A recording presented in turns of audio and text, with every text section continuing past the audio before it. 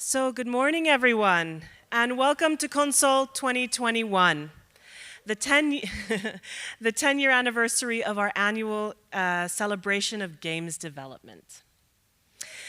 Woo, yeah.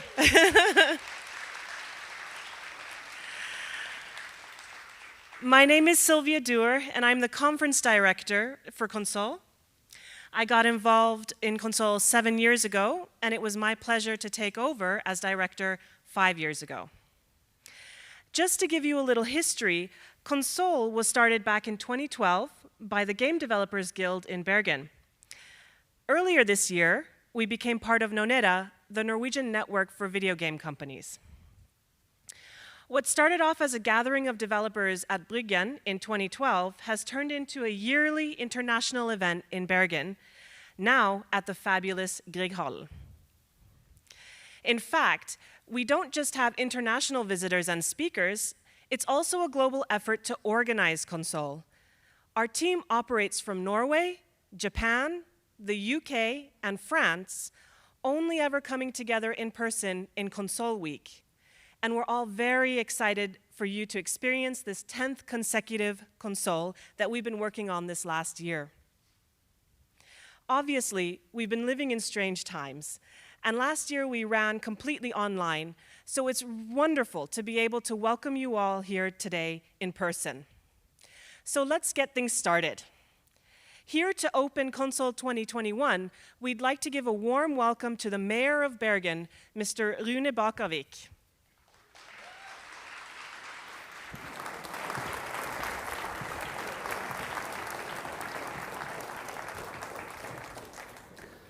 Ladies and gentlemen, on behalf of the city of Bergen, I wish you all, in stark contrast to our weather, a warm welcome to our wonderful city. It is so great to see that so many of you have accepted the opportunity to travel to Bergen and to be a part of the Konsoll conference. The city of Bergen has a rich history dating back to the 11th century. And from the Middle Ages to this day, Bergen's international tradition has influenced the city's citizens. We have often looked outwards towards the world for inspiration and collaboration, a tradition you and this conference continues. In order to strengthen the games industry and offer game developers a forum in which to communicate and network with peers, the Games Developer Guild established the Konsoll conference in 2011. Konsoll is a non-profit conference run by Nonenda and a talented group of volunteers who are dedicated to growing the games development industry in Norway. This year, as we mark the conference's 10th year anniversary, I congratulate you all for having successfully created the most important national game developing arena.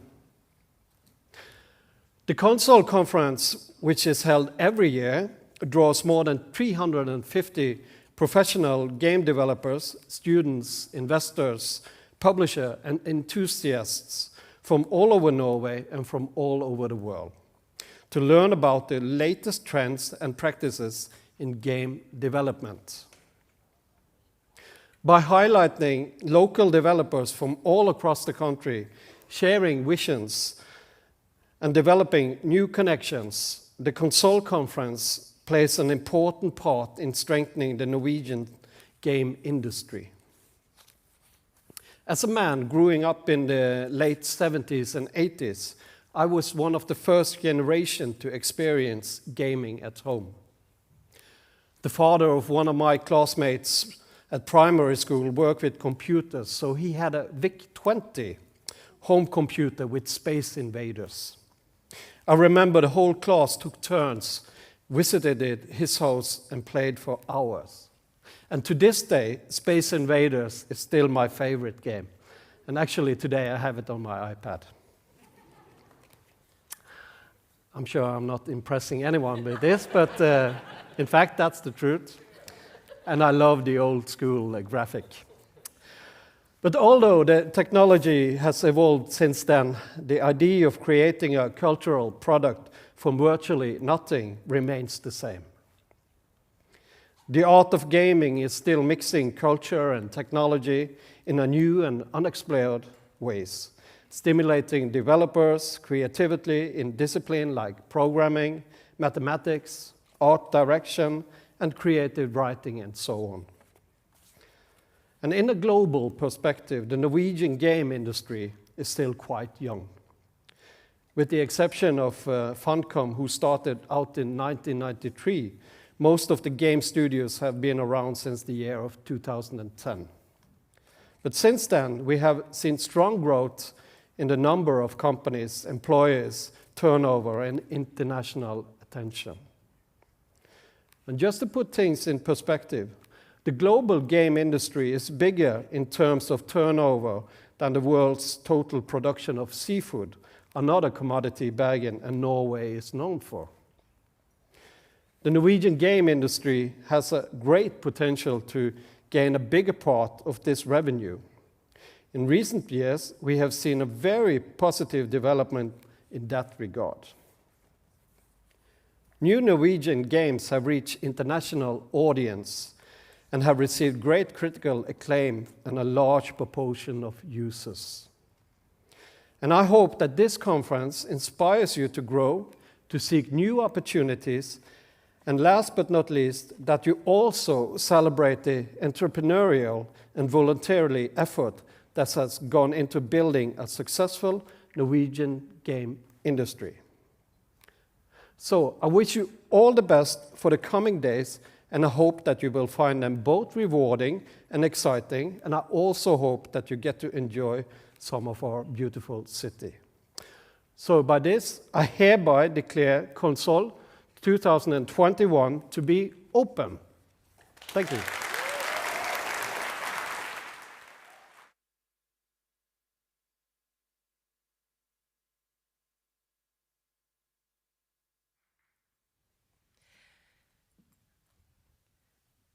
Thank you kindly to Mayor Rune Bakkavik for opening Konsoll for us this year. Before we start the event, I'd like to give a warm thank you to our Konsoll sponsors and to our venue, Grieghall. We are also so grateful to our speakers for joining us this year. Some have had to travel quite a bit extra to get here. But I'll leave it to Gabrielle to say more about them. So without further ado, I'd like to introduce our fantastic Konsoll game master, Gabrielle Kent. Thank you so much. Thank you, Sylvia, and thank you to the Mayor of Bergen, who I'm thrilled to find out is a gamer as well. So yeah, welcome to Konsoll. We're all really excited for the next couple of days, and we hope you guys are too. Just a couple of things before we begin. Twitter, feel free to post pictures of events and speakers using the hashtag Konsoll2021, but do respect any sensitive content that's shared. I do need to point out with the workshops that the workshop name printed in the program is incorrect. The room is actually Becken, which is upstairs. The meeting room for the Mentor Cafe and Meet to Match is Buchen. So, we have a fantastic mix of award-winning speakers here to share their knowledge and to give you a look behind the scenes of some absolutely incredible projects. And like Sylvia said, some have gone to incredible lengths to be here, flying via Paris, and yeah, so quite a journey some of them have had. We're extremely grateful for the efforts they've made to be here for this 10th anniversary, which promises to be great. So, on to our first speaker.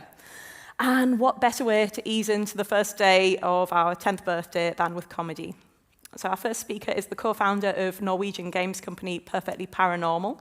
He's a writer, animator, and designer responsible for award-winning games such as Manual Samuel and Helheim Hassell, and wrote the dialogue for the BAFTA award-winning game My Child Lebensborn. Some of you may recognize him from his YouTube channel, The Ozan Show. And today he'll be touching on how to create interactive comedy as well as discussing what makes something funny in the first place.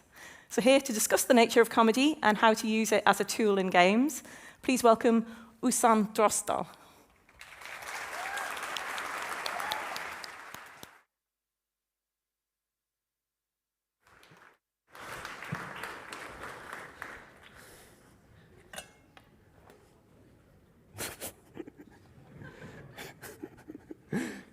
And I just asked, okay, cool, yeah. Hi everyone, and welcome to my talk, How to Use Comedy as a Tool for World Building. Now, I know you have a couple of questions. Number one, what the hell does that mean? Number two, is this gonna take long? And perhaps the most pressing question of all, who the hell are you? This part is ruined because she did it for me. My name is Ozan. I'm a writer, project leader, and reluctant animator at Perfectly Paranormal. I started out as an animator, moved on to new things. The anime thing just stuck. Perfectly Paranormal, we're a game studio based in Hamar. We worked on 2 games, Manuel Samuel and Helheim Hassell. They are the funniest games ever by Manuel Samuel and Helheim Hassell. I also wrote the dialogue for a game called My Child Lebensborn. That's a sad game. That's not the funniest game ever. By My Child Lebensborn. I also have a YouTube channel not related to any of this. It's called The Ozan Show. By The Ozan Show. Ozan, are you going to plug things all day, or are you actually going to get on to your talk? I'm sorry, Animated Me, I'm trying. But I'm nervous, Animated Me, and when I get nervous, I plug stuff. Follow me on Instagram. When they came to me and asked me if I can have what did I write? Talk about comedy in game? I said sure, but I wasn't sure. Follow me on Twitter. Because in order to tell you how to write comedy, I have to tell you how to write comedy in order to tell you how you can use it as a tool for world building. But the problem with that is that comedy is subjective. No matter what I tell you, somebody somewhere is going to disagree. Visit my merch store. So what can I do then? All I can do is to explain to you how we work with comedy, and maybe, just maybe, you might learn something. In order to do that, I just want to talk a little bit more about our games, because I'm going to use examples from our games quite a lot. Our first game, Manuel Samuel, is a game about this rich guy. Wait, I have a laser. About this rich guy, Sam, who has done nothing on his own in his entire life, and then at the beginning of the game, he dies, and then he does a deal with death that if he can do everything on his own, for 24 hours, he'll get his life back. But that also includes his bodily functions. So you have to breathe, blink, walk around, and adjust your spine, do all these things manually, while a narrative adventure of biblical proportions unfold, involving driving to work, and robot uprisings, and Satan. Our next game was called Helheim Hassell. That one is about a Viking boy who dies again in the first level, and then he gets resurrected, and he's trying to go to Helheim, and he has to use his limbs in order to solve puzzles, so he can detach and attach his limbs at will to solve puzzles. Also a game about body parts. But we don't see that Hamar like a bunch of creepy dudes going, let's make a bunch of games about body parts. That's going to be great. We just did that for this one because we were like, all right, let's make a game that is similar but also completely different so that people will recognize it. I can prove it. Our next game is called The Holy Gosh Darn. And that's just a game about angels. How nice. That's great. Are you going to talk about your games all day or something, or are you going to get to the point? Shut up, Animated Me. You're not even animated. And whose fault is that? You know I hate animating you. Stupid Animated Me. How to tell if something is funny. That's what this part is called. A couple of summers ago, I was hired by a prestigious game company to come in and write some funny dialogue for their game. So there I was, I came in there and I wrote my silly little words, And then one day at lunch, somebody came up to me and asked, "Hey, Osan, I just wrote some of the dialogue you wrote for our game, and I must say, that was pretty funny. What is your process? How do you do it?" And I'll never forget what I said. I said,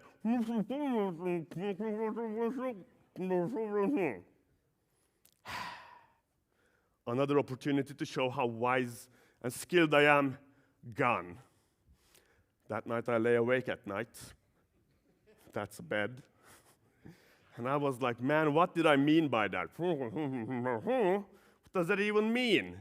And I realized I did it on purpose. I used the food in my mouth as a cover because, again, I didn't know what the freak to say. Comedy is subjective, right? So I just laid there and I started talking about the universe and, life and how we're just specks of dust, not unique or cool in any way. And then I was like, wait a minute, that's the answer. The answer is, what makes stuff funny is that you're not unique. Okay, that's kind of harsh, that's bleak, that's just something animated Osan would say, and animated Osan is a dick, so let's just try to say it in a nicer way. How about humans are similar? Yay! That's nice, but what does that mean? How does that make something funny? Well, let me ask you this. Have you said something like this before? Am I the only one that likes soggy cereal? Am I the only one who likes Turkish beans? People that walk around like that? Like, no, of course not. That would be crazy if you were the only one who did that. In the whole world, imagine if there was only one person who liked soggy cereal. That's never the case. No matter what you do that you think is weird, just go into Google, write, am I the only one, your weird thing, and Google will probably auto-complete it for you. Because nobody's that unique. And that means if you write a joke that you genuinely think yourself is funny, then somebody somewhere is also going to think that 100% of the time. But if you write a joke for joke's sake, you're like, oh, I should write a joke right now for this part. I don't know if this is funny. Well, then there's no guarantee that it's actually funny. There's no guarantee that somebody might find it funny. If you write an unfunny joke, you can gamble. Maybe somebody will think it's funny, but there's no guarantee for that. There is a guarantee if you think it's funny yourself. Then I threw that. That's the Osan guarantee. But being funny is also serious business. You can't just write anything that you think is funny, present it, and then your job's done. Let's see. See if you recognize this. You tell somebody a funny joke, and then they go, I have to admit that under the circumstances, that might have been kind of funny. Like, why do people do that? They're so reluctant for laughing. It's like they're at court. They have to admit that something is funny. All right.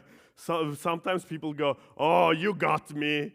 That was funny. Like, what? I'm not trying to get anyone, dude. I'm just writing some jokes, and people are like reluctantly. So either people love not finding something funny. Try to tell somebody something funny, and all of a sudden people are Batman. Like, that was kind of funny, but you're not supposed to see me smile.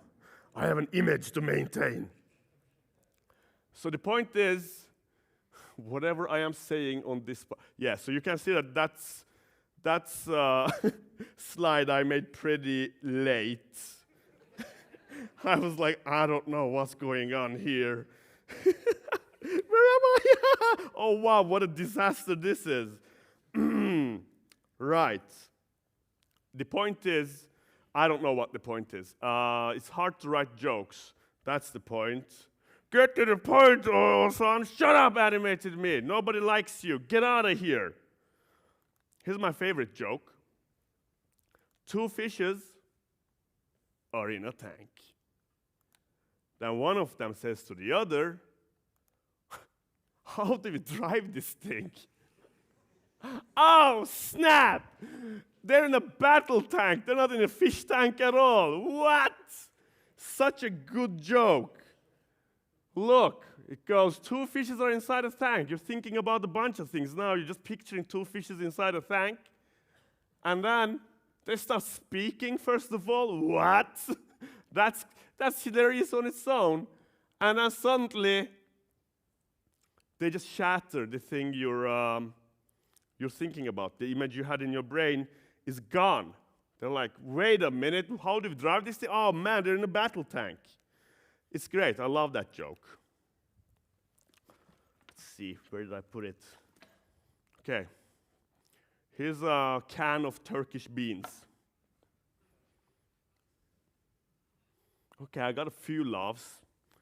I mean, whatever. So, that was unexpected. Kind of like the fish joke. Is something funny equals something unexpected? Is that what makes something funny? Maybe. Certainly works for the fish joke. 2 fishes are inside a tank. You're seeing a tank in your head. Then one of them says to the other, how do we drive this thing? What? Suddenly it's about 2 fishes enlisted in some crazy fish war. And then they have to infiltrate the enemy lines inside a tank, and they don't even know how to drive it? Dude, that's certainly unexpected. But is everything unexpected funny, like those beans? Why did the chicken cross the road? Because jam blue monkey 7. That's just a bunch of random words. That doesn't work. It's not funny at all. That sucks. I saw some of you laugh. Stop it. It's not funny. Come on. You're ruining my talk. Okay? But also, if random things aren't funny, then that's pretty random. 2 fishes inside a tank, that's random as hell. But it's not that random, because I say right at the setup there that they're inside a tank. It's not random at all. And the only animal that can live in a tank are fishes, unless you talk about like a terrarium or something, but that's too complicated. And you want to write simple jokes that people can understand. So if you come up with some sort of punchline, then it's our job as comedy writers to make a good setup for it so that it doesn't seem random. You can come up with something random that you think is funny, and then your job is to try to convince the viewer or the player or whoever that it wasn't random, in fact. It was right in front of their face all along. So, I hate random humor. That doesn't make sense. I remember when I was in high school, it was a thing. Everybody kept telling these random jokes that made no sense, and I hated it. And the main reason why I hate random jokes is because sometimes I get accused of telling them or making them. And that upsets me, because that means I didn't do a good job on the setup part of the joke, so people go, that was pretty random that he did that. And I'm like, no, we didn't. Damn it. Also, I hate the cutaway gags on Family Guy. Hate them. Ugh. They're so random, you know, and I don't like that. I always try to unrandom my jokes. Okay, so where do we come up with these jokes then, and why do we use them? At Perfectly Paranormal, or at least me as a writer, I use them almost strictly as a tool. It's not like I sit down and I'm like, I'm on a timer and I'm like, all right, it's been 10 minutes now since something funny happened, so time to write down another joke. I need some jokes here, come on, jokes. I want pictures of Spider-Man and jokes. We don't work like that. I mean, you can do it with dialogue. If it's like a long, prolonged cutscene or whatever, and people are talking, I'm sure you can go like, all right, put a joke in there, but you might end up making a bunch of jokes you don't think are funny yourself, like we discussed earlier. But I guess you can do it with dialogue, but how do you come up with funny characters or funny situations or funny world building? I know that some writers, they sit down and they predetermine these things. They're like, oh, I want to make a world, and then in this world everybody walks backwards because that's funny, and like they write that down before they have written anything. They like come up with all this world building before it's necessary. The way we work is we only make jokes out of necessity, and and sometimes like, oh, it would be funny if this and that happened, but we use them as tools. And these necessities I'm talking about, they can be something like, I just love my laser. It can be introducing, I don't need to do this even. It can be introducing a gameplay mechanic. We can use comedy to steer the plot in the direction that we want. Or we can use comedy as a tool for maintaining the theme of whatever product we're making. Like if it's a Norse mythology thing, maybe I use a humor to remind people that it's a Norse mythology thing, that we don't drift off the theme too much. Awesome, what are you talking about? Shut up, animated me, but he does have a point. What am I talking about? So let's go and see some examples. Here's a character from Helheim Hassell. His name is Dancent. He's obsessed with levers. Which is funny, right? Why is he obsessed with levers? Like, how did we come up with that? Well, Helheim Hassell is a narrative adventure puzzle platforming game where you can detach and attach your limbs in order to solve puzzles. And there's a bunch of situations where you can't pull a lever. So we need to teach the player how to use a lever. And yes, we can do one of these. Press X to pull the lever. You need an arm though. You have to use an arm to pull the lever, or have like a character going, hey, did you know?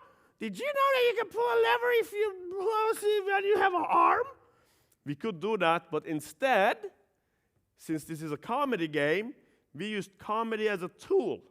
So we introduced this character. He's obsessed with levers. It's funny because now he can explain to you exactly how a lever works, and you're good. Another example, Helheim Hassell is a narrative adventure game with puzzle platforming elements, meaning there's a bunch of narrative adventuring where you have to talk to a bunch of people, and there's also a bunch of puzzle platforming elements where you have to puzzle platform. And we didn't want it to be one of those games where you're like, in this segment, you're narrative adventuring, and in this segment, it's puzzle platforming, and then it's narrative adventuring, and then it's puzzle platforming. We wanted to combine them sometimes. So now we are in a situation where I have to come up with something where I can combine narrative adventure and puzzle platforming elements. Meaning,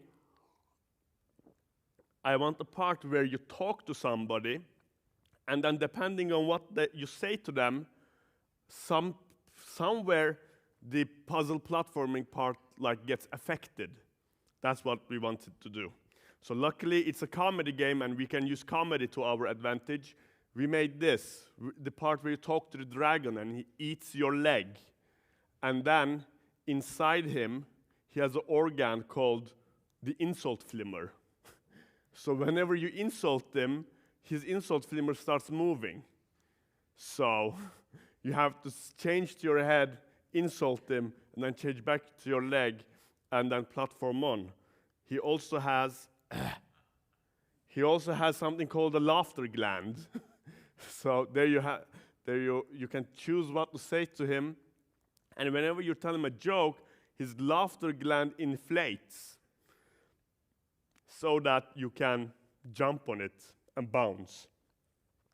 So that's an example of using comedy as a tool for introducing gameplay mechanics. So I didn't just come to work that day and go, man, you know what would be funny if I just made up a bunch of dragon organs? I don't know, maybe an insult flimmer, we'll just shoehorn that in somewhere.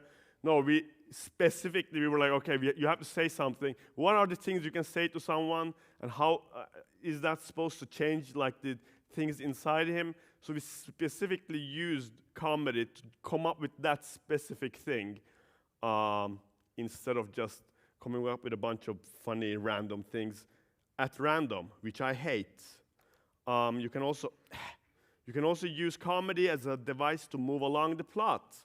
For example, when we introduced death in Manuel Samuel, we knew that we wanted him to be like a modern version of death, like he has all those weird hoodies and caps and stuff on. And then we decided that we wanted him to be a skater, right? And he skates in the background.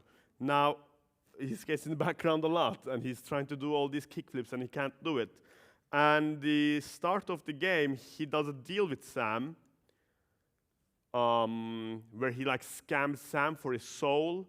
He's scamming him for his soul, and he resurrects him, and he gives him this man. He has to live manually. The point of that is that he wants Sam to die fast so that he can take his soul, and soul is money in hell. But we were like, okay, but why does he need souls? What is he saving up to? And that's why we came up with him not being able to do a kickflip, because he's trying to save up to a skateboard that's super easy to do kickflips with. So that too wasn't that random. We were just like, okay, but if he looks like this, what can he need money for? And all right, maybe it's a skateboard. Okay, why that particular skateboard? All right, maybe it's easy to do kickflips with that because he can't do kickflips. And then he's like in the background just trying to do kickflips all game. There's also, here's an example from Helheim Hassell. We had made everything we wanted to make, and then we knew how the game was going to end. But we had time and budget to do one more level in between how far we had come and the end of the game. And what we wanted to do was to have a part of the game where you can attach your body parts to props around the background. Like, say, something like furniture. We wanted him to put his legs maybe on a drawer and then walk around as that, or put his head on some sort of other furniture. Also, one thing we wanted to have in the game were draugs. We didn't have any draugs. We had a bunch of different Norse creatures, but we were like, it would be cool to have zombies in the game. So let's see. We want to have furniture-based gameplay, and we also need some draugs. Like that joke just writes itself. I didn't come up with it. That just our necessities writing jokes for us. Obviously, we have a level where draugs. Obviously, we came up with the fact that draugs are actually obsessed with furniture. So they hoard all this furniture. And that's what we mean with using comedy as a tool for world building. So now, if I ever make another game and then somehow they end up in a situation where they meet a draug, we already established that draugs just love furniture. And that I didn't come up with that randomly because I thought that was funny. It just purely came out of necessity. But the world is now built. All draugs in our universe are just obsessed with furniture. All right, this part is called the 10-hour setup. Awesome. Goblins obsessed with levers, draugs hoarding furniture, laughter glands. All this is starting to sound a bunch like Jam Blue Monkey. It's pretty random, isn't it? Well, so that's where we actually go to work. So the jokes write themselves, right? You need something. You use comedy as a necessity. You come up with a joke. You put it in, and then you go to work. Now it's your job to convince people that it's not random. It's exactly how it's supposed to be. So these are just some principles I made up. The 12, what was it called? I forgot my own thing. The 10-hour setup. This is the two fishes are in a tank part of the work process. And here's the rule I made up. The more far out your joke is, the more dumb and far-fetched it is, the longer you need to use to set it up, to mention it at some point. Why is there so much text there? What am I writing? Oh, yeah, okay, cool, yeah. So, in Helheim Hassell, we have a character. I'm not going to spoil. Well, it's a little bit spoiling, but whatever. We have this ghost character, okay? And this is a joke I came up with, and I wanted to have it in. Don't do as I do as I say. Yes, I came up with a random character, like a joke, just because I thought it was funny. I wanted a character we had, which is a ghost, to shapeshift into Tony Iommi, that's the guitarist of Black Sabbath, travel back in time, and actually form the band Black Sabbath. That happens at some point in our game. He's like, oh, well, I'll go start Black Sabbath then, and then he turns into Tony Iommi, and it time travels back in time to start Black Sabbath. Now, that's very random. Like, what? Why did that happen? Unless we can help it. I actually like coming up with these specific weird jokes because it gives me a bunch of opportunity to world build, because in order to make that dumb joke work, now the guy is gonna go, all right, well, he's a ghost, and he's like, I'm gonna shapeshift, then time travel and all these things. We need 10 hours establishing all that. First of all, we have to establish that ghosts are a creature that can shapeshift. So we introduced a bunch of ghosts during the game, and they all shapeshifted. Not because they needed to. All of this is just building up to that one dumb joke at the end. But they keep shapeshifting. They're like, oh, I'll just shapeshift. And that was only because of that joke. Also, the character that, it's a twist, right? He's like, ta-da, I'm actually Tony Iommi, or the guy dressing up as him. We have to establish that he's into music. He can't just randomly just blurt out, I'm going to go start Black Sabbath now. You have to go like, oh yeah, of course he's going to start Black Sabbath, because he's been talking about music the whole game. Every time you meet him, he's like talking about his CD player or some tunes or music in some way or another. So that's good. That's a character trait that we needed to shoehorn in there in order for my dumb joke to work.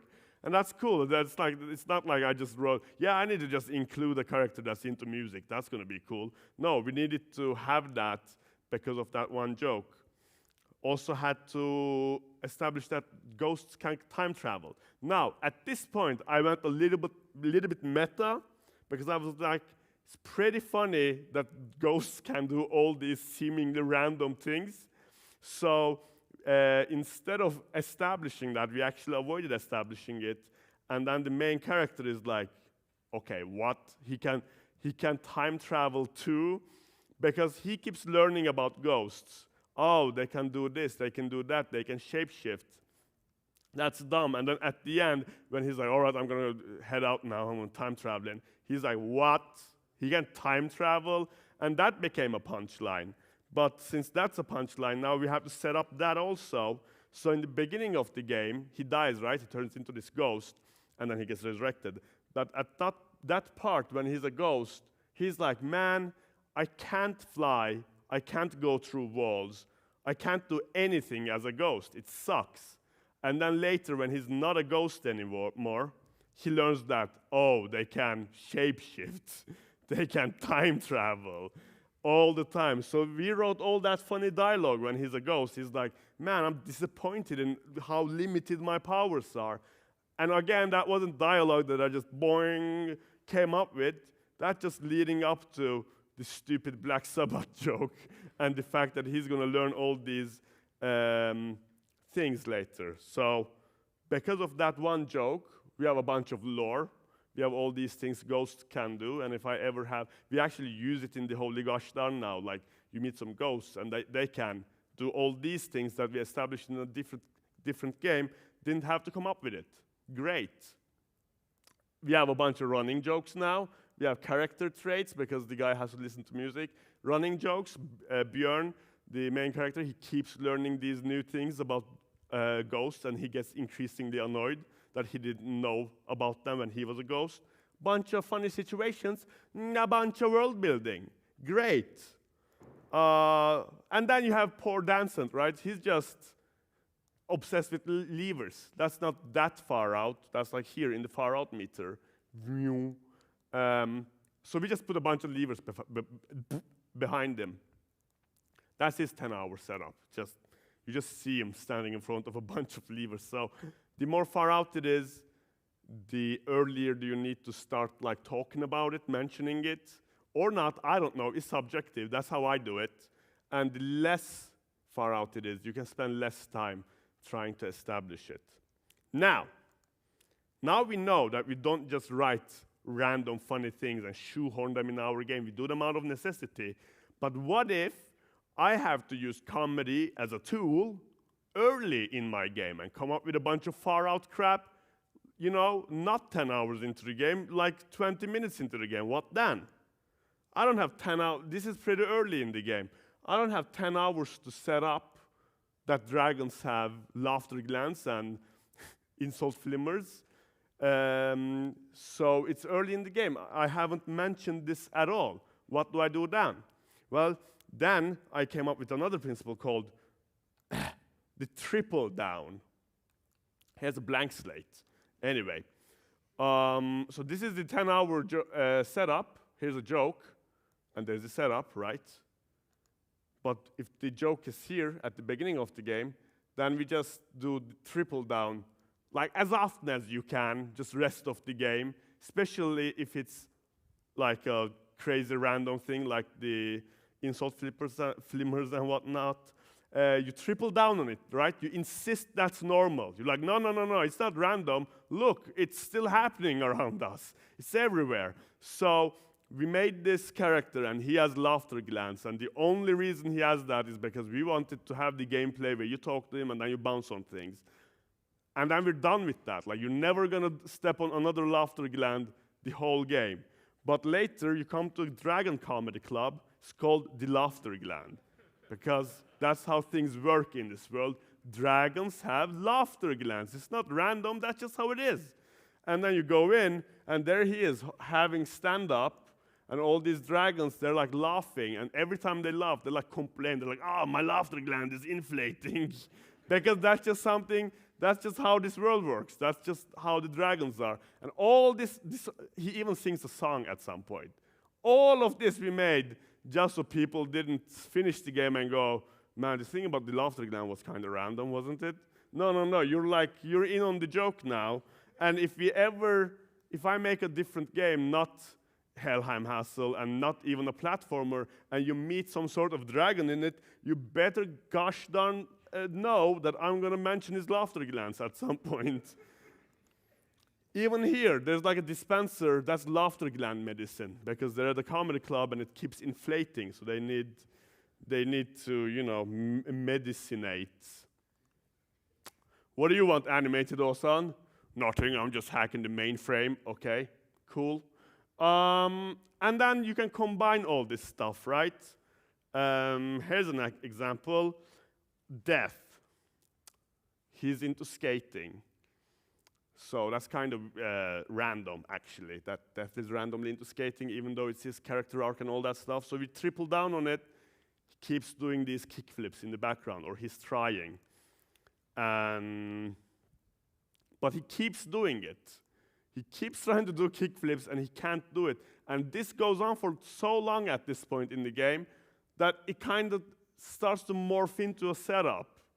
Like, I've tripled down on it so much that you start wondering, okay, but what's the point of all this? Like, okay, I get it, he's into skating and stuff, but is it gonna have like a point at some point? What's the punchline? Because it starts to turn into some sort of setup. And then we had to come up with that. I was like, okay, we need a point of all this happening. So later, at the end of the game, when spoiler, Sam fights the devil, Death comes in, does a kickflip, distracts Satan so that Sam can win the fight. Now that's suddenly a punchline. Hold on, Satan is into skating?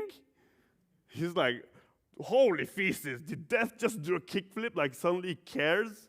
Well, I can't have that randomly Satan is into skating, so now that needs a 10-hour setup. So then we go back to the game and I write this dialogue. All this is connected. So we meet another character from hell, and Satan, no, Death, he starts talking about skating, and then she cares. She's like, oh, I'm into skating. And then they mention another character from hell, and like, oh, he's also into skating. So I established that everybody in hell is into skating. That's just how hell works in our universe. Skating is big there. And then fast forward 7 years later, and we introduce a whole different character from hell in a different game, and check out his shoes. He's into skating. He has nothing to do with the game that he's into skating, but we did all this. And, the setups are set, the triple downs are downed, the world is built, and the fun is had by going back and forth in this way. We have some time left, so let me just figure out what I'm talking about. Said that. Yeah, okay, cool. All right. Oh no, it's animated Osan again. What do you want, animated Osan? I have initiated a self-destruct sequence for this presentation. Oh no! That's bad. That makes me nervous. Check out my TikTok. Oh no, animated Osan. Well, what do I do? I'm sure we can talk this out. Please don't destroy my presentation. All right, then riddle me this. Am I the only one who likes Turkish beans?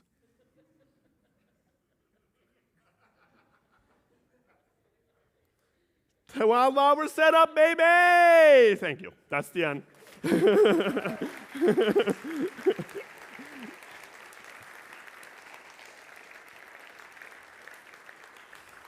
What do I go or? Because we started quite late, we don't have much time for questions, but I think we can take one if you can see if anyone looks like they have the ultimate question. All right, we have one time for one ultimate question.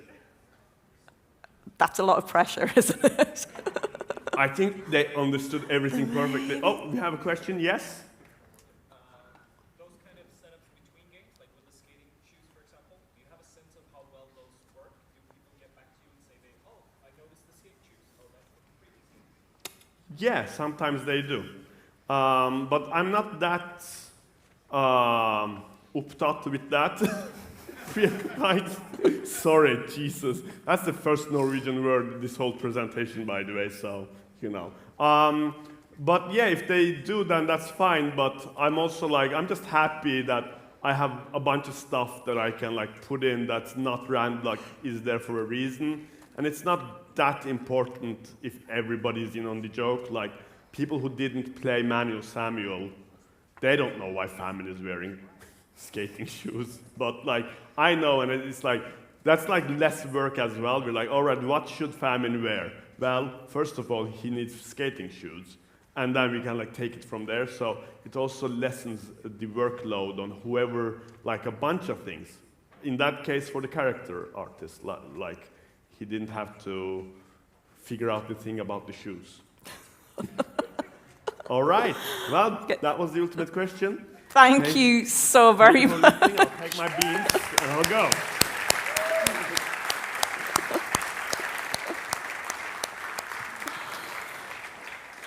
What a brilliant start, actually, to the first day. I think Osan will be at the party tonight, will you? Yes, he will. So there will be time to ask him more questions then. I'm interested to see, once he's had a drink, just how much more interesting his answers get. So, so we will have chance to chat to him tonight. So, fantastic start to the day. Right, so, great act to follow for our next speaker. So our next speaker is a games marketing professional with over 3 decades of experience working with games such as Worms, Resident Evil, Lego Star Wars, FIFA, and many, many more. He first joined us at Konsoll back in 2019, before the world turned on its head, and we're delighted to be able to welcome them back here to discuss a subject that developers are always telling us that they desperately need to know more about, which is how to actually market the games you're producing, because it's no good if no one actually gets to see those. So I'll certainly be taking lots of notes as he's sharing lots of useful things you can do to make sure that your game has the best chance of success. So please welcome the nicest guy in games marketing, Stephen Haye. Thank you.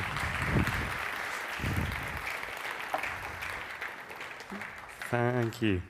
Thank you very much. Thank you for the welcome, and thank you to Konsoll for inviting me back, and for scheduling me after that amazing talk.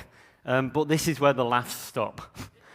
No comedy in this talk. So, I think you've had enough. You're all laughed out. So what am I going to talk about is marketing, as Gabriel said. Because games are a commodity. We make games. Well, I'm not clever enough, but you guys are. And you make games, you create these amazing, beautiful works of art, but essentially we have to sell them, and we have to market them, because games are a business. And although they can exist as beautiful, works of art, they're still commodities. We still need to sell them, generate money to make more games. So quickly, about me, because it's all about me at the end of the day. So so thank you for inviting me again to Bergen. And I worked, well, I'll tell you this, that I will do anything for love, but I won't do that. Said Meatloaf when I started in the video games industry 28 years ago, which was, that's my only random joke, so I just thought I should put it in. Now I've learned to do it.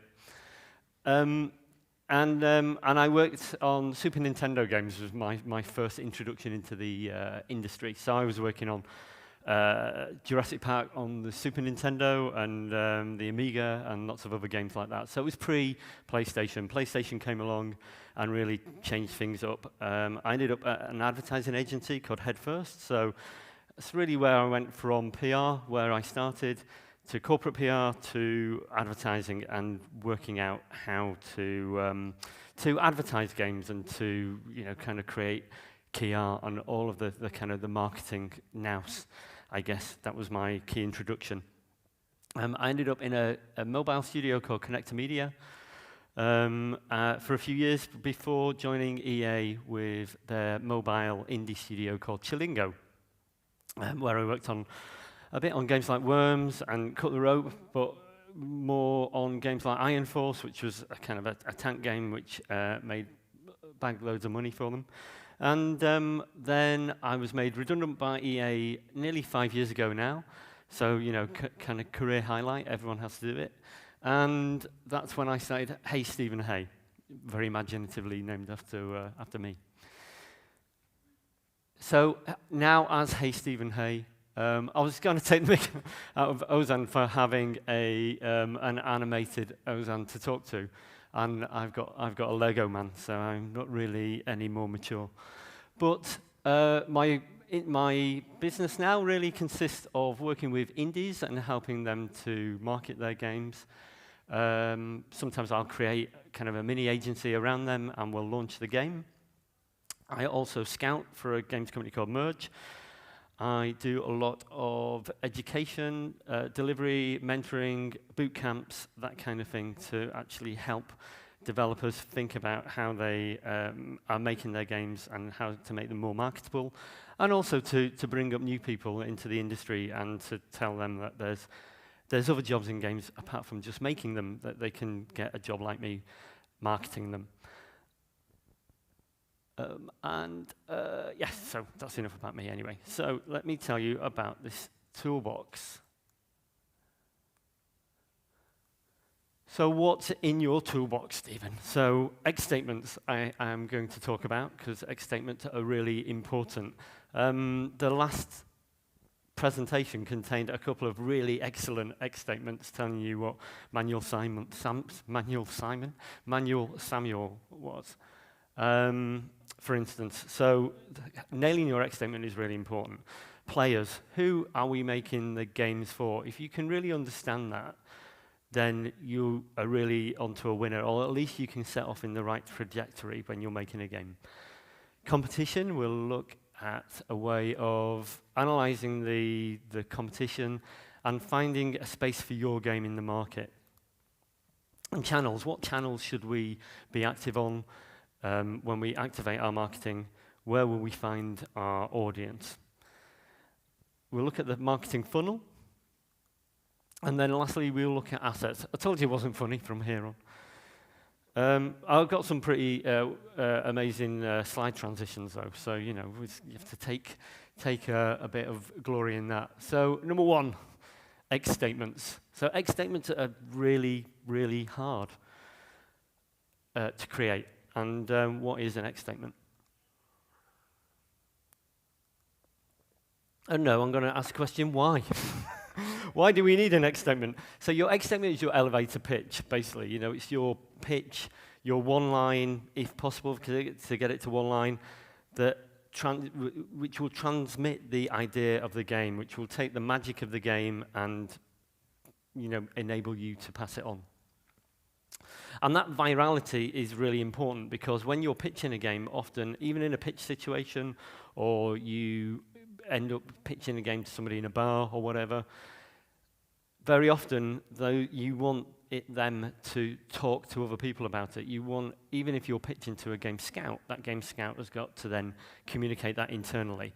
So you need to make it kind of viral, kind of snappy, you know, so it doesn't lose anything when people pass it on, so it doesn't become like Chinese whispers where it just degrades and degrades all the time. And then it's really important, I think, to have that shared vision internally. A friend of mine, Graham McAllister, who I stole a couple of slides from, which I do credit him later on, really kind of bangs on about having a shared studio vision is the single most important thing in a games development team.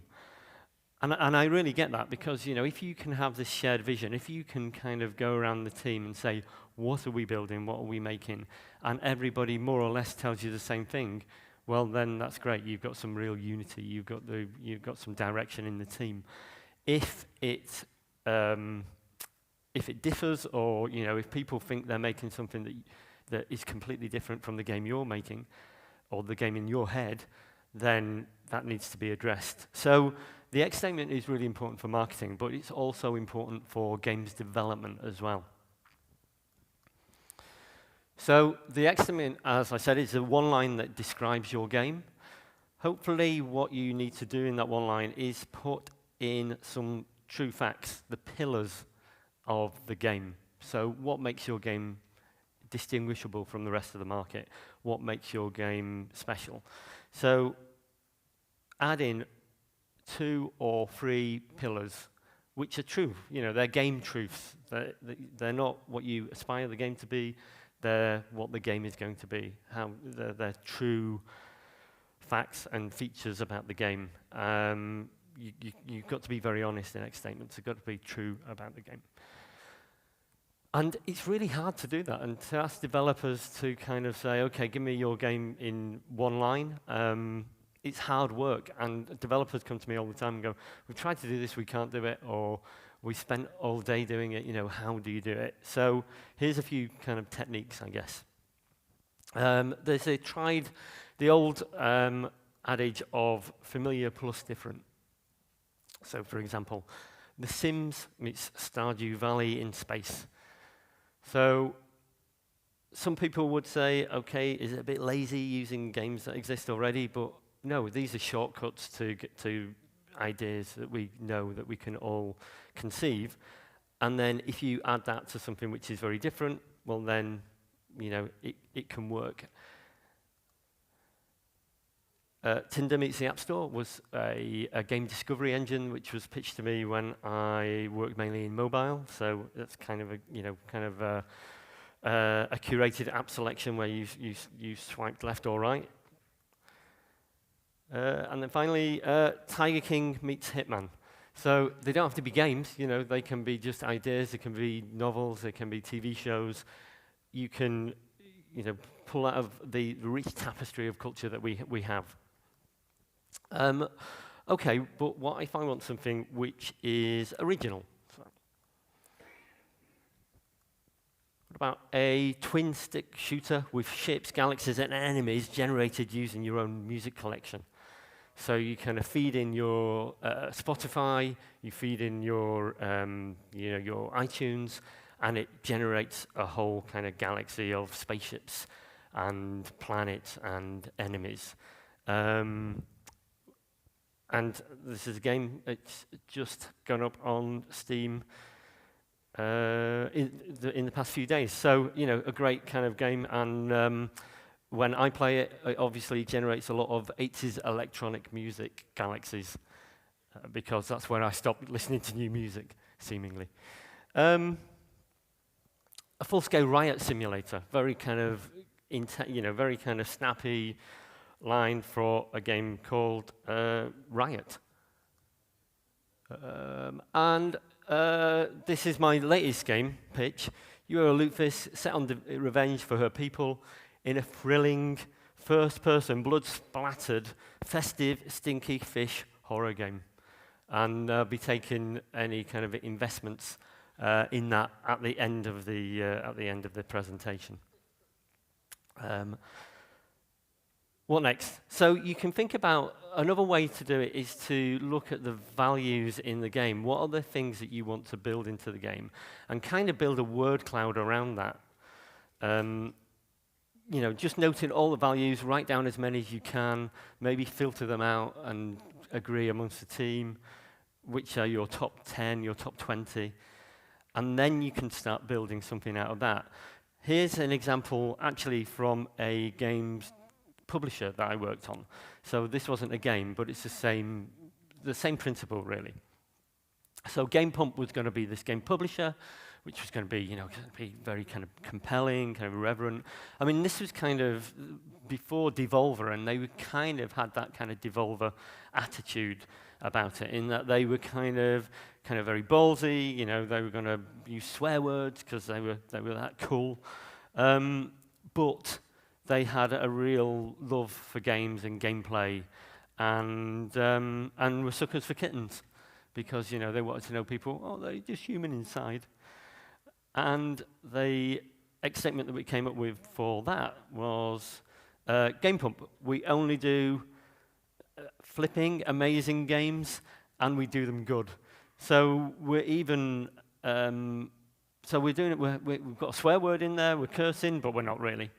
And we're ignoring the rules of the English language because we're that cool and we're that different and that kind of rule breaking. We don't care. They were super cool. What next? Next statement. So another way is to think of the moment. So sometimes I've been pitched games before, and I've had a pitch, and just as they're leaving, we're still talking about the game, and someone will say, "Oh, yeah, I love it. I really love being the giant in that game. I really love it when you can pick up the town hall and throw it across the ravine." Hang on a minute, just sit back down, because you didn't tell me about that in your pitch. Tell me about being a giant and picking up the town hall, because that's the thing. That's the moment in this game that I think is interesting. So if you can think about that moment, then you can kind of start to construct an next statement around it, because that's your thing which is genuinely different. So, going back to my days when PlayStation first arrived, just playing Ridge Racer was just revolutionary, and kind of coming around a corner, through a tunnel, the sky opens up, there's a jet plane overhead, there's balloons over here, and people are kind of passing you with just inches to spare on the side. Utterly thrilling, and really a really good kind of summary of that game. Soaking the gardener in Untitled Goose Game, that very early on, that moment where you have to turn on the tap and soak the gardener, you just feel different. It feels unique and special. And again, that's the catalyst for that game, really. Those moments are beautiful. And Halo. So, 28 years in the business, I've completed about 5 games. Halo is one of them, because I'm terrible at games. I used to be terrible at games. Now games seem to have got easier for me, which is excellent. I knew if I hung on long enough, I'd be good at games, or semi-competent. And semi-competent is, what it says under my career description on my website. One last way to work on your X statement is all the words. So just write down your X statements, no matter how long they are, Write different versions of it. Keep kind of iterating on it, just using a game dev word. And you'll start to see words that come up again and again. And then when you do this, you can filter out and go, okay, these words are important. So instead of sitting there looking at a blank sheet of paper, just attack it with your keyboard. Just write stuff. And out of that, those words, you'll see patterns in what you write, and then use those words to construct an X statement, like go on the ultimate road trip as you renovate, design, and trade your way across the USA in this RV and trailer sim featuring Airstream trailers. It's a bit wordy, probably still needs some work, but it's getting there, and it's a lot better than those huge paragraphs that were shown before. So number 2 is players. I think I'm going to have issues where I've made my fonts all wrong. So Quantic Foundry is a market research company based in the USA. It's really important. I'm always going on about segmentations of players, because if you can work out who your player is, that's really important. You need to you can design your game around their motivations. Segmentations is a marketing word where you essentially get all the people who can possibly play your game and segment them into the types of players who are going to play your game. Because the worst possible pitch is one that begins, my game is for everyone, because that doesn't happen in real life, unless you're Candy Crush Saga, perhaps, which is kind of for everyone. So identify who your players are. Player segmentations like Quantic Foundries are really useful for this. There's Battle's taxonomy as well, which is kind of older. The thing I like about Quantic Foundries is that they put a whole load of this information up online. It's all on their website, so you can access it very easily. And they have a good, it's as good as any that the big, the first parties are using, that the big publishers are using. So you've got the different types of players here. An acrobat will want to have that kind of challenge. Gardeners are more kind of contemplative players. Relaxing tasks, things that aren't too onerous, things that they can really get themselves into. And I won't go through all of these because they're all on the website. They're all there for you to look at. But please do look at them, because if you can understand why people play games, then your feature set can address that. Your marketing can address that. Everything about the game, should be into, well, okay, so if I'm building a game for an architect, and it's going to be one of these big civilization games, one of these big god games, there's certain things, certain tropes, certain elements and features of those games that you need to put in. Yes, you need to put new stuff in, you need to surprise them, you need to put something unique in, but if you do that, you're going a long way to addressing your market and putting things in that when you come to market the game, there'll be triggers for these people, and they go, yep, it's got the complexity that I need. Yes, it's got the league tables that I need. Yeah, it's going to give me, fantastic glory when I take out a field of combatants. So really, please use something like Quantic Foundry's segmentation. The other good thing about Quantic Foundry is that I'm not paid by Quantic Foundry. I should be paying them. Is that you can do your own motivational model on there, actually. So it gives you an understanding as well of how this works. So when I was at EA, they had a segmentation. It was really good. They'd spoken to 2,000 people around the world. But obviously, I can't give you that, and that was a while ago now. But you can access this one, so it's really good. So I did mine. And just, I don't know, there was some kind of flaw, I think, in the program, because this is what mine mapped out to be. And then this came up, and then an alarm went off, and then the police came in. It was embarrassing, really, in many ways. So what is the third tool? Competition. So what do your players play? What are they playing already? You need to map out where your game sits in the market. If you're pitching to a publisher, they'll need to know where it sits. If you think your game doesn't sit anywhere on the market and it's completely unique, I hope it is. That would be wonderful, but it probably kind of isn't. The mechanics might be different or whatever, but then you can look at the other games that people in that segment would play, perhaps. So there's great tools, and anyone who was at the day yesterday saw a great presentation using GameDataCrunch.com. SteamPeak is another one. These are tools where you can put in a game title and it will give you data and comparative titles. So that's an example from SteamPeak, and it was Cassie's talk yesterday. Sorry, I don't know where Cassie is, but her talk yesterday was great, and that gave you an alternative as well. So have a look at the game data site as well. So they're games that are out, and they're games that we can find because they're on the market already. Another useful tool is to use the top wishlist search on Steam to find out what's coming out, what games are going to be there when your game arrives, perhaps, or what games are on the way. And you'll start to see games where you go, okay, so this is what's out on the market, this is where my game kind of starts to fit in there. These are the games that are on the way, and there may be some competition there, so you need to keep an eye on those. And again, it's all up there, it's all accessible. You can do that top wishlist search on Steam.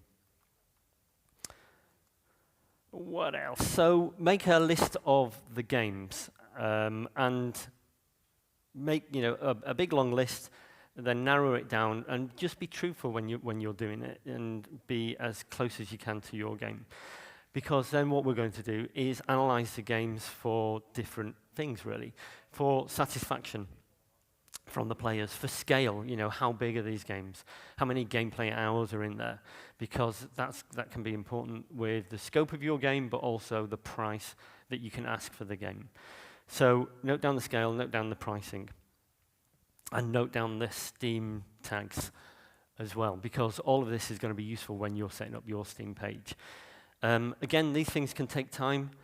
They don't have to take forever. You kind of try and find time to do it, but please go through this exercise because it's really useful. So the next thing I've pulled out of my marketing textbook is the Kano model. So the Kano model of kind of consumer satisfaction really was something introduced to me. I said I stole some things from Graham McAllister, who was a great man, and this was one of those actually. So the Kano model just divides product features really into three lines essentially.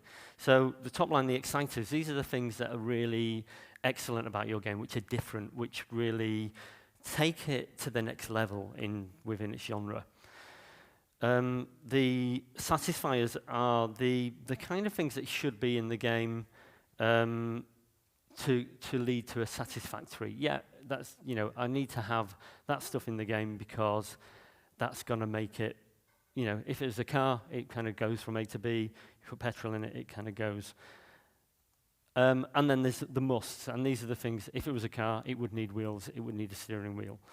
These are the things absolutely you need in your game, because otherwise it's not a game, or otherwise it's not a game in that genre. So to apply that to a game, because it's all a bit kind of, well, Stephen, that's a bit, or animated Stephen, I haven't got one, that's a bit marketing schmarketing. So let's look at how that would work for a game. So again, we're just going to draw the chart. So from the left, where there's no implementation, that it's not there or very poorly implemented, to the right, where it's there, it's all singing, all dancing. And then consumers, are they satisfied or dissatisfied? So our must-haves here are delighters and the performance metrics, which are the basics. So what have we got? We're talking about adventure games here. So those basics are, mouse input. You've got to have mouse input. That's what I need. I've got to be able to read. If there's going to be text on screen, I've got to be able to read it. So, these are the bare basics, essentially. If I click, I want it to work. I don't want lag there. If I'm playing a point-and-click adventure and I click on something, I need a reaction. So what's going to satisfy me, though? So they're the things that I need to make this game, to make it a point-and-click adventure. So a plot, a decent plot, a nice, meaty plot is going to be great. Dialogue, which is believable, characters that are fully formed. And choices which are meaningful. So all of these things lead to satisfaction in a game.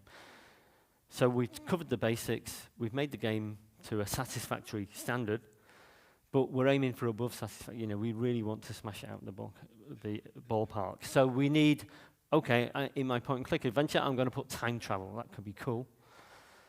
I'm going to put customization, so you can customize the characters. That could be a nice thing to do in my point-and-click adventure.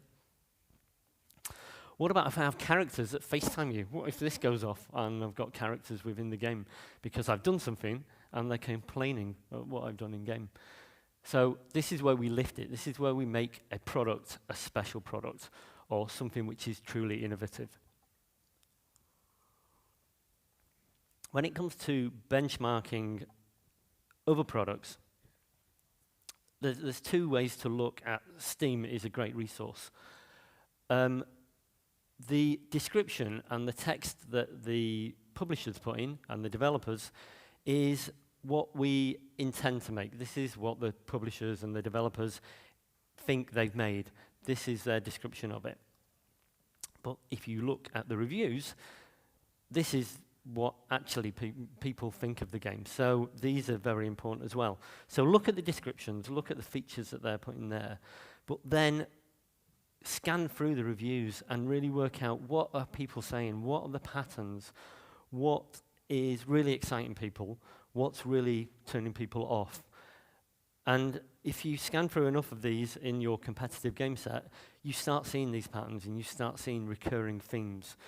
I had to do this exercise for Stardew Valley once, and the recurring themes were this: everybody adored Stardew Valley. So I couldn't find any negatives apart from, I think I found 2 reviews that said it's a bit pixely. It's Stardew Valley. Like, please. So ridiculous. But it's a really good thing to do. If you want to go deeper, and this is where you might need to rewatch this or maybe take a photograph, you could really take apart each game. I only recommend this if you've got time to do it, and if you really want to do a deep dive. Maybe you've got a very small competitive set. Maybe you want to do it with your top 3.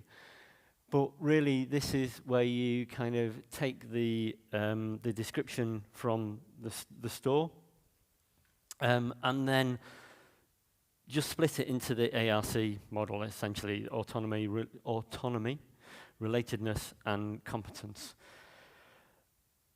And then, so we give each we can give each a mark on the customization, the story, discovery, all of that kind of thing, fantasy, community, and relatedness. And competence is that, how am I achieving things in this game? Am I completing things? And you can mark it. And this information is coming from the reviews.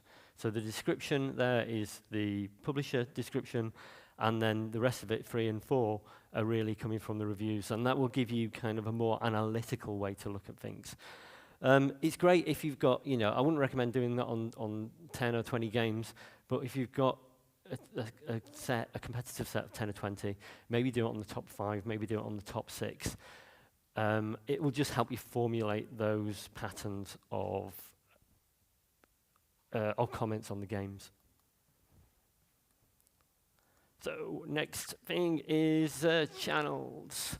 So this all did fit onto one slide, but but we've had a font issue. It will be resolved later, and heads will roll. So players, not really. they're lovely.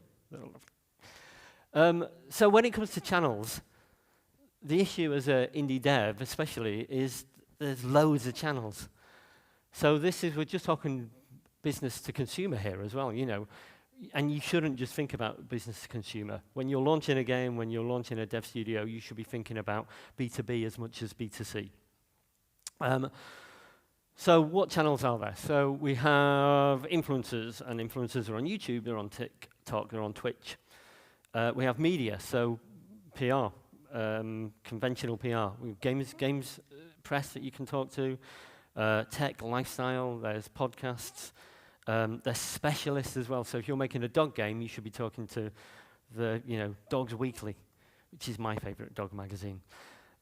Stores, we've got to be talking to the stores early. They are a channel. We put our marketing information on the stores. Digital and physical stores still exist. What else have we got? Social. Well, there's loads of bubbles in social, and they're just the ones I know about. But I'm 52. So there's probably about double those by now.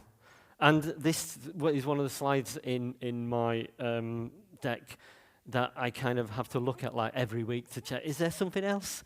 Is there a new social media network that I should be aware of, or shouldn't be aware of because I'm 52, as I said. Shows and events, so physical shows, and of course digital shows.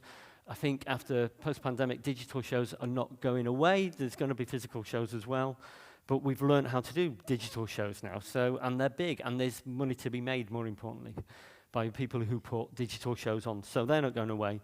So how do we make the most of those? Where else are we? Partnerships. So, looking to use other brands, maybe other developers. Paid. We can pay for marketing to go onto channels like TV, social, cinema, out of home, advertising, and games media. And then community, building up an email database is a really good tactic, but there's Discord, Gilded has come along and is growing. So there's loads of channels, and as an indie dev especially, you can't go on all of them. So that's where, because you've got to make a game. So, and if you've got community manager, great. But even with a community manager, you have to be selective, I think, and be careful about stretching yourself too thin, trying to make a pipeline of assets for all of these channels. You can't do that. So find out, again, this is where knowing more about your audience really works. Because if you know more about your audience, you might be able to nail the channels that they're using. And there's more, So funnel, what's a funnel? So again, this is another marketing textbook favorite. It's a funnel. So awareness is at the top of the funnel. So marketing is a funnel. We start at the top with telling people that our game exists. And we tell as many people as we can that our game exists. Because not everybody is interested in your game. And that's fine. Because we want the people who are interested, who potentially, right at the bottom of the funnel, might purchase it and keep it, because that's what's at the bottom. But at the very top, you need to say, look at my game, hello, I've got a game. So it's, what is this? We need some cut through, we need to cut through the noise, there's a lot of noise, and it's just making people aware. And we can use social channels, Twitter's great for that awareness phase. Roundup articles, pitch your game, which was on last week, which is goes from strength to strength. Every time that happens, all of the hashtags as well, that you get Screenshot Saturday and Made in Unreal, and all of those. And I think there's kind of a new dev game hashtag almost daily at the moment, so that's cool. And and we'll use GIFs, we'll use announcements, we'll use key art to tell people that it's there, that the game is there. So the next stage is we kind of filtered out all those people who were not interested in our game, and it's about interest now. So this game is for me. I start to go, okay, well, I'm going to keep an eye on this game because I vaguely like this game. And I think there's something there. I think there's something interesting. I may even sign up for your website. I may even go and give you my email if I'm feeling particularly interested.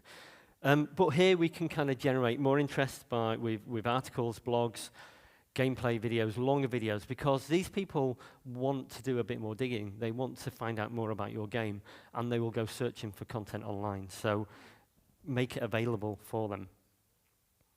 What next is consideration. This is where I'm going, okay, I'm really thinking about when that game comes out, I'm definitely going to buy it or download it off a service. So you've got to kind of get them to commit here, basically. You want them to pre-order, you want them to be making wish lists at this point, you want them to be joining your community, to be, becoming part of Discord perhaps even.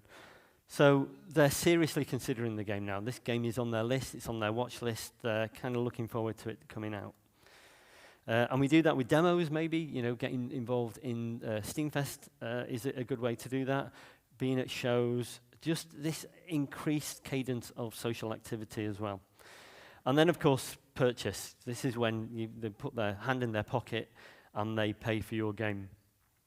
And you want them to ideally, in an ideal world, become evangelists for the game. You don't only want them to purchase the game, but you want them to shout about it, to tell other people that they've bought it. And we can do this, we can kind of, help that along the way with, of course, marketing activity, launch trailers, discounts on launch if you want, exclusive content for people who pre-order or buy early, and the reviews, they're kind of at the, if people are really wanting a game, they will probably buy the game anyway. But reviews are important because it increases your searchability. And then you want them to keep the game. You want them to keep playing it. You want to keep building recommendations, keep building long-term sales of your game. So you'll phase in and out of sales. You do other marketing activity. You'll build a brand which builds value for you as a developer and you as a studio. So, DLC, PR, telling the story about the game. Whereas accolade trailers, if you've got a load of, kind of great comments and quotes that you can use, that you can throw onto an accolade trailer, that's always a good technique. Developer interviews, playthroughs, things like the making of. There's a great thing about Death's Door that I watched recently, which is the making of Death's Door, which is a beautiful game. But that came out about 4 weeks after the launch of the game.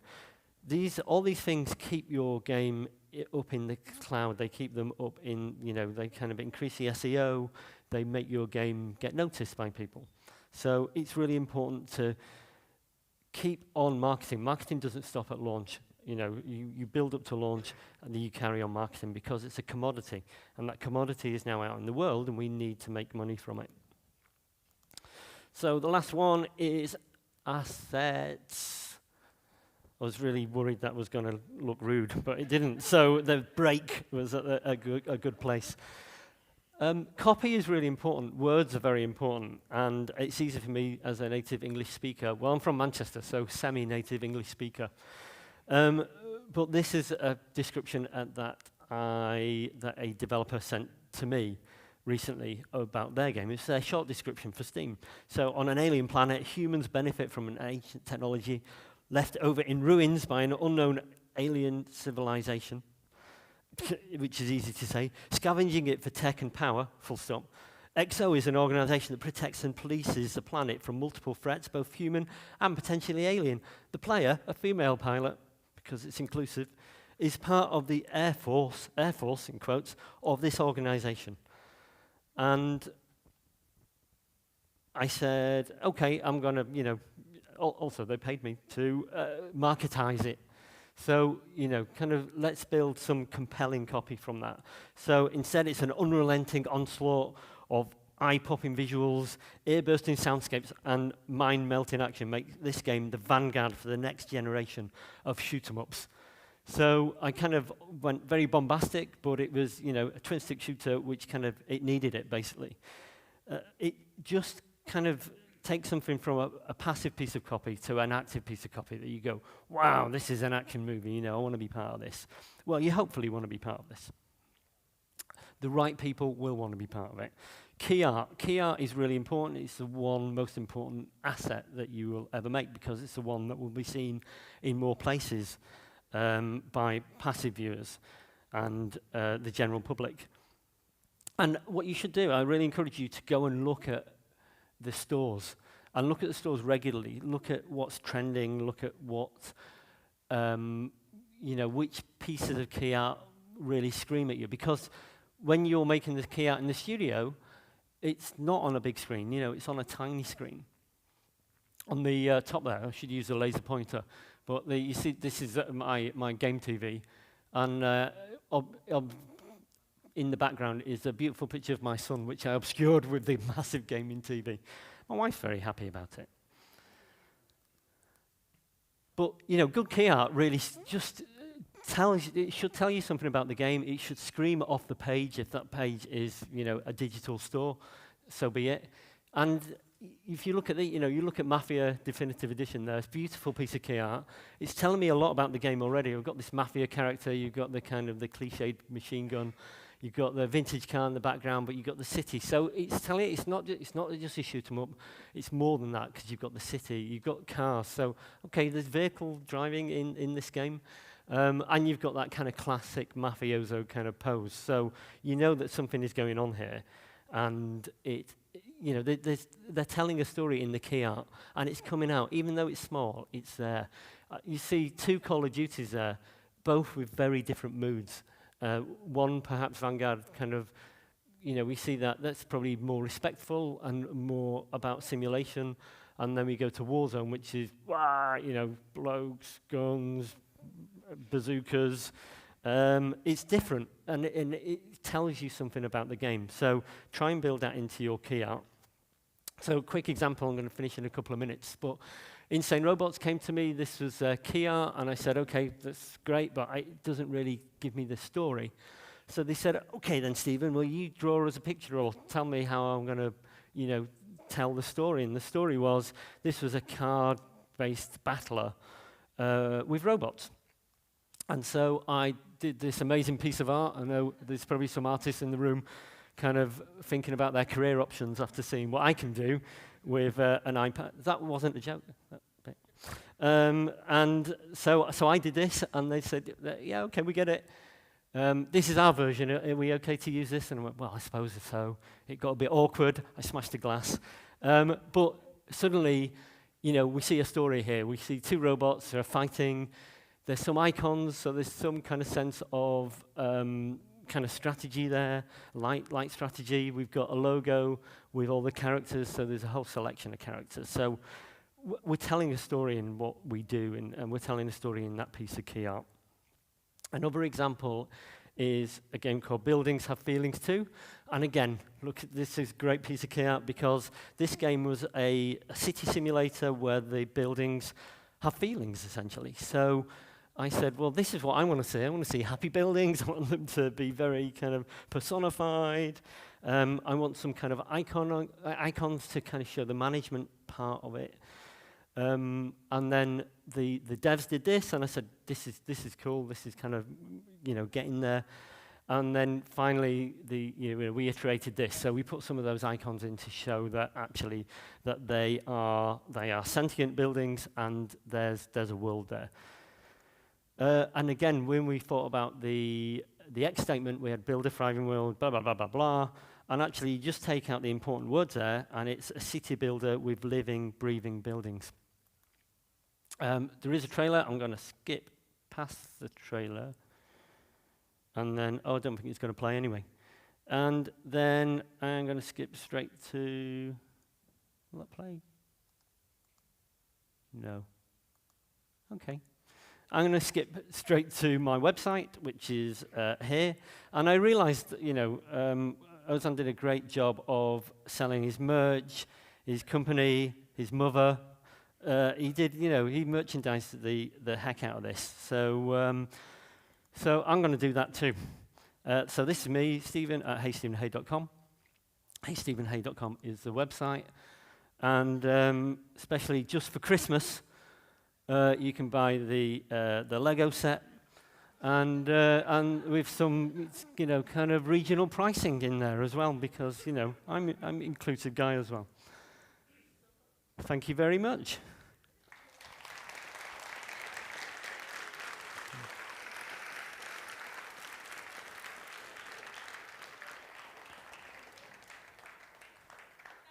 Stephen, if we have any questions, there's a mic set up at the front if anyone would like to come and ask anything regarding marketing those products you're making. Yeah. Hello. My name is Niels. I teach game development at Namdal's Folkhøgskole. So my question is, where would you start to teach new game dev students about marketing? I would start from day one, really. And I know that sounds, well, Stephen's in marketing, so he's going to say that because, he has to justify his place on the planet. But I think, the games market is so intensely competitive at the moment that marketing needs to be threaded through games. It doesn't need to be, it's not a thing that comes in even halfway through. It needs to be in at the very beginning, I think. And also, if you're going to do that exercise where you're going to work out what you're making and who you're making it for, I think that, you can then start building a feature set around who you're making the game for. And then if you know who you're making the game for, then you can work out how you market it to those people. What's going to motivate those people? So if you're making a game which is a first-person shooter, and we know that first-person shooters perhaps tend to, that audience tends to have motivations which are very much about either one, kind of dominating the battlefield and beating everyone at all costs, or two, the other set of motivations that you get lots are those where they kind of want to win, but in a strategic way, and they really want to, and it's an internalized thing. So for the person with the who wants to win and get the glory, you need to have lots of kind of leaderboards, for example. In every, so give them lots and lots of ways to be that number one person. It's fastest on the trigger, fastest turning a corner, whatever it is. Whereas the other people, they just need all these strategic options, perhaps, and they need the ability to command a team of people on the battlefield.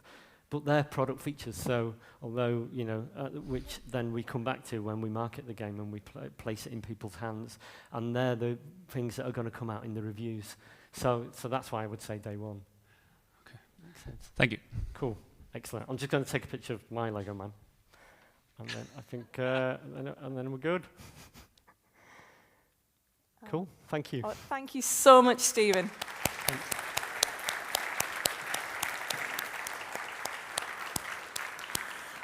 So Stephen will also be at the party tonight if any of you wanted to ask any questions about marketing. And all of the talks are live streaming on YouTube and I believe the Facebook channel. And they'll all be available at some point after the festival if you want to sort of look up that excellent information on marketing your product. I realised I should have taken the opportunity to market my 6 books available in all good bookshops, an upcoming series of 3. But thank you all very much. We've got some fantastic talks lined up for you this morning. Lunch is now available. And I believe you can pick up your T-shirts downstairs where you registered as well. So hope you enjoyed the morning. And if you could all be back on time for 1 p.m. start, we've got some great talks for you this afternoon. So thank you very much and see you soon.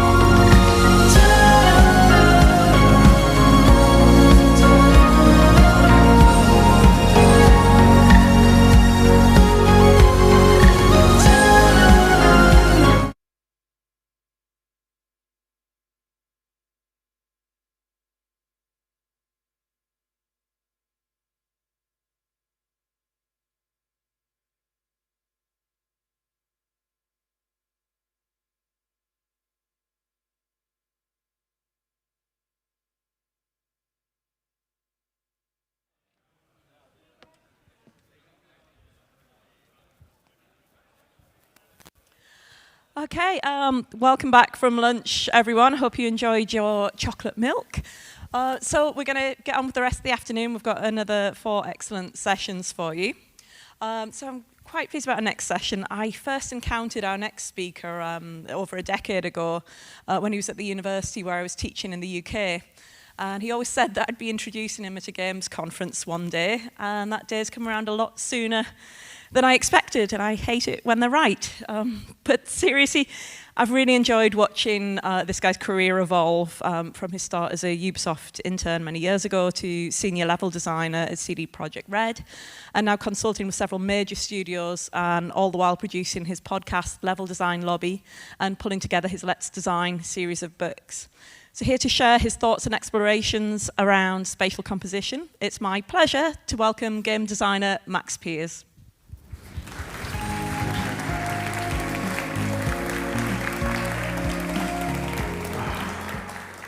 So thank you all very much for coming to my talk. It's an absolute pleasure. Now, this is obviously just after lunch, so I'm going to do something just to shake us up a little bit. I'm going to ask that you join me in the wave going from this side to here to get us all up and running because we've just had some food. So I'm going to start you here. I'm looking at you lot to help carry me. Do we all know what the wave is, just so I'm clear it's not an English thing? It's not this, it's this, okay? Just to make it clear. So, okay, on the count of 3, no pressure, don't mess up. We're only streaming live, all right? 1, 2, 3.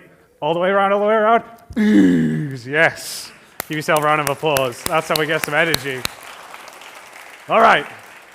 Now that I've got your attention fully, let's actually go on to what I'll be talking about today. And this here is called Conversation with the Players, Spatial Composition. Now, I've got my clicker here. I thought someone was clicking for me. In this talk, we'll be going through a few things. And I really want you to take away a couple of elements. First, we'll be talking a bit about myself.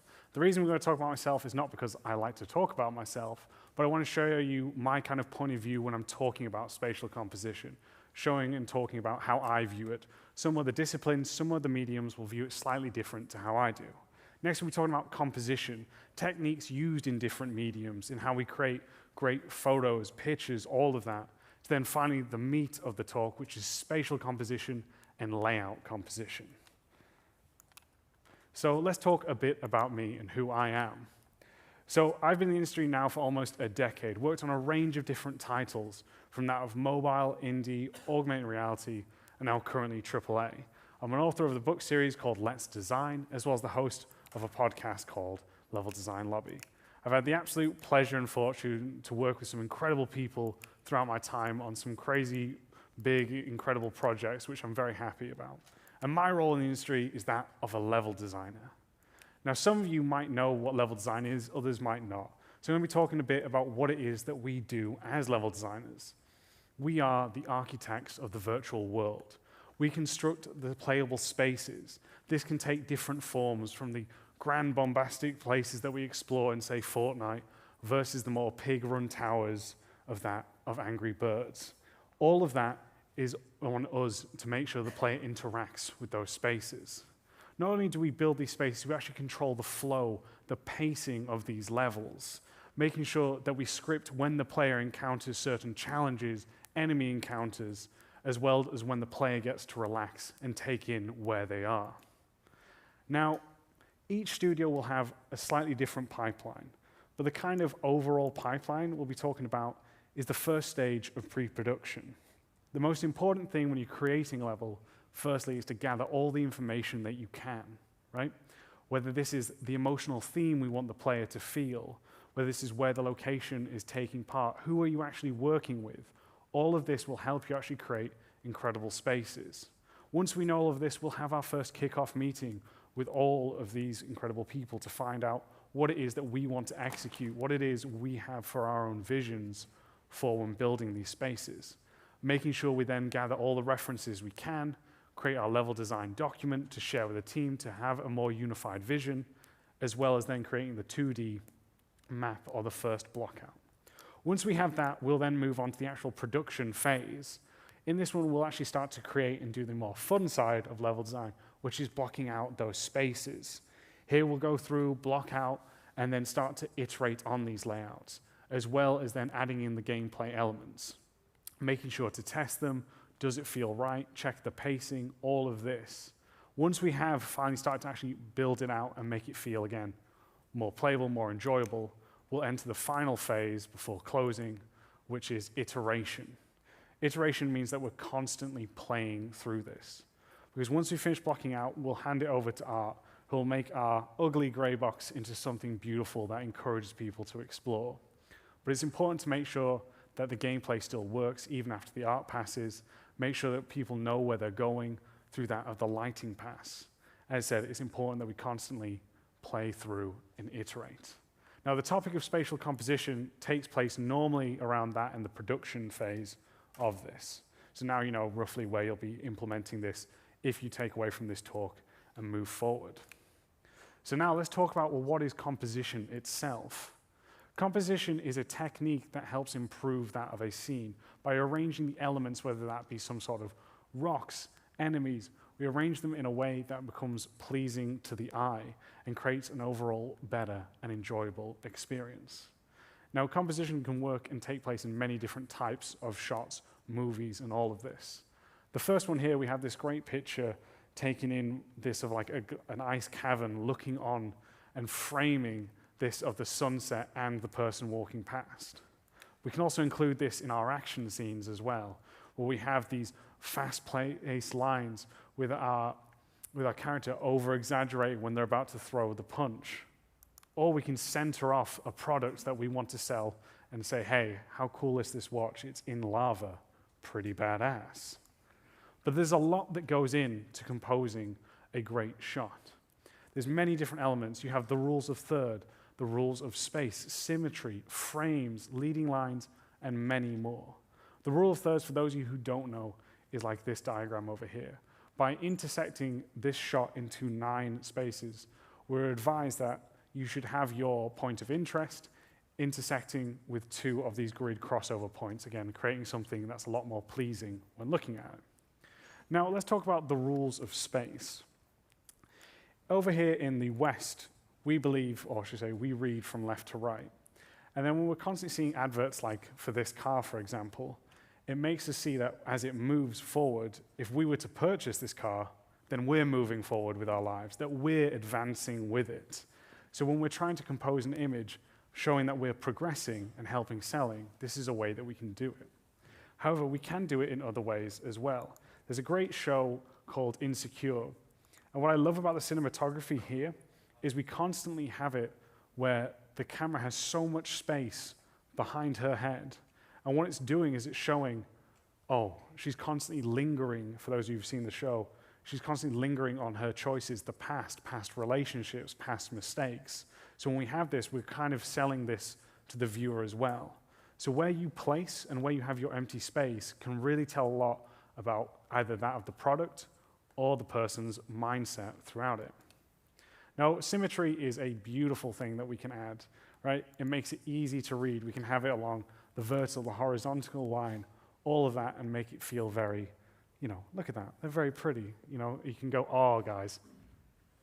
That was really bad, really bad.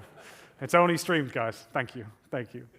But again, when we see this, we're able to take in all of this information very quickly. Not only is it pleasing and makes us go, oh, it allows us to actually see all of that information very quickly and be very pleased with it. Now, another thing that we can actually do is that of frames. We showed this a little bit earlier, but what we had here is there's 2 great examples. The first one here on the left, where we're actually using that of a cavern entrance to create a frame focusing us on that ice pillar here and the sun just hitting it just right. But we can use this from a narrative perspective as well. In the film Mood for Love, we find out that these 2 characters, well, their spouses are actually having an affair.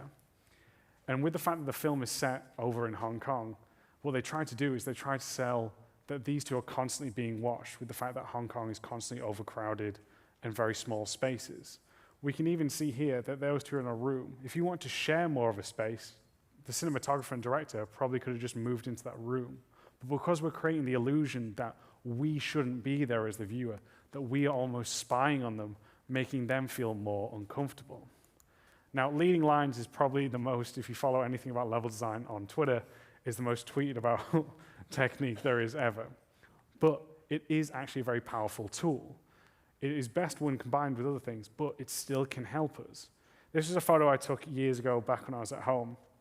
And we can see here, by using these branches, we're able to actually draw in the focus on my little character over here, helping us. So leading lines, although over-tweeted about, is definitely a great helpful tool for us. Angles is a really interesting one, especially when we compare that to what we do with level design. By having someone who's above us, shooting them from a low angle, it creates that contrast of power. Like even right now, if we look at how you're sat versus where I'm stood, I'm not a particularly tall person, but the fact that you're all looking up to me is showing a different power dynamic. Some of you at the back are slightly taller than me, so just ignore what I say. But we're creating a bit of a power dynamic as you're watching me, and I'm supposed to be the one with the knowledge sharing it with you. And we can also have the opposite effect. When we're looking down from a high angle, we're actually able to make that of someone look weak in comparison, almost childlike. If you've ever seen the great film Spirited Away, you'll find that they start by looking at the character very high.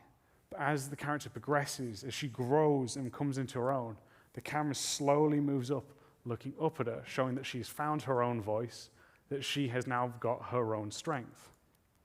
Another technique we can use is that of positive and negative space. We can fill in the frame fully, like we have with this model over here, showing and focusing on that of the makeup that we're trying to sell, versus the contrast of the light just drowning in that sea of yellow.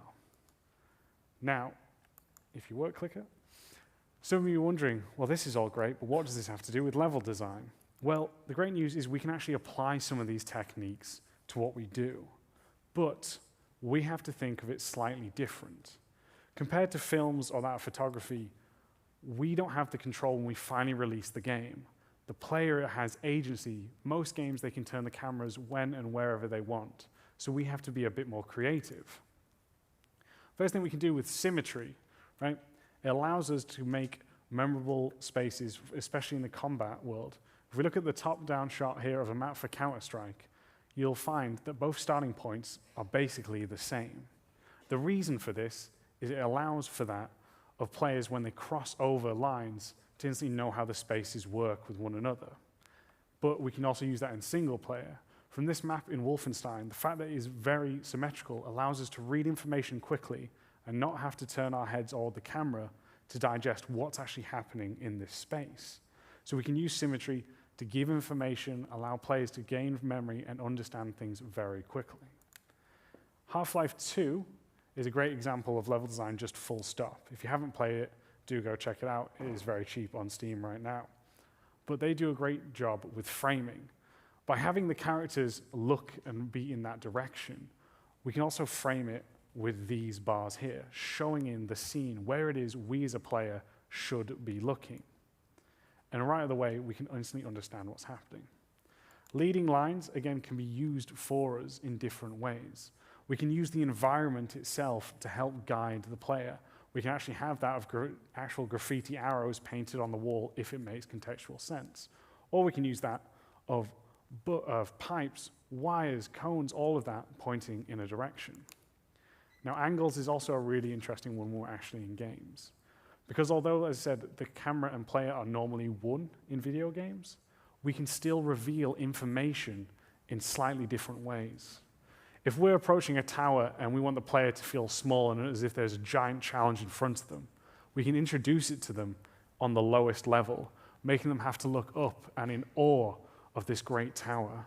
But if we want the player to feel that they're able to overcome this, then we can look down on it by having them on that same height and then maybe use some game mechanics to swing in through a window. Now, this is a great tweet by Tommy. If you don't, do go follow Tommy on Twitter.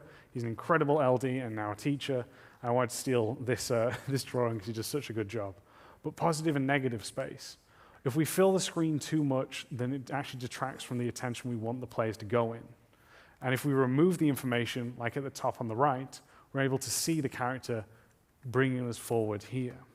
So all of this, again, vital in creating what we're after with our own composition. Now let's look at an example from that. Wow.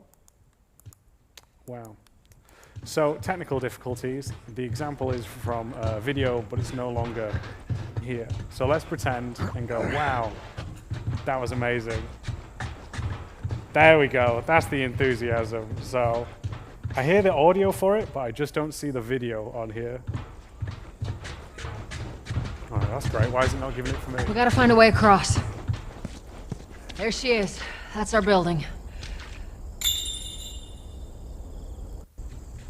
Hold on a second. I can't pause it. Anyway, the great example with that there, though, is that we've composed a brilliant shot in many different ways. Firstly, in how we move to get to that shot. By going up and around in the same direction over and over, we're slowly teasing it. We're slowly building up our angle. As you can see, the character stopped partway through and saw it, but slightly angled. Now, when we reached the top, we're actually able to get more of a brilliant frame. They removed the skyline. They used that of unique shapes, all of that to draw us in to what our objective is. Now, as I mentioned earlier, composition is great, and when you're seeing it in different mediums, it's even better because the artist has full control. We don't have that, but by thinking slightly differently, we are able to use the agency to our advantage to help guide that of the player. So what to take away from composition? It's a technique to improve a shot when we want to highlight a certain element or information. It draws focus on that important information, and it actually can be applied to level design in slightly different ways. So now let's get on to the actual meat of this topic, spatial composition and what it is. So spatial composition is a form of communicating with the player. It does this very much subconsciously, allows us to guide and show the player the vital information, where it is they need to go, and how to best approach the situation. By grouping elements which are similar together, it again makes a space a lot more readable and digestible. And it helps to build that of a mental map. The more that the player will see this, especially with the growth of open world games, the more that they'll be able to connect how the world is connected together. And as they move through the spaces, they'll be able to start to form their own map inside their head. Now here's a couple of levels that I worked on within Cyberpunk. I worked on Eboniki, where we go in to find that of Adam Smasher, as well as an underground club called Red Queen's Race. And we actually use this spatial composition within it. So no technical difficulties now. So here's a quick video walkthrough of this space. We find our way outside of the compound with Rogue as we make our way through to sneak past into the Maelstrom's hideout.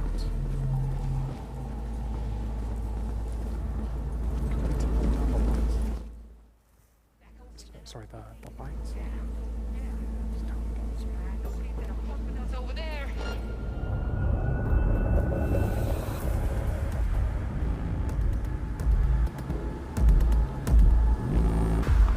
As we can see here, the guards are actually guarding this small place to the entrance here. The player has different ways to get in, but they will start to assess which way is going to be the best way for them.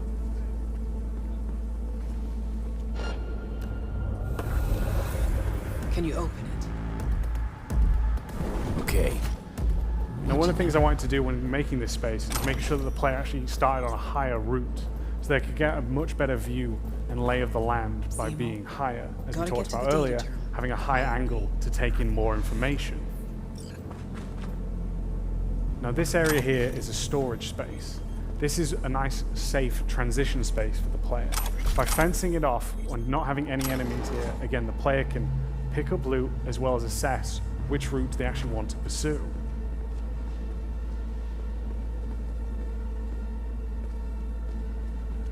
Another way to actually show a different kind of space that we're entering is through height. By having the stairs up here only just up by a meter, we can show that we're actually transitioning over into a different space.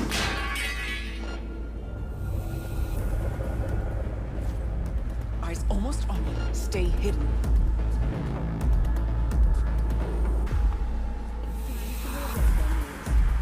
Another element of architecture we really wanted to grasp with this is to make sure that the Maelstrom didn't feel that they were living a life of luxury. By repurposing that of these containers and making their own living space, we're able to make it feel that this kind of strange world that they now occupy in. However, in an abundance of caution, the NCPD has raised the threat level to 2, advising travelers to avoid side roads. We'll continue to keep it up. Yeah, I swapped out what I could. Yeah, everything's working for now.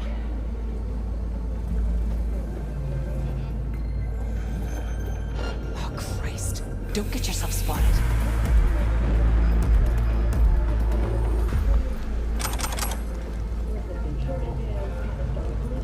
And the undying legacy of the Como. Meanwhile, on the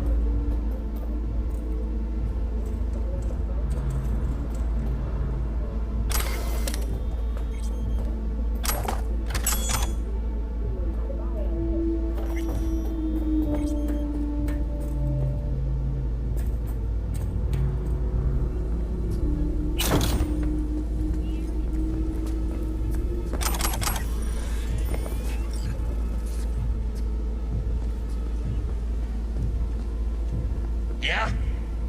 Well, yeah. I mean, careful. We'll have to get our hands dirty, but... Uh-huh. Okay.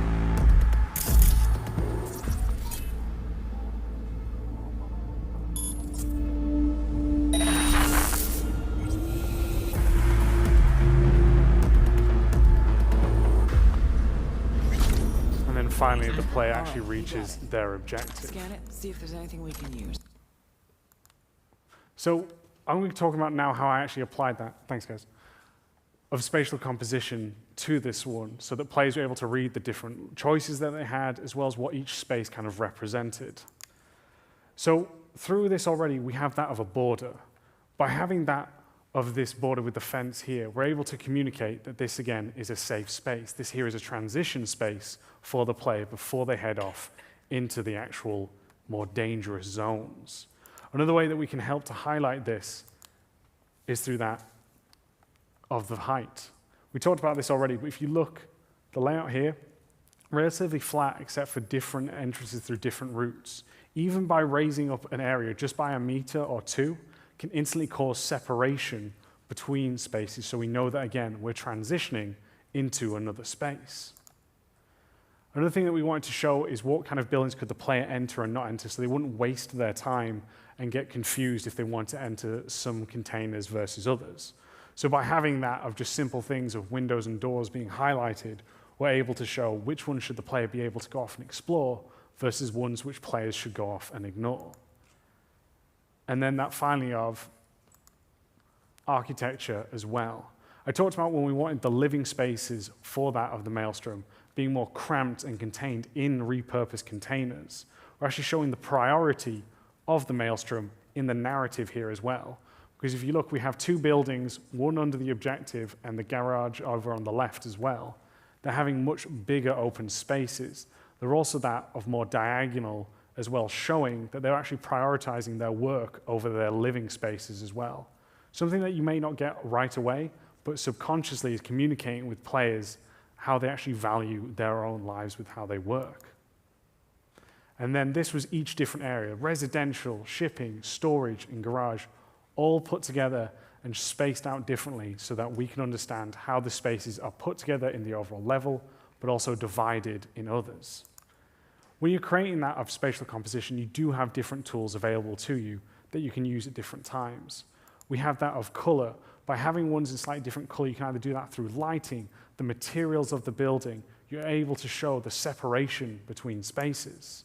Shapes as well. We talked about that of the containers being more square versus that of the garage and the drug kind of room more triangular and diagonal. We have different sizes as well. Typically, one cool tip that you can use is when you're wanting the player to discover the main path, you'll tend to use a double door. If you want the player to have like a flanking route, maybe some loot, you use that of a single door, using size to establish, again, what is bigger priority as you make your way through our spaces. Architecture as well, different architecture styles.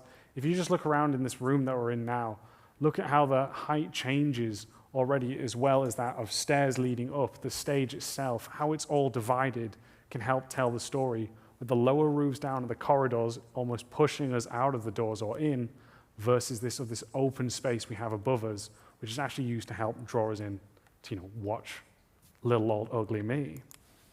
Then we have that of height as well. We've spoken about this by having who's taller, who's smaller, showing that of power dynamic, and that of borders as well, whether that be fences, walls, all of that.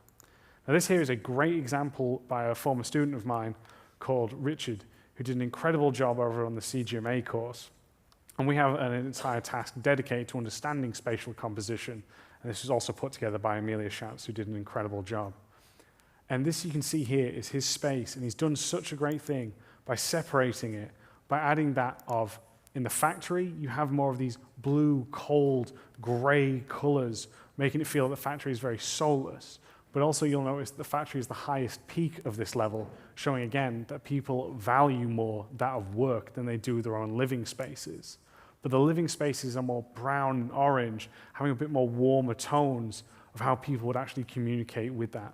But again, you can see on that picture on the bottom right that they're actually going down. So again, they value themselves lower. And then we have the contrast of the mine itself versus the more open sky above us. We have the contrast of the mine adding a sort of like oppression as well as that of making it feel vastly different by playing around with roofs and height. Now, the reason that we do spatial composition, as I said, is all about guidance. We want to reduce confusion so players understand what each space is used for, how they use that space, keeping the players in a constant state of flow so they know when to go, when to stop, and interact correctly, as well as communicating with the players where their objective is. Now, again, we might be asking ourselves, this is all cool as we divide the space, but how do we actually show what's important to the player? There's a term we can use called adding weight. Weight is a way for us to show this entrance is the most important to us. This building over here has the objective that we must get. We can do this in many different ways. We can make sure, like in the example of Last of Us, that these buildings have a much more unique, contrasting shape to the others around them. That we use height, raising them up, how to show when we frame certain parts. So it's clear that this area is super important, as well as it could have multiple entrances compared to buildings that have none. So a summary about spatial composition is there's many tools available to use it. We're able to help the player understand what is vital, where the player needs to actually go, and also helps not only for guidance, but to sell the narrative, sell what this space's purpose is and how those who actually use the space before the player even arrives would use it. We now come out to layout composition. How do we use these kind of spaces in our layouts to, again, communicate with players? We've got many different ways that we can do this. A layout can take many different shape or forms as well, right? There's different games, different spaces, all using it in different ways. We can create different spaces by using different shapes to help us make a more meaningful connection. So if we imagine this apartment block and it would have this kind of, communal garden, it keeps us focused on that of what's in this space here. By having just one entrance and one exit, we're able to make focus of what's going on here. These kind of elements would be absolutely perfect for, say, that of boss battles. And if we follow the green arrow again, we keep the player constantly looping in towards these spaces. So if we want to have an area where we want the player to interact with that space, we focus centralizing the gameplay here. We have different other shapes, such as more circular and angular ones. If we imagine this spire in that of the top in the middle, we can start to sell the world built around it. The player have to climbing up different layers as they start to see that there are more stores down in the lower section. But as we get higher, we might be able to upgrade our abilities in weapons, armor, magic, before finally reaching that objective of the spire itself. And this here is, again, a great way to use for hubs so that players can constantly explore and go around. We could have that of ruins, different shapes scattered around. But if we have buildings or shapes looking very similar, we can instantly start to communicate, hey, there might be loot in these areas versus enemies as we go through. Or if we want the player to feel like they're getting lost while going through our cities, we can create more of a labyrinth kind of a way, so players have many options ahead of them as they go through. Then we have symmetries. We talked about earlier, this is a great picture of Overwatch. If we want the player to spend more time in a certain area, we can make it feel vastly more unique versus the starting points of each enemy's base. And not only this, we can create a deeper meaning through all of these spaces. If you look at churches, particularly over in the UK and that, one of the ways that we're trying to communicate that we're closer to God in the religion is by creating these cathedrals over which have that cross shape. And even if it's not this, you see a lot of spires almost trying to reach for the heavens, again, subconsciously showing that we are constantly trying to be closer in this purpose to God. But if we look at other architectural spaces, such as the Sydney Opera House, this is just out there on the sea. What they've done with the architecture is incredible because they wanted to make it look like it's waves, as if though it is part of the sea, the ocean itself. So remember, when you are creating that of your spaces, to first of all, gather all the information. As we said, there's a lot of different spaces, a lot of different games, but think hard about what it is you actually want to create. Because the more we know when we're creating, the better purposes, the better way that we can actually communicate with players subconsciously. So the things to take away on this final part is make sure, again, you gather all the information. What is the emotional theme you want? What is it we want the player to feel? Who are we working with? Because all these things make great levels. Different shapes encourage different types of movement. And certain shapes can contain a deeper meaning when we're thinking about these. So, thank you all for listening to me. I hope that it's been fun. It's been fun for me. Kind of last takeaway, the spatial composition is a tool for guidance. It communicates with us primarily subconsciously, but don't underestimate the power of subconscious communication. The player has agency, so we have to be creative when trying to guide them. And then adding weight to certain elements to help push and pull the players where you want them to go. And if you do want to learn more about this topic, there's some great talks out there. Peter Field has a great talk on YouTube, which is called Spatial Communication. We have that of Amelia Schatz, who, as said, teaches the CGMA course, which is a great job over on that. This one is a great talk by Miriam, who is, I believe, the rockstar architect, and she talks about how we use different shapes to communicate with cinematography as you go through the GTA worlds, as well as a great book which is called How to Read Modern Buildings. So thank you all very much. If you do want to get in contact with us as well, I have mentorship programs where I can help improve your levels and portfolios. I have a book, so if you don't want to see my ugly face, but still like the information, you can read my book series here. And if you want to reach out to me, please feel free in all these different ways. So thank you very much.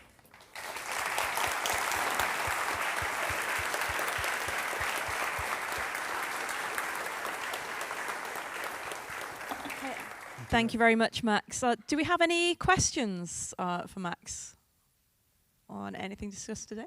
Yeah. Would you mind just popping to the mic at the front? Yeah.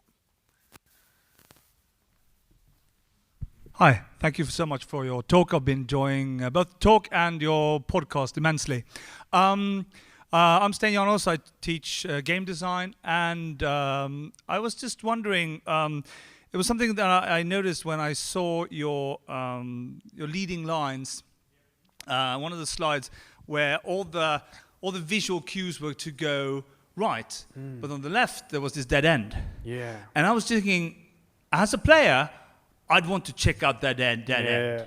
And how do you balance that? Like all your visual cues try to steer the player in one direction, but there is this desire from the player to explore and investigate the area. And you know that if you go in this direction where the game designer wants me to go, that will lead me to the next cutscene and I can't go back. And maybe there's a secret, maybe there's some coins or something that I really want this way.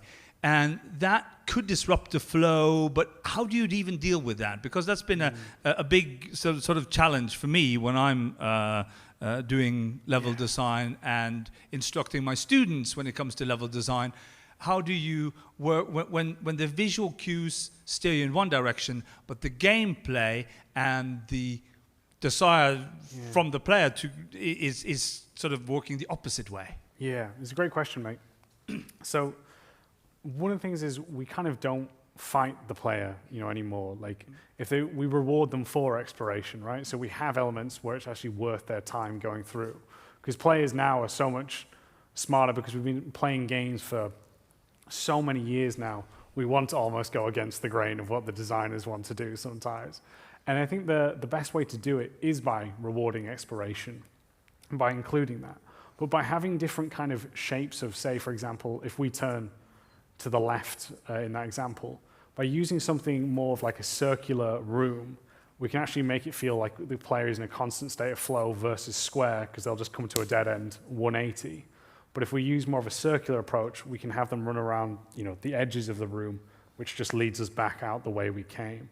So by playing around with those different shapes as well, it can keep the flow and make it less of a harsh thing. But the biggest thing I'd say is let them explore, reward them for those explorations, because it's always important to let the player feel like they're in control versus just following what we say. So I hope that answers the question, mate. It does. Thank you very much. Thank you, mate. Any more? Was there a question down here? Yeah.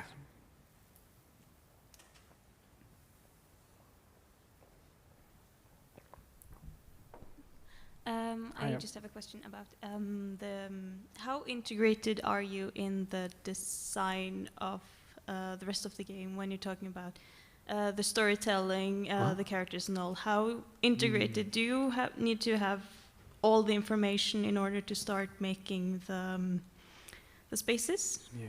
So we're very much integrated with everyone that we can be. Now, ideally, you would have all the information, but development's never that smooth. But you're constantly communicating with everyone, so you keep everyone in mind. Like, we constantly do reviews all the time where we'll call over our teammates, whether that be someone who's in mechanics design, narrative design, or maybe something about the characters as well. Like, if we know that there's a writer solely focused on a character that maybe we're introducing into a level, we'll have them come over and let them tell us more about that character, right?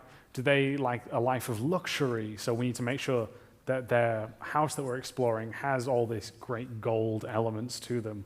Or are they someone who's poor, and so we meet them under a bridge or something? So we're constantly in talk with them to help make sure that what we build matches that of the narrative and the characters there. So yeah, constant communication is the best way. But sadly, communication is sometimes, even if you're in a team of 5 to a team of 1,000, communication could be the first thing that breaks down.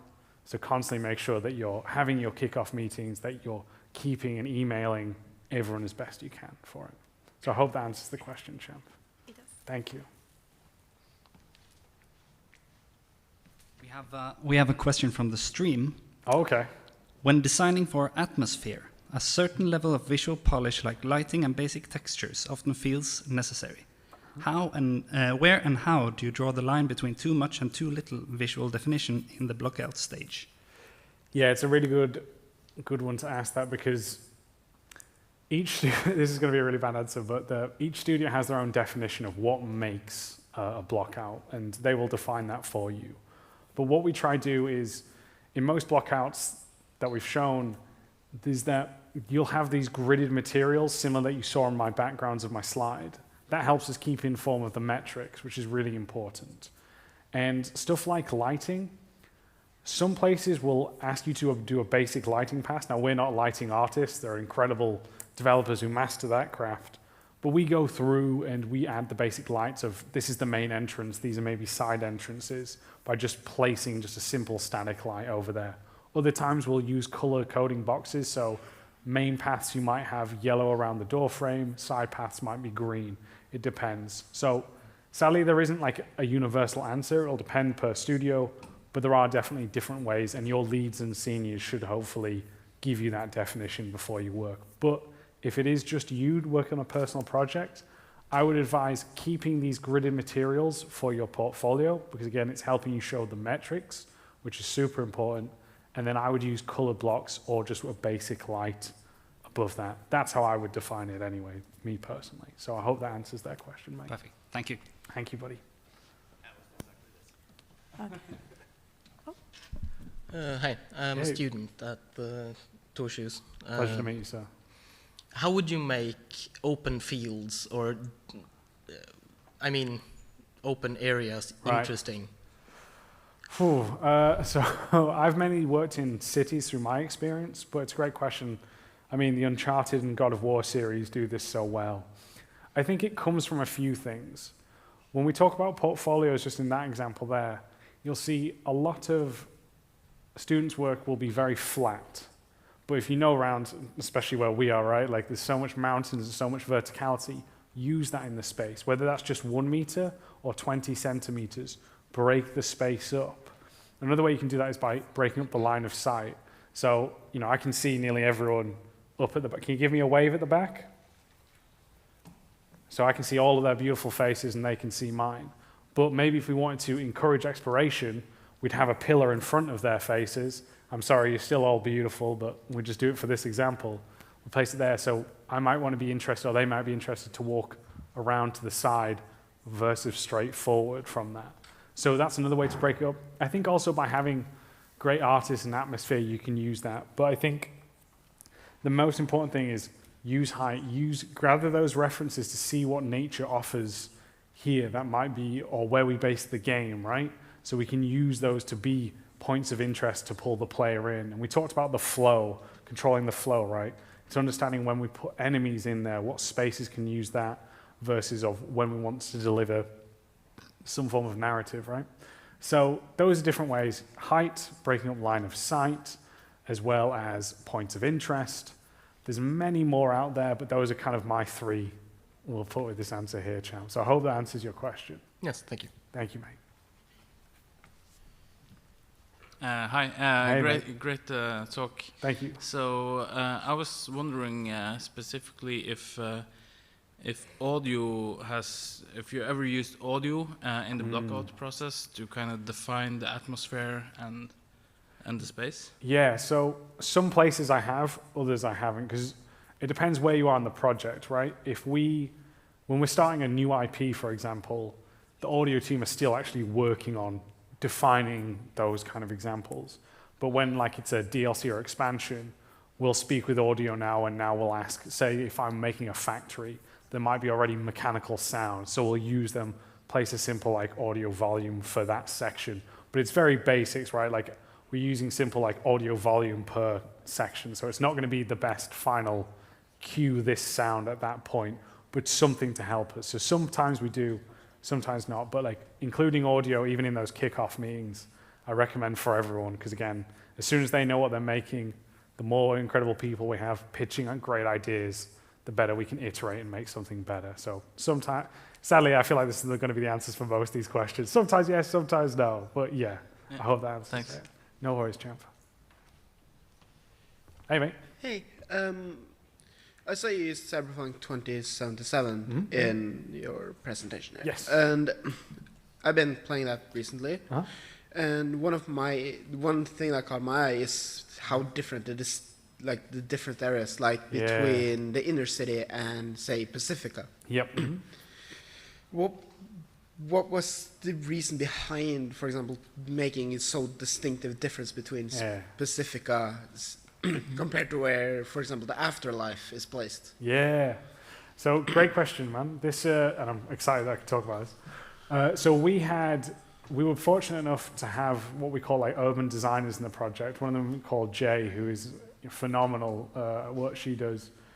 And we wanted to show how, especially in the Cyberpunk 2077 universe, how the wealthy had kind of separated, right? It's very clear who has money and who doesn't. And we also wanted to show that across, so that's why we had certain spaces having different influence as well. And we also found that different types of people in terms of minorities obviously were affected around the world, right? It's not just happening in Night City, but the actual world. So when people immigrated together in different groups, they start to add their own kind of take, whether that be architecture or graffiti, to that world as well. So we really wanted to show, again, the difference in the power for the narrative, but also show, again, how each kind of culture influences different spaces. And it's great for us as level designers because it teaches us different kind of techniques for different spaces as well, mate. So that's why there. Hope that answers the question. Thank you, mate. Hello. Hey. So what are the greatest challenges when finding the balance between the game looking good and having it run smoothly for the players? So you'll hear a lot between game art and level design go back and forth about what each space should be. But the challenge comes from understanding the level, I think. We talked about, again, controlling the flow of the mission. It's understanding again, making sure you know who's on your team, but communicating which area should be heavy gameplay, so which areas we need to control more of a flow of, versus that of spaces where we might be delivering narrative, or maybe this here is a transition space, so we make sure that the artist has free reign and has more control there. I think it comes about talking to your team and establishing what each space has purpose of, and then also making sure that you go through and, you know, it's a collaborative process. It's not, you know, as much as I'd love to say, hey, level design is the most important thing ever, it's not true. But again, establish that, communicate, and then you'll find the best way to work is that. So constant communication is the answer. Thank you. Thank you. All right, so thank you very much for the questions. As I said, I really appreciate you all being here for my talk. Enjoy the rest of this. If we could have a round of applause for everyone who's actually set up, put together this event, that would be great as well. So thank you to everyone.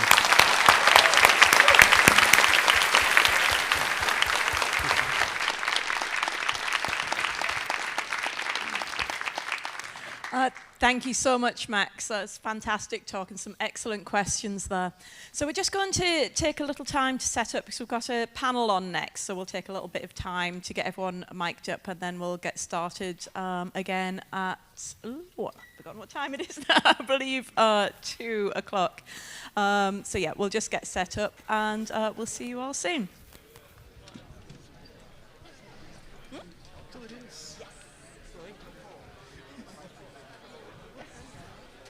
Du har fire. Da tror jeg faktisk det er, ja, det er 4 av 5 skoler jeg søker på. Ja. Som er det. Ja, nice. Mange, hvis ikke Creative Gaming fra Buskerud folkeskole er her også.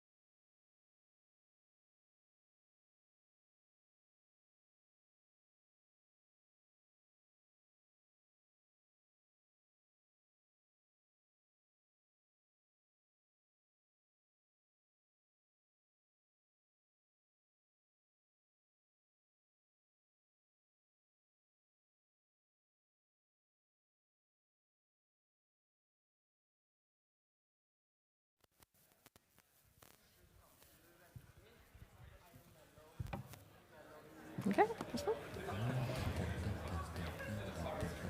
There you go.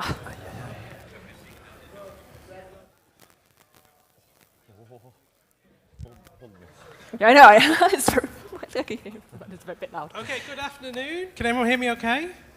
Yeah, great, excellent. So welcome back to Konsoll 21. I hope you've had a really great morning with some really funny talks, as well as Stephen's.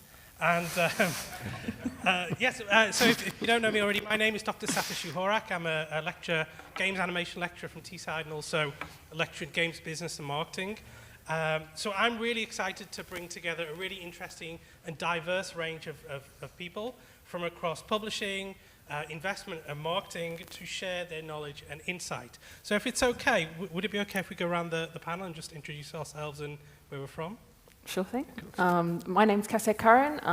I run my own agency, strategic consultant agency called Curran Games Agency, through which I advise various games funds. I also help indie game studios with strategic analysis, and I also am an angel investor in games industry.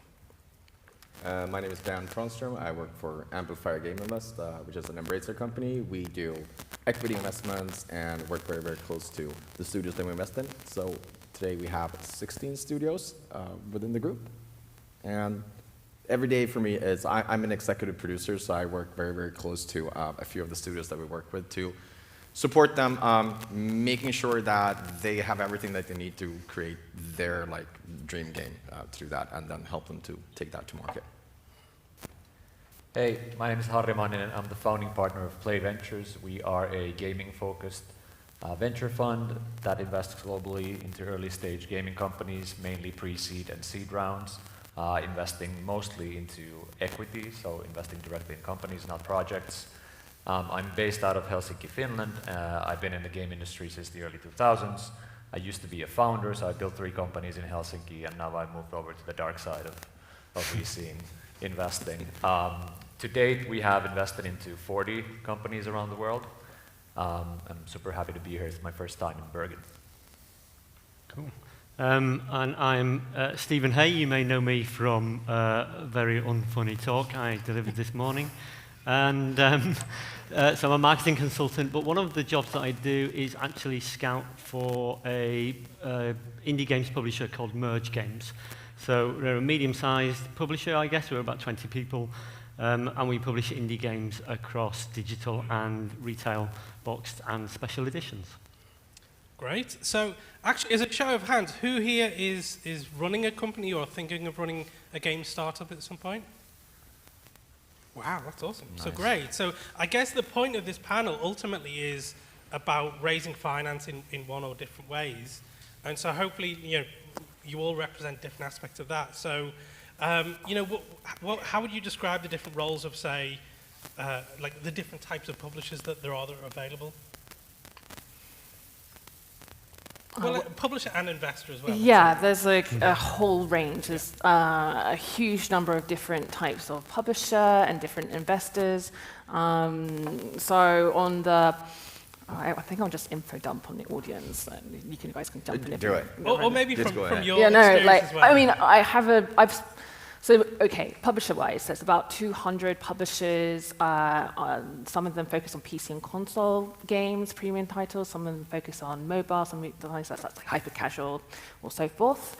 The publishers, they run the gamut from tiny indie game publishers that only provide services in return for share of revenues and don't provide any kind of funding, right up to massive, huge publishers that can offer very significant amounts of funding, as well as lots of different types of services, like your QA, localization, huge marketing, all that kind of thing. And then, I would say, the next sort of range is project finance funds. So those don't offer services; they just offer pure financing. And in return take a share of the revenues of your games. And then you have equity investors. An example one is Play Ventures. They will take a percentage of your company. So they're looking for more the long-term, multiple games. And there's lots of different types of equity investors. I'm pretty familiar with lots of different VCs, and they've all got their own specific kind of strategy and kind of companies that they're looking for. They've all got their own sort of investment thesis. And so, yeah, I would say that's the kind of range of, say, private investment. Yeah. I would also say that. Oh, and yes, Amplify is kind of special as well. Thank you. Yeah. Special. While the publishers and the project investors, of course, is they're solely focused on your current project and your current game. And they usually do have a lot of services that's helping you out with like localization, QA, marketing, and a lot of other stuff as well, like helping you through submission on the consoles. So they have more services, I would say, but they're focused on your project, not so much about your company, because that's yours. And from the investor side that we represent, like we're investing in you, the team, the people. To create a long-term partnership where we can help you, coaching, mentoring you, and help you with everything around just, beyond just game development. If you want to grow your company or if you want to hit new markets or something, we always set up like a long-term plan with all the studios. So we work in a little bit different ways. But, and we didn't actually say that yesterday when we were talking, that these are quite often combined. So you can have an investor that is either a majority or minority investor in your studio, but on the game that you're working, we have no problem, like most investors have no problem then partnering up with a publisher to work with you on your specific game. So they're not like mutually exclusive, like they are quite common finding them. Yeah, I would say to everybody who's either building their own studio here or thinking about it, I think this is probably the best time in the history of the game industry to start your own company, just from a perspective that there's a lot of capital available. So we founded Play Ventures. I think we were among the 3 VCs who only invested in gaming back in 2018, 3 or 4. And now I think there's about 30 VCs globally that only invest in gaming. So, capital is becoming less of an issue. Obviously, it's not easy to raise money, but there's a lot of alternatives out there. Whether you want to, go the VC funding route or work with guys like Amplifier for sort of a combination of equity investment and potentially maybe publishing down the line, or work with publishers. One group that we didn't mention yet was the angel investors. So angel investors, like Kasia. Are often people who invest their own capital into very early stage studios and also help with their time and their network and for us, I mean, we invest extremely early as well into game studios and back teams very early, but we're very comfortable in co-investing alongside angels, for example. And I think the important thing is here for you in the audience too. Talk amongst yourself with the founders, or if you're going to start your studio, to see like, what kind of support do we want? And because there's so many publishers out there, so many different investors out there, so it's very important that you kind of identify what you need help with and who would be a best partner. Because when we meet studios, we always say that it's equally important that you guys do due diligence on us as we do on you, because it doesn't matter if it's publisher or an investor, we want to be working very close to each other, and we're going to do that for your project or your company. So that was a really great answer, and it all sounds very nice and amicable. But it was great to see so many of you are interested in potentially entrepreneurship and startup. But as a show of hands, who here would say they trust publishers? And who here says they would be cautious or don't trust them, maybe? Okay, so maybe they've had a bit of a bad rap in the past before. So, Stephen, I know you've had like a long storied history and lots of different played lots of different roles. Why do you think that there is that perception, and what do you think developers can, publishers can do to maybe create more amicable or fair contracts? Or what do developers need to be wary of, or at least sensible when thinking about that relationship with publishers? Yeah, I mean, it's really, I think that distrust probably comes from, there have been bad practices, I think, in the past, and there probably still are, but I think there's far fewer people doing it now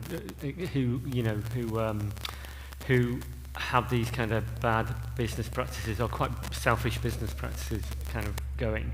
I think now there's a transparency, so people can see, and the games industry and developers will talk to each other. So you can't just get away with that anymore. Well, I would hope that's the case, because it will get discussed, it will get kind of highlighted. So I think in terms of creating a good relationship, it's about, I think all the work has to go in at the very beginning, is getting that kind of contract right, making sure you're meeting the people that you're going to be working with, not just the biz dev people or the MD of the company or whatever, but the actual producers and the marketing people and that team. And you need to meet them, you need to be convinced by them as well before you sign anything, And I think it's up to, when I go into pitch meetings, I feel an equal responsibility to pitch Merge as much as you're pitching the game, essentially. So it's, I think, just kind of being fair, being transparent, being open, having a contract that you can understand or interrogate, and it's very easy, and I can see why developers go, oh, great, we've got a contract, get it signed, and they start immediately. People want to get these contracts signed, of course you do, because you want to get working on the game. But that's the period when you should really be most cautious, that you should really look into the contract and ask all of the questions, if you can, if you physically can, even if it means just a European flight or whatever, get on a plane and go and visit them. Or, they should be coming to you, really. Because you'll be working very closely with these people for a long time, for, 2 years, 3 years maybe. So you need to know them inside out. So I get it. I get why people could mistrust publishers. However, I think the right publishers and the right game, and that partnership should be an equal partnership. So do we only really ever hear when things go bad in the press, of like bad deals and fallouts and things like that? Sorry, what was the question? Do you think we only tend to hear about the bad situations? Well, I mean, the other thing in that relationship, a developer goes, here's my game, and then the game, if a game fails, well, then it's very easy to kind of go, well, maybe, the marketing was bad, and really there's kind of a lot of reasons why good games fail. I mean, I think at the moment, the market is so saturated with really high-quality product coming out onto certainly Steam every week, and just not doing anything. Games that really deserve to perform, not going anywhere. But the story that is easier to write as well, or to blog about or whatever, about a bad publisher is an easier story than a bad game. And it's not that games are bad, it's not that publishers are bad generally, it's generally a complex, an array of issues that mean that games don't work sometimes. I have some practical advice for indies that are worried about publishers. And if you're lucky enough to get multiple offers from a publisher, and you don't know how to choose, do due diligence on the publishers. So that means go talk to the developers that the publishers have worked with before. You can actually ask the publishers, can you give me an introduction to the developers that you worked with before? And then you talk to those developers, but then you especially go to talk to developers that the publishers didn't introduce you to and ask how that went. So that's like my number one advice when it comes to, publishers. I would say, yes, Stephen, you're completely right. You're dating the biz dev person, you're marrying the producer, so you'll need to actually like get to know the people who you'll be working on a day-to-day basis, because once the contract's signed, the biz dev person's going to slope off and find other games, and you'll never see them again. You also can't do good business with bad people, I'd say. I think that if they're a publisher, the people at the publisher have a track record of screwing over the developers that they've worked with, be really wary. So even if you've only got one offer and it's with a dodgy publisher and you've got no other options, I would say no if it turns out to be a dodgy publisher. There are actually there's some really good publishers, fantastic publishers out there, and there's some really dodgy publishers out there, and there's all the ones in between. There's lots of new publishers who may or may not be good, all this sort of thing. But my number one, my next piece of advice when it comes to contracts is just get a lawyer. It's cheap. They're cheaper than you might expect. Find a lawyer that is experienced with publishing deals in the games industry. So that means go asking your indie studio friends, who have they worked with in the past that I found good. Your referrals are the best for lawyers. And there's often lots and lots of different lawyers around. In the UK, there's dozens. Yeah. So I mean, yesterday we had a great talk from Tim from Sheridan's, a law firm in the UK. So he's made his slides available, and he touched upon a lot of the common publishing contract things to be aware of. So feel free to have a look at that. And we also talked about Raw Fury, one of the other publishers who decided to share their publishing contract and make it open to public scrutiny. Whether that backfires or not, I don't know. But yeah, they're all great resources to check out. And in terms of public perception, Dan and Harry, maybe a lot of people have seen things like Dragon's Den and Shark Tank, and when they watch these pieces of pop culture, they may start to wonder, well, why I've created this game studio from the ground up, why should I ever give away part, never mind all, of my company to investors?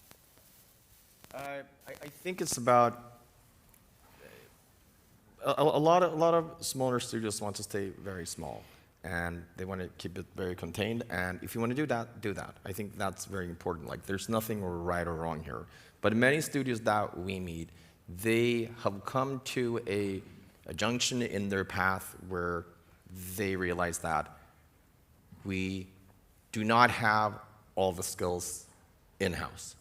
If it is marketing or localization or mentoring or the experience or all the networks and contacts that, with first party or Sony or Microsoft like that. And they want to grow their company from maybe a studio of 3 people up to maybe 15 or 20 people, like over the few years. And that costs money to do that. And just hoping for that super mega hit, that you can hope for that. Or you can do a partnership with an investor that wants to, that shares your vision and shares your dreams and how to get there, year by year, and that can have your back and support you over time. And there's many different investors as well, how you do it. You have from, I guess, one really spectrum, they only offer your money and no help at all. That what I would call the stupid money.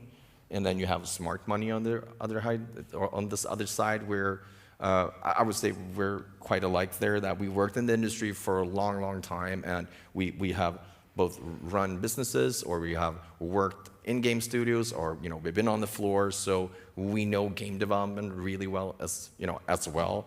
And so there's a lot of experience and knowledge that we have, and a lot of pitfalls that we've done, and we can support and help you to avoid those biggest traps as well. So it's a good support system, and many studios that we work with, what they feel is the best thing, except for making sure that they have funding and they can have a little bit of a calmer development environment, is that they don't have to be the ones taking every single decision themselves, both business-wise or in the game. They have someone that they can talk to and have that collaboration. Because it's tough running your own studio. Yeah, and I would add to that just one thing is, you have to know what you're getting into if you raise money from VCs like us, for example, because we're a venture investor. That path is a path of very aggressive growth usually. both in terms of like your studio and your business. And it's not for everybody.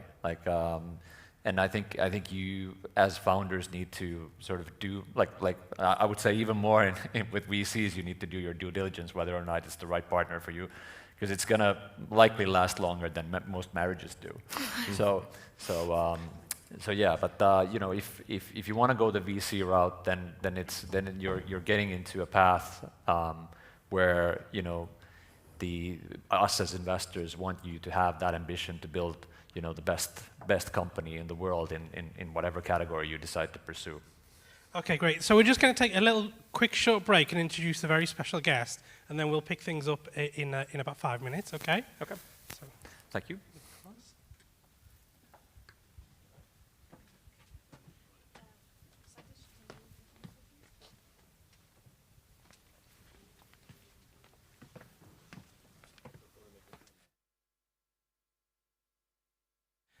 Okay, great. So we're very kind of blessed here now to introduce a very special guest. I'd like to introduce the Minister of Culture and Equality, Anna Tretta Bergstuen, to say a few words, and please give a warm welcome.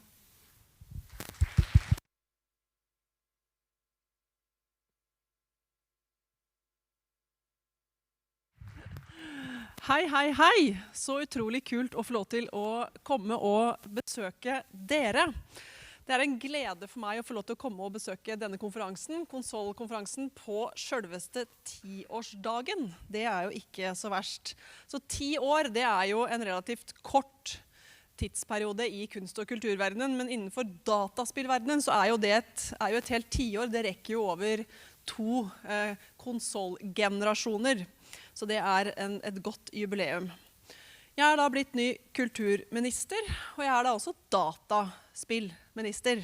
Det er utrolig kult å få lov til å være. Og jeg er opptatt av å utvikle denne delen av kulturen og denne næringa. Dataspill, det har utrolig mange verdifulle kvaliteter. Enten det er dataspill som kunstuttrykk, som fritidsaktivitet, kompetansearena og ikke minst som teknologinæring. Og dataspillpolitikken som vi skal føre, den skal utvikle, balansere og styrke alle disse kvalitetene opp mot hverandre. Så som kulturminister så skal jeg love å jobbe sammen med og for dere som lager spillene, men også selvsagt for de som spiller spillene, og de som vil bruke den kompetansen på for eksempel teknologi som finnes inni disse miljøene. Det vi raskt må sette oss ned og snakke sammen om, det er hvordan regjeringa sin politikk og hvilke virkemidler vi skal bruke for å treffe lokalt, regionalt, nasjonalt, og ikke minst styrke norsk spillbransje internasjonalt. For dette er en næring i stor vekst, og internasjonalt så er den ekstremt stor. Jeg er fra Hamar, og en av de tingene jeg er veldig stolt av med Hamar er at vi har et fantastisk spillmiljø. Dessverre er det ikke alle på Hamar som vet det, men når jeg reiser rundt i verden som kulturpolitiker, så møter jeg ofte folk som kjenner til at på Hamar, der er de dritgode på spill. Og litt sånn er det kanskje med den delen av kulturen og den næringen som dere er i. Veldig få vet hvor store Norge egentlig er på det her. Vi vil jo da at flere skal kjøpe og spille norske spill, både i Norge, men også i utlandet. Og vi ser på dataspillnæringen som viktig for å øke norsk verdiskaping og sysselsetting. Norske spillbransjen den vokser, og vi henger definitivt med i utviklingen internasjonalt. Men det synes ikke jeg at vi skal nøye oss med. Vi må ha en ambisjon om å bli større og sterkere enn vi er i dag. Og derfor så sier også vi i den nye regjeringsplattformen, som er det dokumentet som den nye regjeringen skal styre på, at vi skal gjøre det mer attraktivt å produsere spill i Norge. Vi vil at denne næringen her skal vokse seg større, og vi vil være med på å legge til rette for det. Så det vi vet er jo at ofte så trengs det investeringskapital. Vi vil være med sammen med dere og se på hvilke grep vi kan ta, hva vi kan gjøre for å bidra til det. Utviklingen av de virkemidlene og den politikken vi skal føre for å gjøre dere bedre, det skal vi utvikle sammen, og det samarbeidet, det starter nå. Jeg gleder meg til fortsettelsen. Gratulerer med 10-årsjubileet. Lykke til med resten av konferansen, og jeg gleder meg til å høre mer om hva dere gjør her i dag. Takk.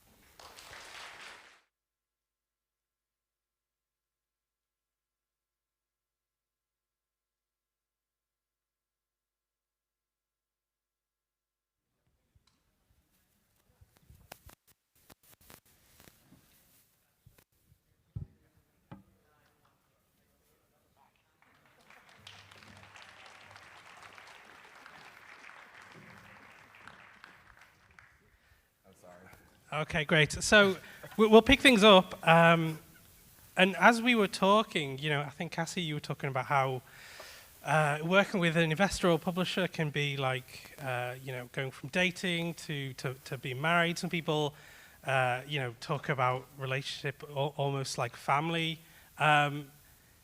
So it's clear that there is a kind of either a short-term publishing relationship on single projects or a longer-term investment. And when there are that kind of level of involvement as stakeholders together, with a lot of the issues that the industry has been grappling with like sexual harassment and toxic workplaces, do you think that investors or publishers have any, an expectation of duty of care for either the people they're dealing with at a senior level, like creative technical directors, or maybe the people that they work under? Yeah, there's of course should be a duty of care. I think that the investors just generally should be looking after the company's investment. That includes making sure that they have really good corporate governance processes, and that includes like making sure that they have anti-sexual harassment policies, all this sort of thing. So I think that should be pretty much standard. Yeah.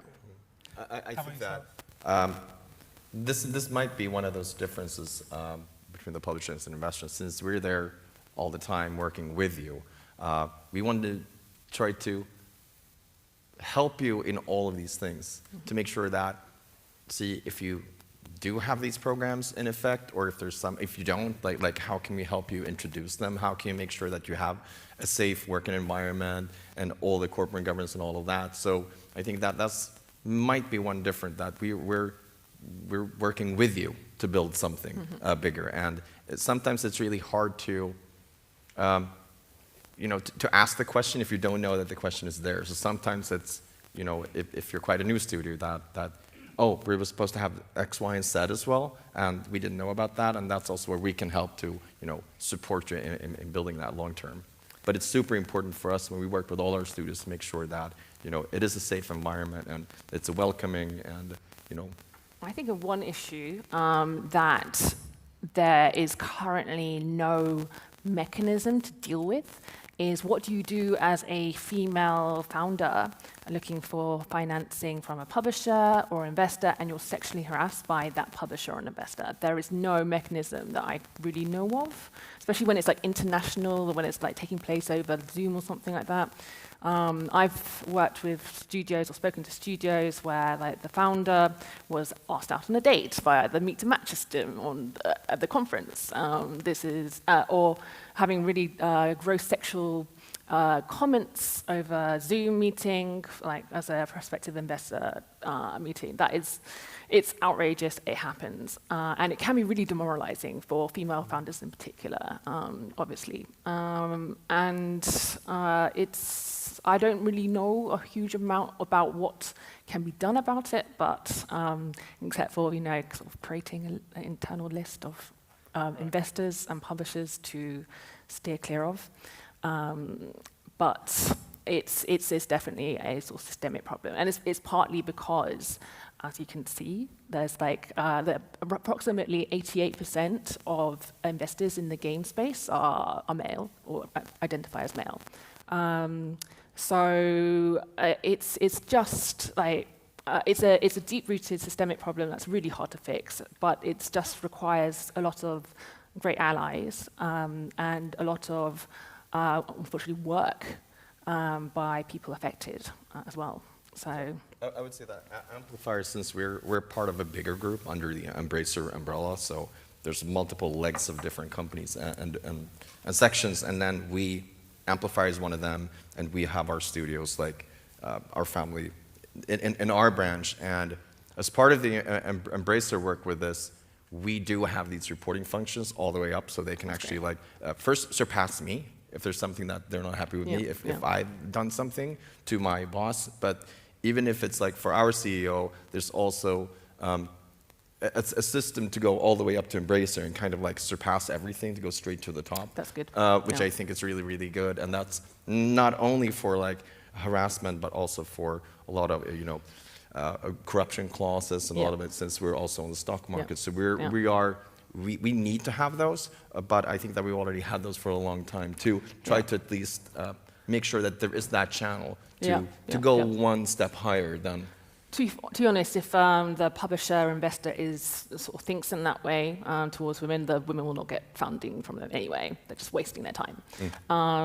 So at least you know that if you are offered something, offered an investment or publishing deal, then almost by definition they're believers in you, etc. So. And Cassie, you're involved in a program. Is it Angel Wings? So it's Wings. So yes, one of the funds I advise is a fund that invests in games made by women and marginalized genders.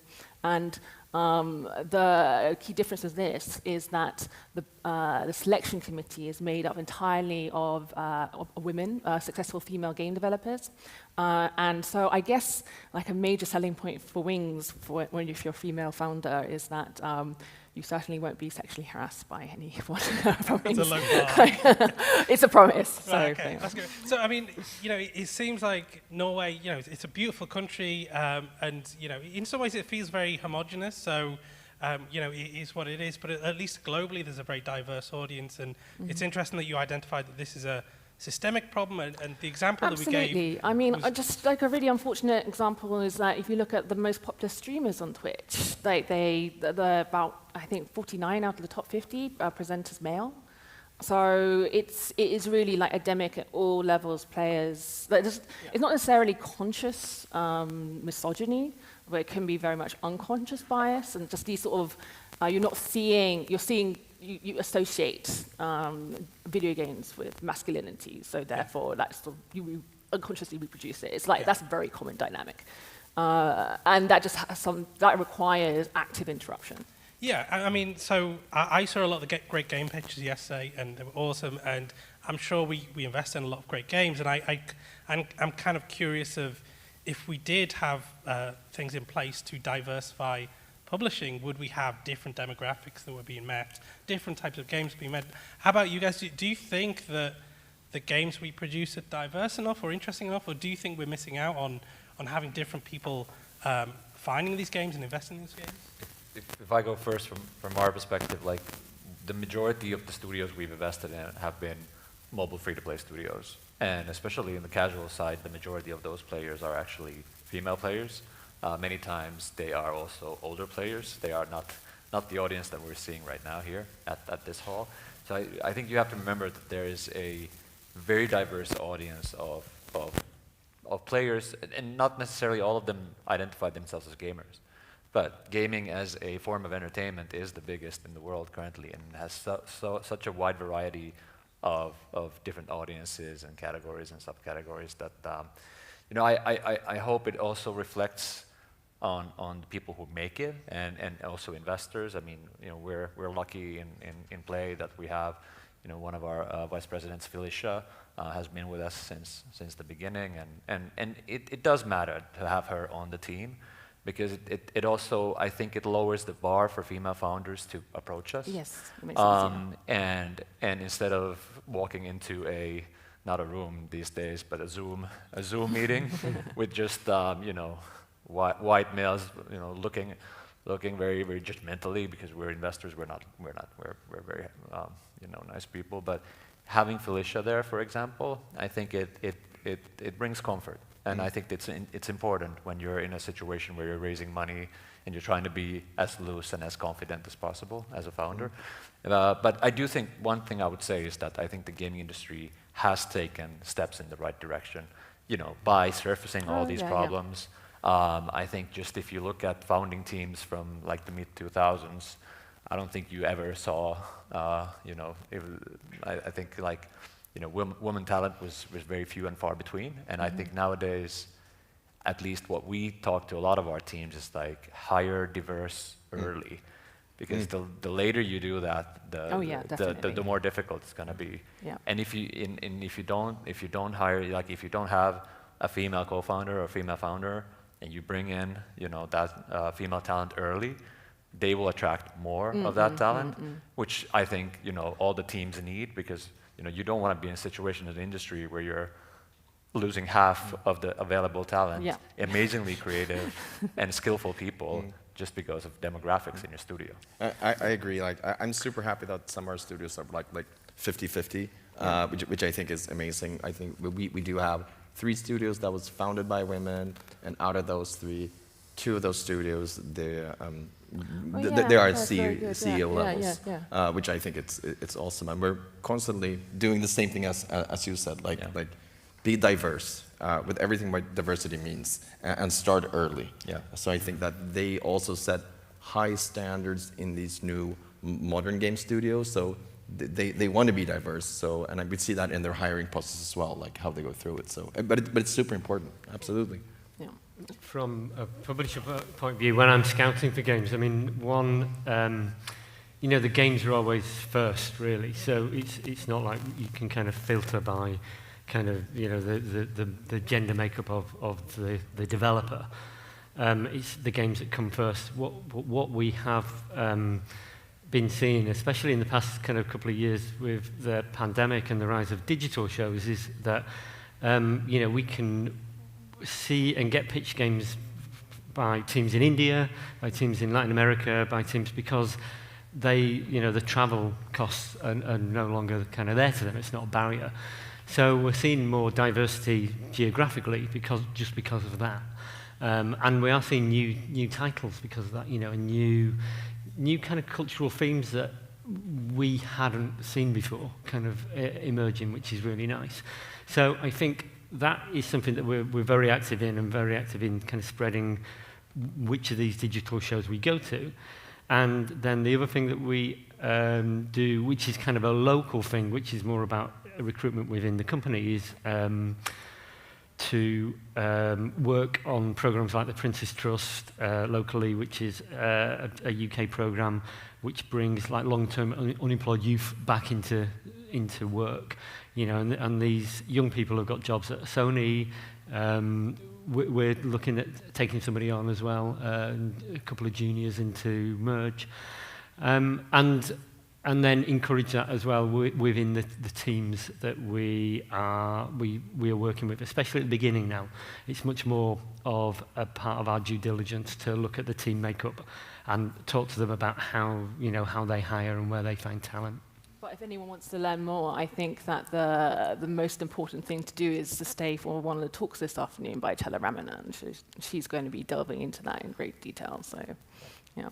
Awesome. So, yes, Chella and I are both part of an organisation called POC in Play, so we have some interest in diversifying the industry. And we talked about how global the industry, and a lot of people probably already know that Asia and China are one of the biggest markets, particularly for mobile gaming. I know, Cassie, you've done a lot of work in China and Asia, so presumably some of you may be interested in appealing to that market, but also there have been things that have happened recently in terms of security concerns of acquisition, Western acquisitions. There has been censorship over maybe liberal Western kind of LGBT content, as well as restrictions on playtime. So do you think that Western developers should be still trying to appeal to Chinese audiences, or is there greater consideration that they need to do to both in terms of design and publishing and investment? I think this is a massive topic. Like, where do I start? Yeah, I mean, the Chinese audience is really hungry for games, and typically if you, for example, if you're a PC console developer, often I've heard lots of stories from indie developers where they've localized their games into simplified Chinese and seen very quickly that between 8 to 20% of their sales are in that language. There is a lot of regulatory issues. It's a huge, horrendous process. I have ushered indie game developers through this process when I was working in China, and it's so long and really tough to do. And now there's a really fixed quota. So you're actually, there's no need to even worry because you're almost certainly never going to be offered a Chinese publishing deal.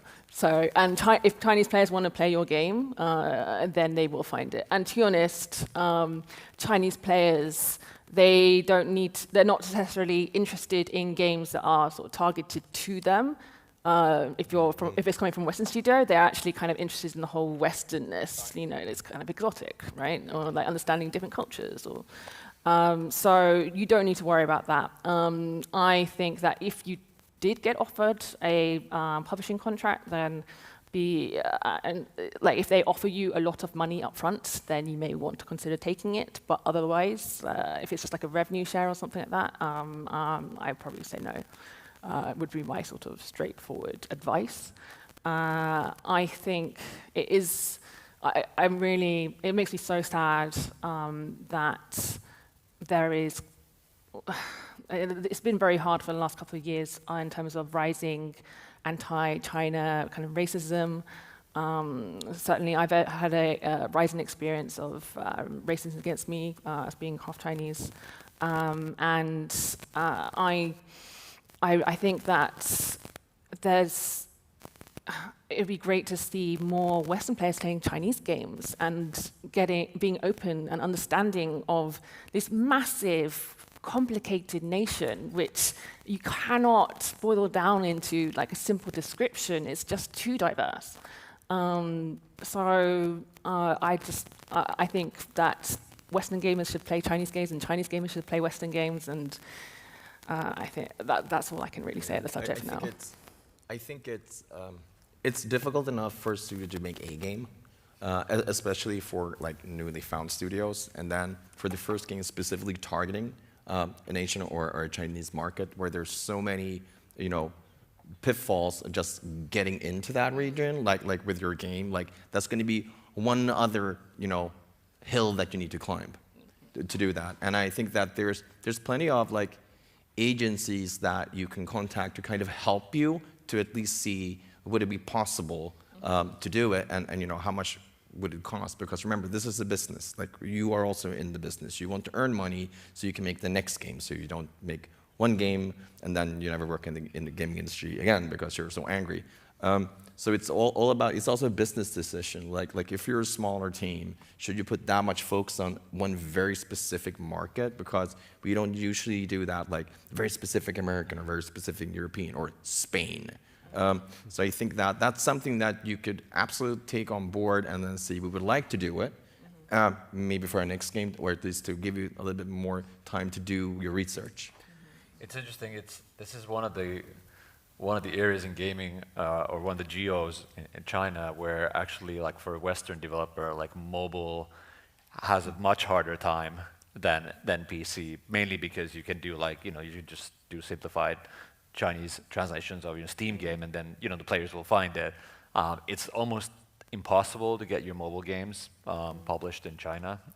You have to have a local partner, and the way the regulation now works, I think it takes up to 2 years of getting that, the license to actually distribute the game. So, from our perspective, like all of the studios we work with, they don't even basically take China into account, which is sad. Like Cash said. Not only from a business perspective, because Chinese mobile gamers like a third of the market in terms of spending, that's a massive gap, right?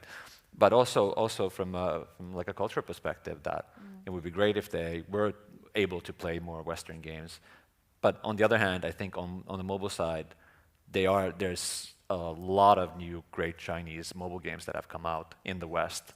You know, starting from Genshin Impact to the games that Lilith does, AFK Arena, Rise of Kingdoms. So there's some incredible gaming talent in China, and they're coming for the Western markets. They have to at this point, because it's so difficult now in China to even for like domestic developers. Exactly. Yeah. So what do you do if you actually want to expand and grow your business in a games business in China? Well, like it's going to be easier for you to export your game or expand internationally than trying to expand your reach in the China domestic market. So. Awesome. So I'm aware that I'm sure lots of you probably, maybe this is an area of games development that you're not as familiar with, and you maybe have some burning questions. So if anyone does have any questions, we do have a bit of time. Is anyone feeling brave? Bonus points if you want to harass us about NFTs or metaverse or blockchain. Ask Dan about the metaverse. Yeah. Yes. Please.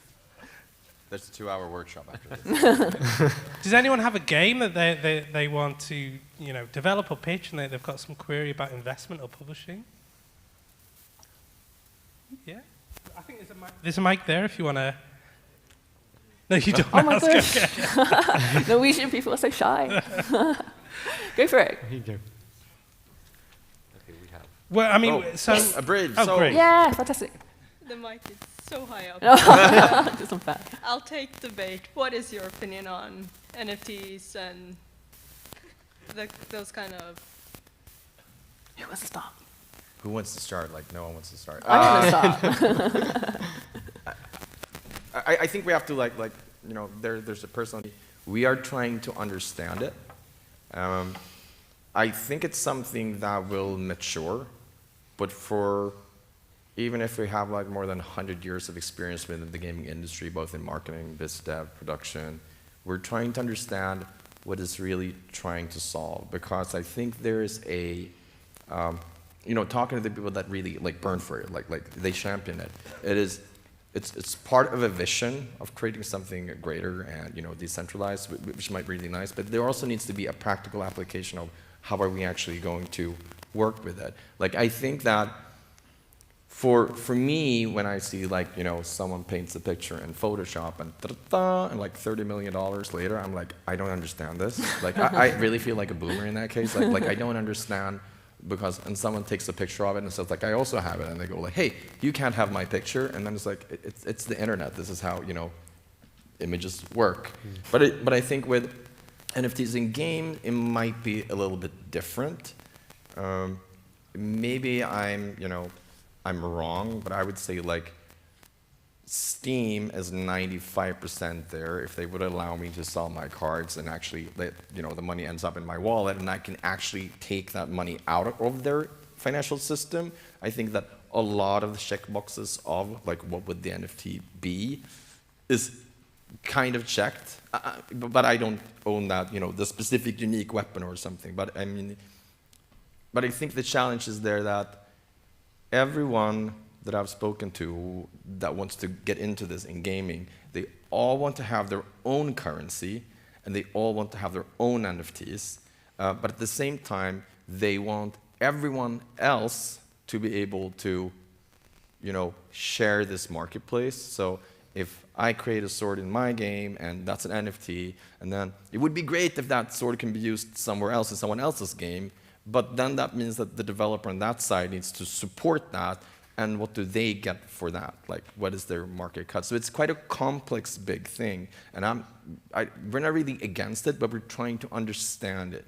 And it doesn't really help that these very first things that happens now is all the scams, because that would scare away the people who are in this business long term, which will lower the possibilities for serious studios that want to do a proper implementation of it.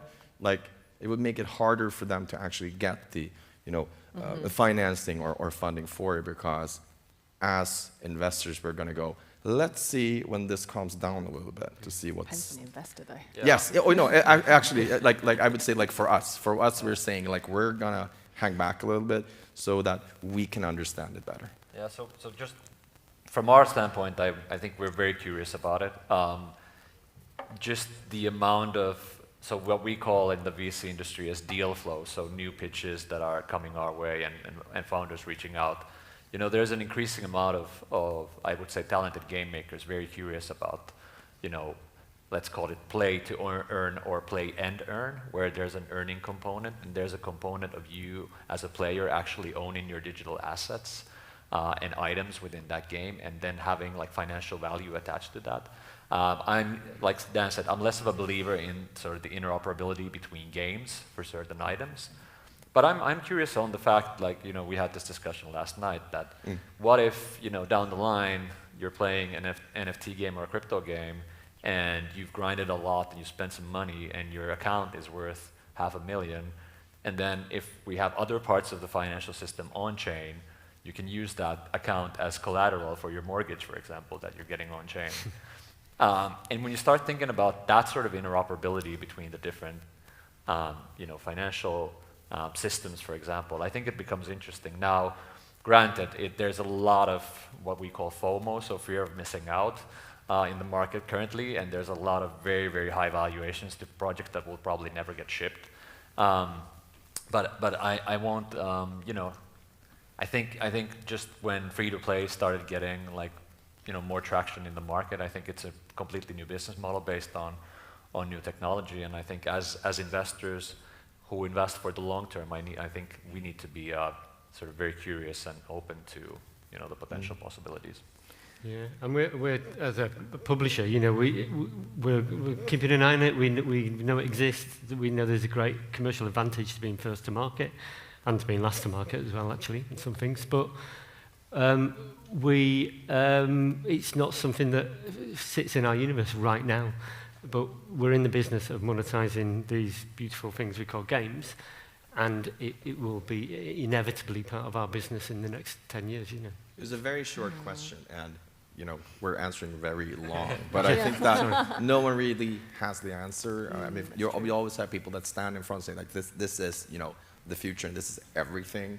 And then I think the difficult part of it is that it's part of a utopian dream. It's the next step of kind of humanity, you know, which is like with flags and stuff. And then there's the other part that is the business area, and how do we make it work? And since we are more here in the business area, so we're looking at it from that perspective, and I think that these kind of different views might clash sometime. I've had people say like, but you don't understand it. It's so great, and I was like, that's what I'm saying. Like, I do not understand it. It's like, yeah, as someone who sometimes, I wouldn't really call myself a professional artist, but as a hobbyist with art, I see a lot of, NFTs, it makes it so you own your work, but then I see people tokenizing someone else's artwork, stealing it like that. And so for me, it's all just a bunch of red flags and calling it a money laundering scheme. I think there's a ton of problems with NFTs as it currently is working. I think a lot of those problems could be solvable. And I think there's enough money being poured into it, and enough like serious companies such as Ubisoft, Disney, like putting the marketing dollars behind it, that they can solve a lot of these issues. It is, no one really knows at this stage. I think it's very early, right? It's very early, and everyone is like seeing it from different lenses. That's right. Okay, thank you. Maybe if we have the next person ask a question to a specific person, so we can. We've got about five minutes left or less. So, yeah. Hello. Hello. Hello. It's not a specific question towards someone, though. Well, we'll just let one person answer then. It's more about deadlines and how that works with publishers and investors, because I think some of the stigma around publishers is that games get released too early, right? Let's say Fallout 76, Cyberpunk, even New World, I feel, could be in development for another year, sorry. How do you deal with that? So from merge point of view, we don't have slots. We're kind of lucky, I guess, in that we don't have, a lot of that things like Cyberpunk happens because you're kind of meeting financial kind of fiscal deadlines and year ends and quarter ends and that kind of thing. So they need to support the stock price and the share price of the company. So there's an expectation that a product is delivered. We're not independent anymore. We were until the past about 5 months ago, we became part of the Zordix group. But even so, right now, we don't have those pressures to hit release windows with products. So that means that we can, so as long as we know there's issues with delivering, kind of a milestone, we can talk around it. And there's always a negotiation you can have. Just, I'd say just open that up and have that conversation earlier rather than later. Okay, thank you. Next question. Hello, I'm Sebastian Brolle from Bad Games, and I do games on my free time besides my job, and I'm mostly a solo developer. I'm wondering, is there anything an investor or a publisher could do for someone in my situation, a solo developer working on free time? And I feel like I'm kind of maybe too small to use a publisher, but I'm not sure. I don't really think there's something that is too small. Let them decide that, not you. I mean, I think that the important thing, and I love hobbyist game developers. I think I've said that yesterday as well. I think there's a stigma over it that, why don't you do it professional? But I think it's amazing that people just do it for hobby, because then you have all the possibilities to either release your game for free or for paid, and you keep it all. And I think it's the most important thing is to create a game, your very first game, and take that to market yourself. So Steam, for example, is the easiest way to do that, because there's a lot of things you need to learn to go through that process just by going through like the Steam application and setting all of that up and doing that yourself first. And then with quite some easy tutorials and stuff, I would say, like to do some micro marketing on Facebook, TikTok, Instagram, those kind of things, where you can just put in 300 Norwegian krona to see what happens, and just put it on itch.io and other stuff. And I think that it's a learning experience from, then you have done it once, and maybe it was not the raving success. And I think from that point, then you can realize, or then you can feel, do I want to do that again? Or is there anyone else that could help me? Is that a freelancer that might know more about marketing, like Steven, for example? Or do we think that the game is good enough for you to go to one of the smaller publishers to see, and let them judge if they think it's good enough, or if sometimes we have a lot of publishers in Embracer. I mean, we got Koch Media and THQ Nordic and Coffee Stain, and they all are in different brackets of where the size of projects that they can take on. Koch Media has a subsidiary called Ravenscourt, which is a smaller, do more indie games, while Koch Media do the bigger ones. So it's also finding out like what publishers are out there.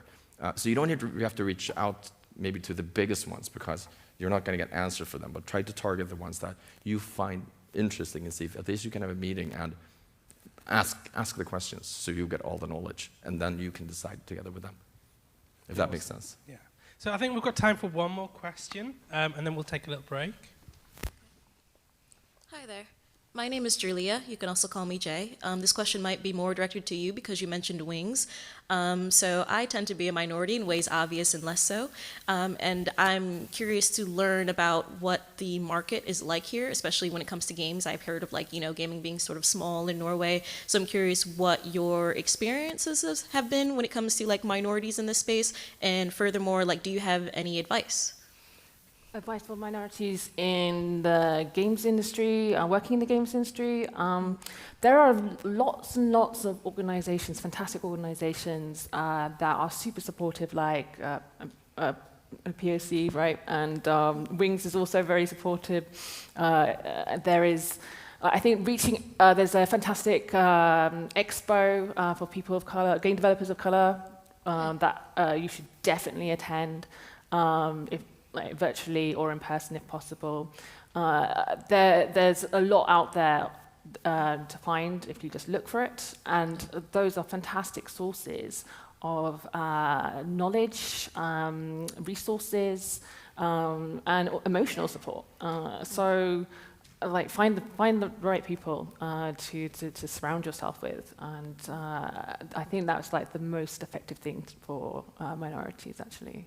Okay, nice to know that there are some resources. Thank you. Yeah. All right, thank you. Well, I want to say a big thank you to all of our panelists for today. So please give me a round of applause.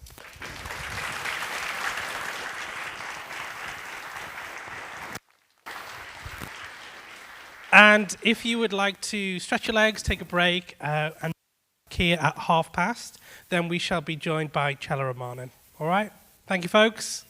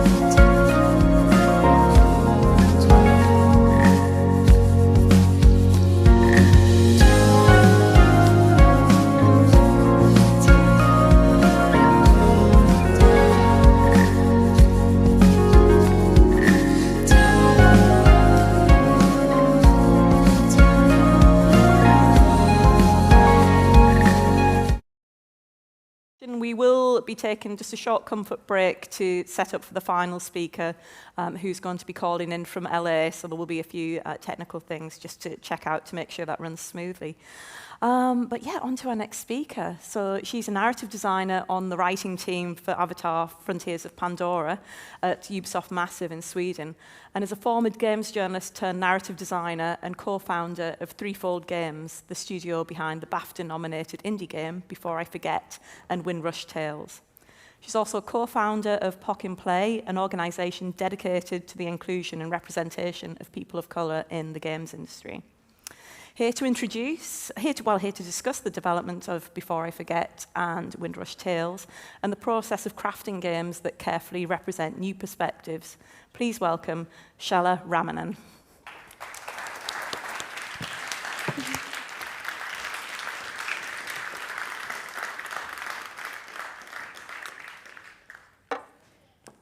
Hey, oh wow, it's been a long time since I've stood in a room with people instead of Zoom. It's very nice to see you all. So hello and welcome to Making Games for Real. So this talk is about making games, about serious real-world topics and experiences, and importantly, making them in a way that's respectful and representative. So here is a little bit about me. My name is Shala Ramanan. I'm a narrative designer and writer, currently working in AAA and the indie space as well. I'm one half of Threefold Games, alongside Claire Morwood, who you see here, who I call my creative kindred spirit. So together we made a game called Before I Forget, which is a narrative exploration game about a woman with dementia. It was released last year. We didn't expect to be releasing in the middle of a pandemic, but we did. And I am also the creative director behind Windrush Tales, which is, or will be, it's in pre-production, a branching illustrated narrative game about Caribbean immigration to the UK, which happened through the 1950s and up through the 1970s. And then finally, which has already been said, but I'm the co-founder of POC in Play, an organization which I co-founded with Adam Campbell to increase the visibility and the representation of people of color in games as well as in the games industry. Do I have to point it there? Okay. Okay, so a little bit about my games. So Before I Forget, as I said, is a narrative exploration game about an Indian woman with dementia. And it began life at the XX Plus Game Jam in Bristol. And that's when I met Claire for the very first time. And that game jam literally changed my life, because 4 years later, we released Before I Forget, and it was nominated for a BAFTA, which is still a sentence I'm not used to saying, in the category Games Beyond Entertainment, which I guess leads us neatly to this talk. So the other game is Windrush Tales, and it's an illustrated branching narrative about a specific period of immigration to the UK, when people from the Caribbean were invited to Britain to help rebuild the country after the war. Okay, so a little bit about the background of Windrush Tales. So in 1948, about 500 people from the Caribbean arrived aboard a ship called the HMT Empire Windrush, which was a repurposed German ship. And over the next 20 years, that generation of immigrants from what was then called the West Indies became known as the Windrush generation. And they changed the face of Britain, and they became the backbone of institutions such as the NHS, because it was the birth of the welfare state in the UK, and they worked in the transport industries, on London Underground, on the bus systems in cities like Bristol, Birmingham, as well as London. And then they became like sort of integral, they brought integral cultural value to the country in terms of music and sport and the arts and politics. And then in 2018, it was the 70th anniversary of the arrival of the Windrush. And it was revealed that the UK government's hostile immigration policy had been wrongfully deporting and targeting members of this generation. It was a betrayal of the promises afforded to them in 1948, and it became known as the Windrush scandal. And so I'm giving a lot of context to this game because I'm conscious that I'm in Norway and that you may not be aware of this particular part of British history. And in fact, a lot of people in the UK weren't. They didn't know. When we said we were making a game about the Windrush generation, a lot of people didn't know what it was or why they were called that until the scandal. Sadly, it took this awful thing to happen for people to suddenly kind of key into what this game is about. So Windrush Tales is basically the story of 3 immigrants in 1950s Britain navigating a largely hostile and isolating society. And the game is going to explore the different ways those characters try to navigate and thrive in that. So currently it's in pre-production, so I won't be going into that much detail about it, but I can outline some of the early decisions that we've made. So basically this is a talk about 2 games that are exploring very different topics, but both need a lot of careful thought and consideration. So I'm going to go through some of the stages of things that I found in common in making both of these games. So Before I Forget, we had a lot of media interest, and journalists would always ask us, why are you making a game about dementia? And I think it's a crucial question that developers can ask themselves. So why? Hello, clicker. There we go. Okay, so like I said, Before I Forget was born at the XX Plus Game Jam in 2016. And you can see here some really, really early images of the game. But in terms of why dementia, it was basically, I was a prose writer before. This was the first game I wrote, apart from a little thing I fiddled about with in ink, just to sort of hone the craft and tinker with branching. But this was my first proper game, but I was always writing novels and prose, and I wrote a radio play shortly before this. But I was always interested in memory and what does it mean when you lose your memory. I was interested in sort of amnesia, as like what happens to a person, those sort of building blocks of a personality and a life, what happens when you lose those. So it was something that sort of preoccupied me, and I had notebooks with story ideas in, and one of them was just simply woman with dementia and nothing more than that. And then we got to the game jam, and the theme was borders. And at the time, there was the Syrian refugee crisis, and Trump was threatening to build a wall. So there were lots of border issues going on around the world, and we kind of sort of toyed with some of those ideas. And then I said, well, what if we take it from another angle and we think about psychological borders? And I have this idea for a woman with dementia. Well, it's not really an idea, it's just like a statement. And it immediately kind of clicked for Claire, and we sort of bounced ideas, and as a result of that idea, it was like we immediately had a setting, because we were like, okay, so she's in a house, maybe she's alone, so we're going to have a set number of rooms, because don't forget we were at a game jam, so we had a very limited amount of time to make something, so we needed to bring the scope right down. So we were like, okay, we'll have several rooms, and she walks around, and what if the house is in grayscale, and you can see here in the GIF, so when you interact with an object, maybe color comes back, and that represents her getting her memories back. And that was basically, Before I Forget in a nutshell, that's the gameplay right there. So there were really a lot of reasons why, but they weren't because, journalists asked us that question because they were expecting us to say because we had personal connection, we'd lost someone, and fortunately for both of us, we haven't had that personal experience of dementia. But our reasons why were because memory loss was interesting to us creatively. It fitted the theme of the project, which we happened to be doing at at that game jam. And also, it interested us because games don't usually cover this kind of thing, so it was unique, and it was an opportunity for us to have an older woman as a protagonist. It was also an opportunity to explore something that affects a lot of people. You know, dementia touches too many people, but it isn't represented in games, and we wanted to challenge that, you know, like why?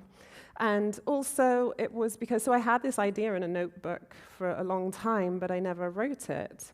And I think I never wrote it because it was perfectly suited to be a game. I don't think it would be as effective or as impactful if it wasn't a game. So the learning here was, you know, that why doesn't have to be a way to stop you from taking on something that's difficult or challenging, but it's about interrogating your creative motivations behind a project.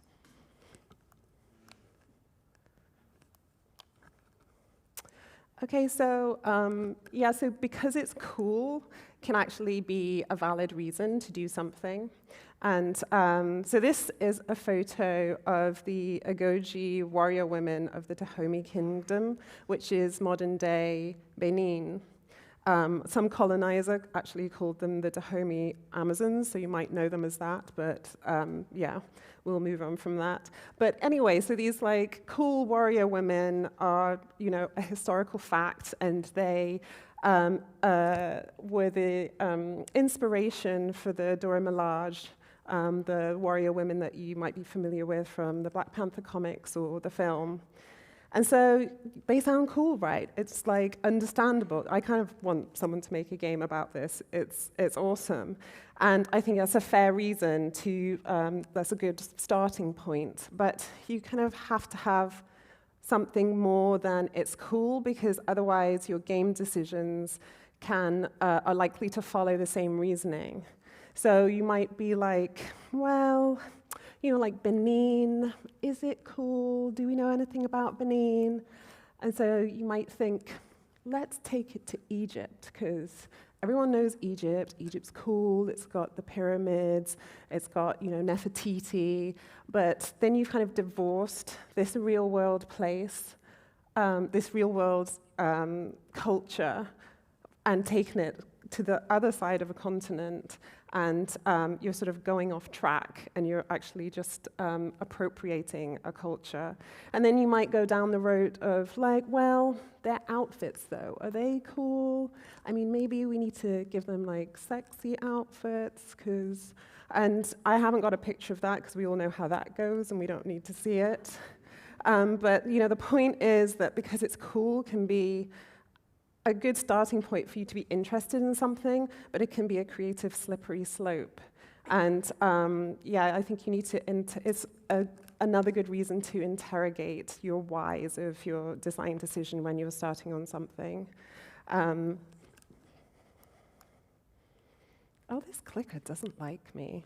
Okay, so regarding Windrush Tales, so the why on that was easy for me because I am a child of Windrush. My father was from Grenada, which is a small island in the Caribbean, and he came to the UK in the 1950s, so he's part of the Windrush generation. And so when it was the 70th anniversary, I was like, I want to do something creative to celebrate this.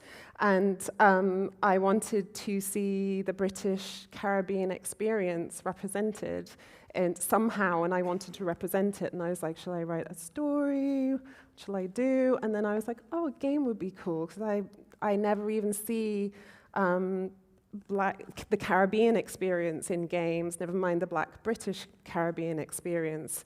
And, you know, this is a very specific period of British history, and it's specific to me, and I think we deserve to see ourselves represented in this way. So I started making it because it's a story I wanted to see, and nobody else was doing it. And also the fact that, you know, this is a story of an odyssey, of people leaving one island, getting on a ship, and going to another island, not knowing what they're going to encounter. And that's just like the seed of so many mythologies and like folklores that we're interested in from all over the world. So why aren't we interested in this one that's actually recent history? Why wouldn't we want to see a game about that? Oh yeah, so this is the, I think this is my last why slide.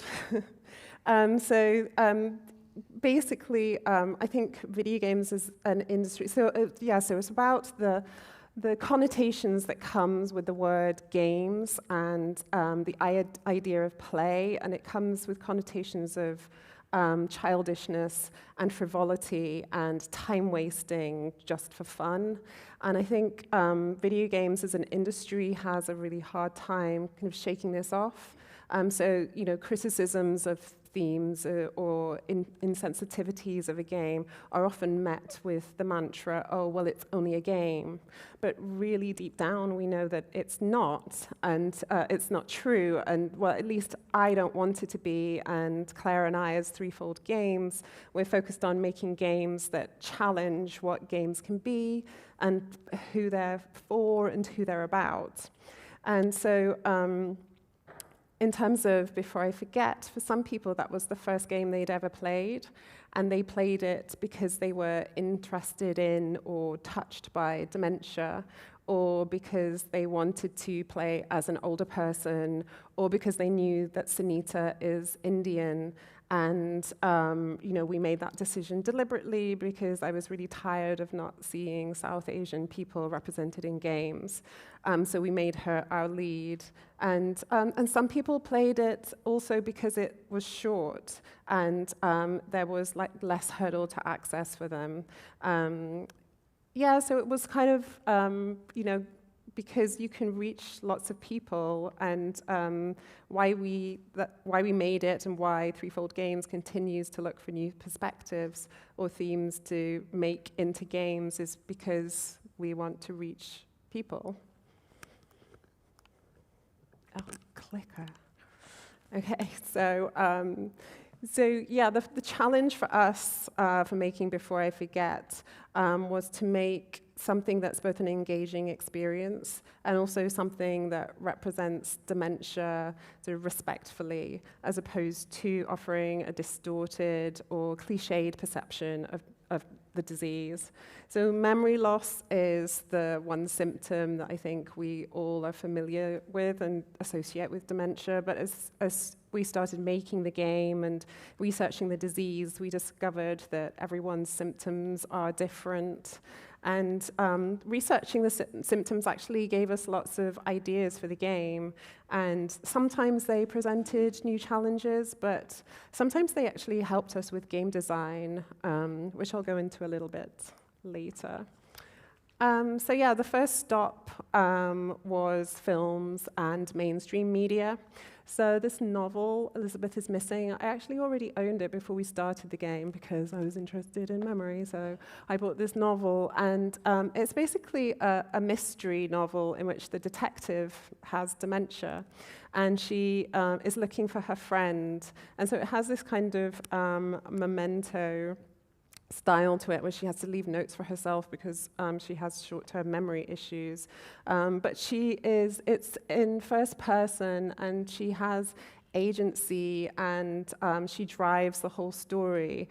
So it's not about someone caring for her. So it was a really great starting point for us, and definitely what we wanted to do. So she's the hero of her story, but she's obviously battling with confusion and the anxiety that comes with that, and sort of lost time, and sometimes she slips into the past completely without realizing it, and sometimes she forgets to eat and things like that. So yeah, it was just like a really interesting insight into dementia, and also like making a protagonist who is still strong and vital, which is what we wanted to do. And then we looked at the film Still Alice. So our protagonist has early onset dementia. Lots of people assume that she's an old lady in her 70s or 80s, but she's not. And she's an academic. And then we found this film, and that's also the central character is also an academic. And it was quite interesting because in one of the scenes where she gets diagnosed, he says that because she functions at a really high intelligence level, she had lots of coping mechanisms, which meant that her symptoms were hidden for much longer, which was quite interesting and could help us sort of justify the fact that Sunita lives alone for so long. So both of these films focus on the character rather than the disease. And yeah, that's definitely what we wanted to do with Before I Forget. Oh, yes, and then the other thing that we decided pretty early on was that we didn't want to. So there's this preconception that games are somehow educational tools. I don't know if it's because they're software or something, but we were often asked, like, oh, is this to go into schools or is this to train people? And so another reason, so one of our reasons, our whys was not education. So we didn't make this game to educate people about dementia. So yeah, so it's really interesting, like when you're interrogating your why you're making something are the ones that are, it's like why you're not making it. So yeah, we weren't making it to be an educational tool. If somebody learns something about dementia from playing Before I Forget, that's great. But that wasn't why we were making it.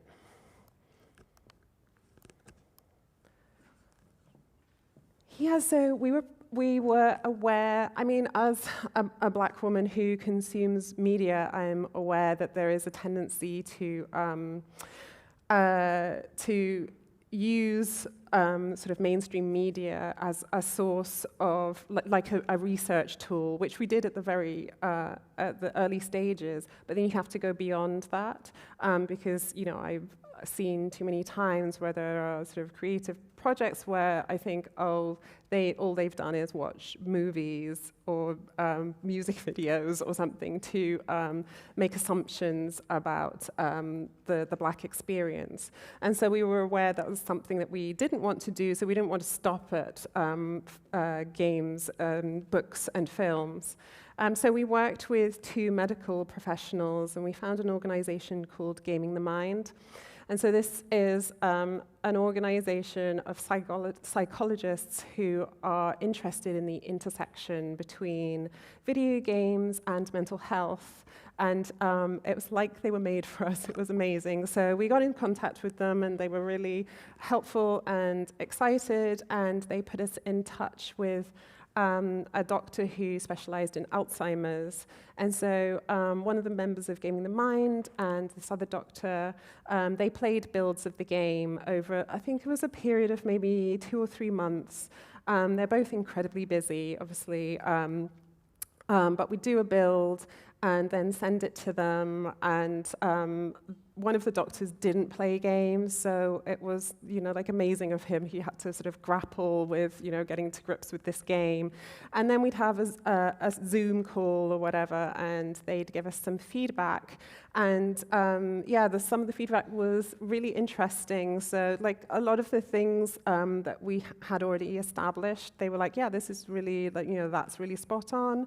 But one of the notes I got as the writer on the project was, I had a key, and when the player interacts with it, Sunita has a thought about it, and she said, oh, that long metal object. And he said, oh, that's actually not how cognitive function degrades around language. They'd actually remember the function of an object rather than the form. So then I did an editing pass on all those sort of object interactions. So the key became that unlocking thing. And I had a watch that was a round metal object, and that became the time counting thing. So that was a vital piece of information that we might otherwise never have found. And then there were other So what else? Yeah, so then there was patterned objects. So like a rug on the floor can be problematic for people with dementia because they can hallucinate and see patterned things as a change in surface level. So they might see it as a hole in the ground or feel like they're going to trip over it or something. So that was something we used as well because we had a bit of open plan house. And we didn't want the player to go down it until a certain point. So we put this rug there, and it became this kind of black hole that Sunita just naturally doesn't want to go down. And although a lot of the players didn't understand what that object was, because they didn't know the intricacies of dementia, we were fine with that because a colleague's father who had dementia played it, and one of his notes, he wrote some notes, and he was like, oh yeah, the rug. He's like, I don't have that, but I know some people who do. And I just thought that was a really nice moment of representation for him, that he was the only one who got that, and we thought that was kind of cool. Okay, so you've accumulated all this information about whatever the topic is. For us, it was dementia. So how do you make a game from this?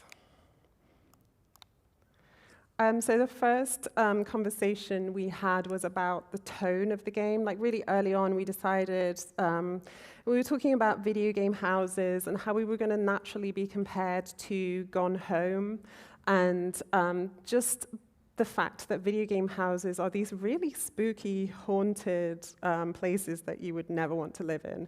The Gone Home house is beautifully realized, and it feels really lived in, and that was really inspiring for us. But yeah, they need to put some lights on in there. So we decided this is our house, so it's very light and airy and pastel colored, because dementia is scary enough, and we didn't want to present the disease as some sort of supernatural thing that was occurring, like some sort of haunting, because it's not. Dementia is sadly really banal and commonplace. It's not a superpower, it's ordinary and also sad and cruel. And so we wanted to make sure that the house wasn't the tone of the house, because dementia isn't making the house scary, the house is ordinary. I mean, sometimes when Sunita enters a moment of anxiety, then we will change the lighting and things like that, and might sort of increase the shadows. But generally, you'd walk into this house, and I think it's a really nice house, and it's in North London, so it's worth a fortune. So this is about how dementia creates gaps between, so it creates this disconnect between the person who is living with the disease and the people that they are leaving behind. So basically, our realities are not the same. They may not even be experiencing the same moment in time.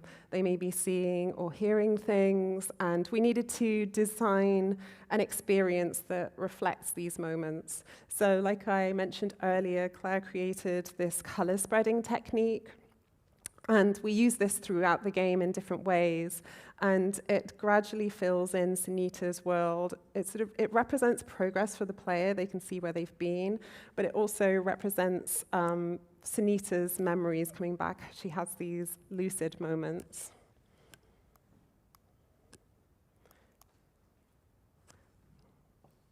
So the goal in Before I Forget is to find Dylan, but sometimes Sunita forgets that that's the goal, and perhaps she wants a cup of tea instead.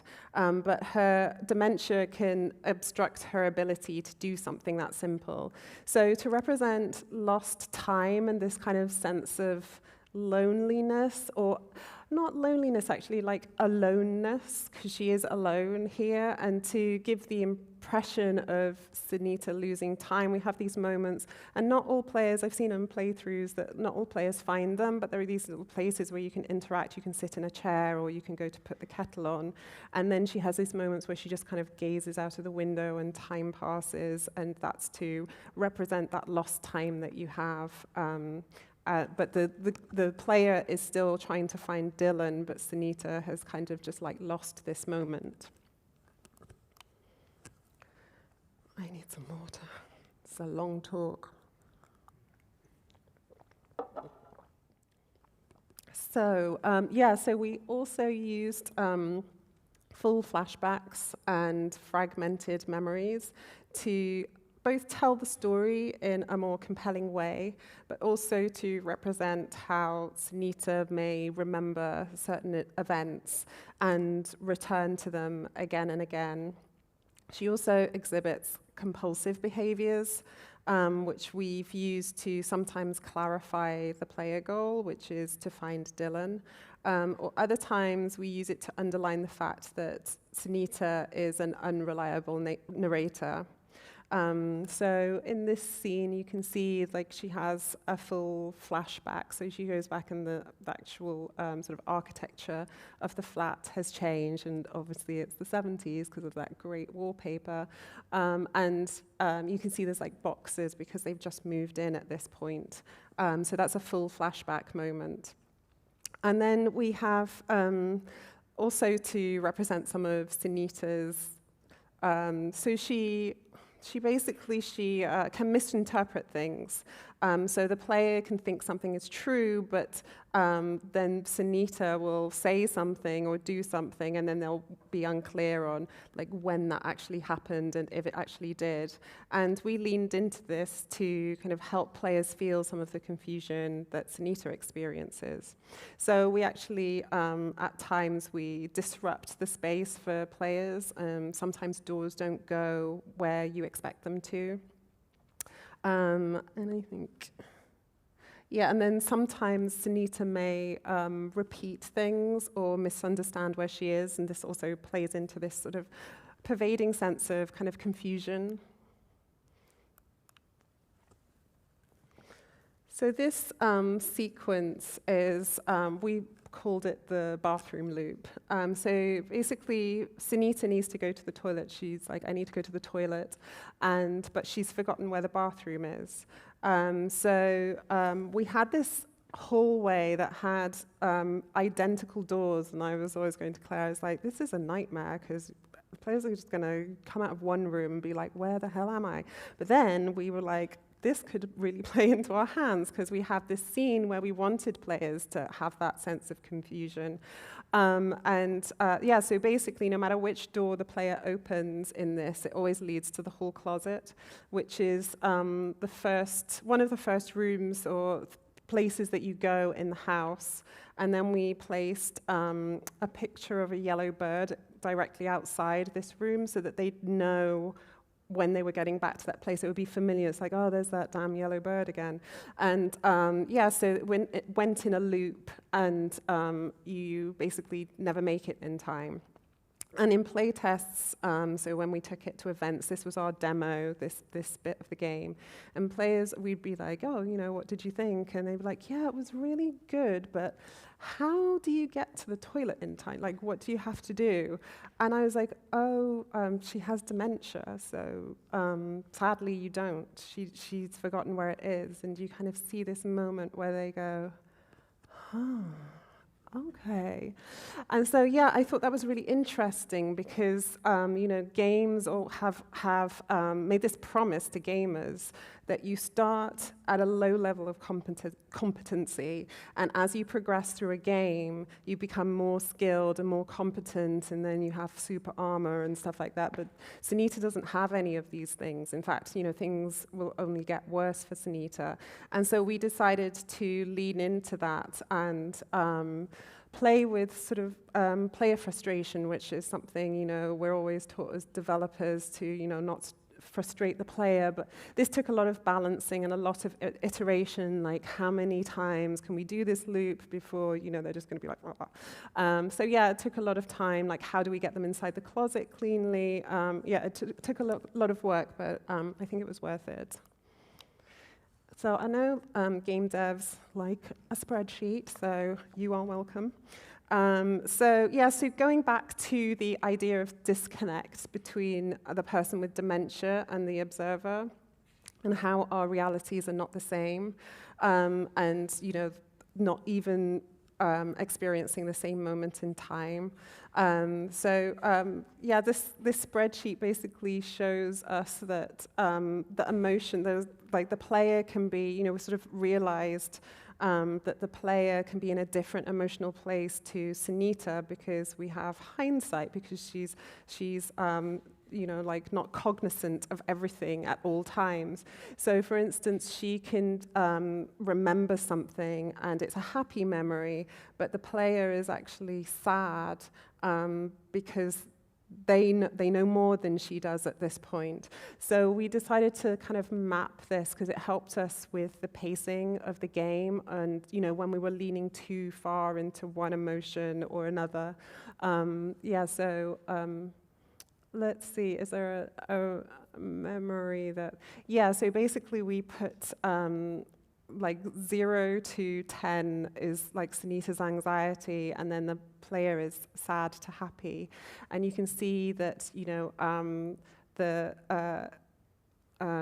where is a good one? Oh yeah, so the romantic photo, for instance, like she might find that kind of happy, but the player's like, uh-oh, because they have hindsight. And for instance, when she finds a letter on the computer that's from a colleague who's really angry because she messed up a presentation, which is obviously the player recognizes at this point that those were early symptoms of dementia. And she's just like, oh, he's an idiot, I'll phone him on Monday or something. So the player is kind of like, oh, this is really sad because she's forgotten what happened. But yeah, this was an interesting way for us to kind of help with the pacing of the storytelling.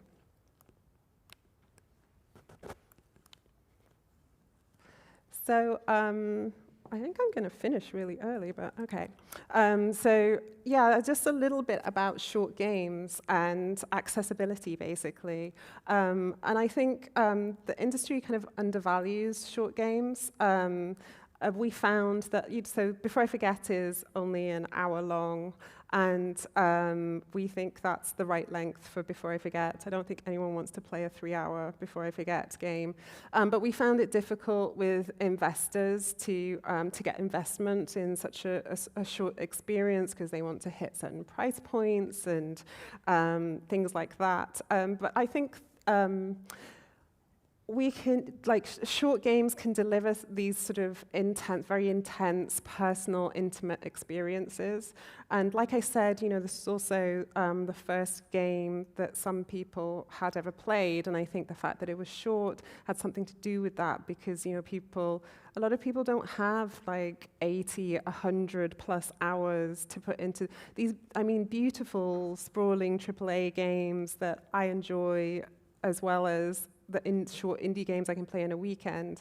But I think maybe there's something AAA can learn from short games and giving these sort of exit points for people, and also sort of re-entry points, so that if you go away to live your life and look after your children or something, you can come back to a huge game, and you don't have to sort of reach for a wiki to remember what the hell happened. So yeah, just a little one for short games. Okay, so my final wrap-up is basically, Before I Forget is a love story and a mystery, but it's also an attempt to explore a difficult topic in a medium that's often dismissed as frivolous and incapable of presenting anything other than violence led by white men as the heroes of their own story. But we made a game about an Indian woman who is a scientist. She's a wife, a daughter, a friend, and someone who had dementia. And her story is just as vital and engaging, and a game was exactly the right medium to tell her story. No other medium can put you in her shoes in quite the same way. No other medium can sort of shift to three-dimensional space beneath your feet in a way that can sort of represent even part of what Sunita's day might be like. And that's why we made Before I Forget. So I hope this helps you find your why to make that game that tackles something difficult and to tell that story that needs to be told. Thank you for listening.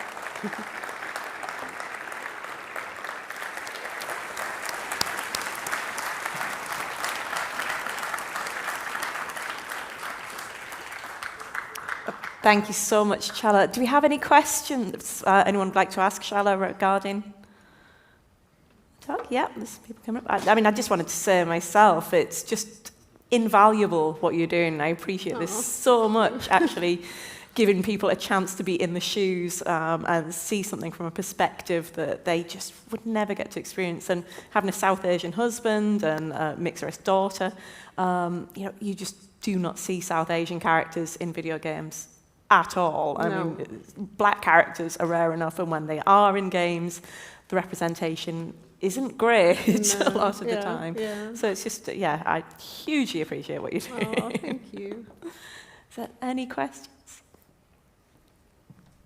Hi. Hey. My question is just when you were testing your game, because I know recently I test a game, and I'm also in a game school doing a master's, and we're often like when we are testing is often kind of blend the same people that you're testing, and they're very giving you gamey feedbacks. And when I often test to people that are outside of games, I kind of like love the feedbacks, like they pay more attention to some details that I'm not well aware. I just wanted to know how, when you were testing your game, like how the audience were changing, and how would you like pick some things that you were like, oh, this is actually interesting, or no, like what was the experience when testing the game? Yeah, so I mean, the main non-gamer was the doctor, and when our very first event was actually a local Comic-Con, which was at the top of my road, and I was like in Somerset, sort of in rural England, and I was like, this is not going to be our audience for the dementia game where you like an old lady where you have to read a lot, kids, have fun, whilst there's Wookiees walking around and stuff. But we were like, it's just like the table was free, and so we thought, well, at least we can like find some bugs maybe or something. So we took it, and we basically underestimated our audience, which investors did along the way. So it was a good early lesson because the demographic was quite young. So there were kids there who were like, I don't know, like maybe 12 or 13 or something, and they loved it, and they went away and brought their friends back, and so we got so that was a good lesson. That just because because like kids know old people too, they they love old people. You have grandparents and things, and there's this assumption that kids can't relate to anyone like I don't know above 16 or something, which we found wasn't true. And then the black hole rug element was actually from a woman who played the game at this con, and she worked in care, and she came and she's like, oh, you couldn't have that rug in the house, and so there were lots of things. And then some of the things that we were doing right, like people would play the demo, and some people were like crying, and they were like, oh, this reminds me of my grandfather, or it's like, I don't think I'd be able to play this, but thank you for making it. And so I think partly it made us take it, we had this duty of care to do it well. That's what we found from the feedback we got at events. I hope that answers your... Hey. Hi. You mentioned the trouble you've been having with investors, publishers, to justify a short game and a game that's kind of emotionally experimental, and I'm working on the similar kind of game myself, and I was wondering if you have some advice on that. How did you actually, or have you turned people around to it?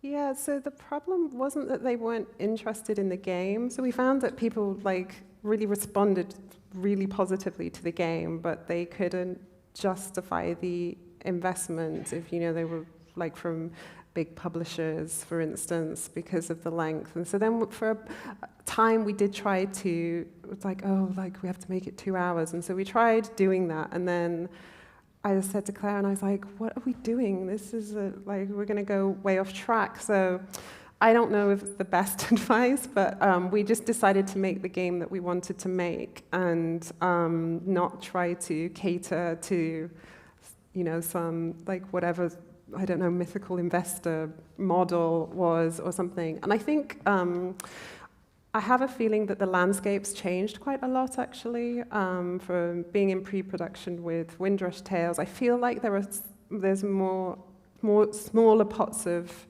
funding that are available because people are talking about this more, you know, the sort of how hard and how the gates are so firmly shut on investment. So yeah, like going into Windrush Tales, we feel like it's different. There's more pots of money out there.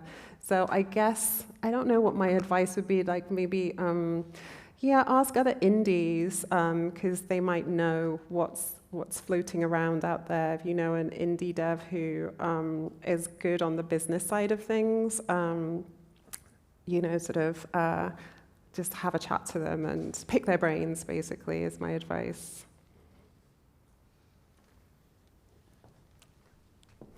Hi. It was a very interesting talk. Thank you. Memory is fascinating. So you mentioned player agency and you trying to convey a specific narrative experience and how you had to balance that. I would love to hear how you tried to balance that, what kind of methods you used. And then a follow-up question, what was easiest to implement and what did you wish you could have implemented but maybe did not manage to? I think for me, one of the things I wish we'd implemented was if you interacted with an object again, that she'd say something different, and it would maybe undermine what she'd said before, or that we had time and resources to add that extra layer of narrative would have been nice.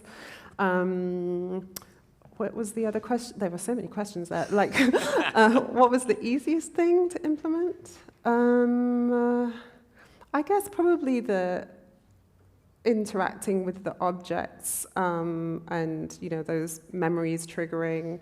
But then it became about where to place those objects. So we moved the objects around a lot to make sure the flow of the game worked well.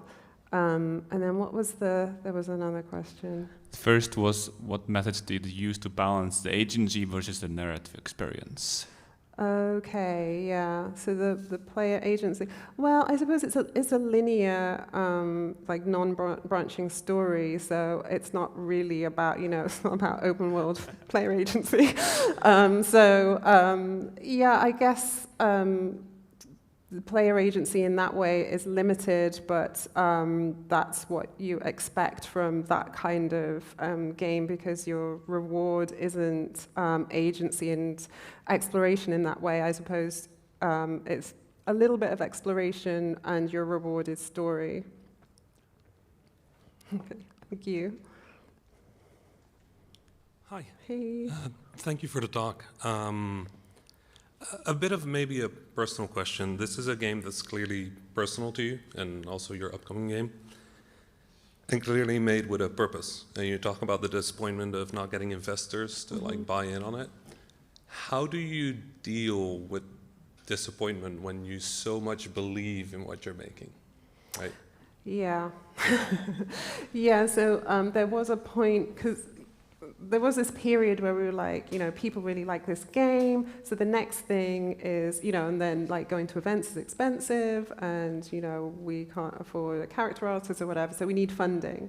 So we were like, okay, let's go to arts funding, because it's kind of an arty game. But then arts funding was like, oh, but this is like a game, right? And we're like, arts? And so we were like, okay.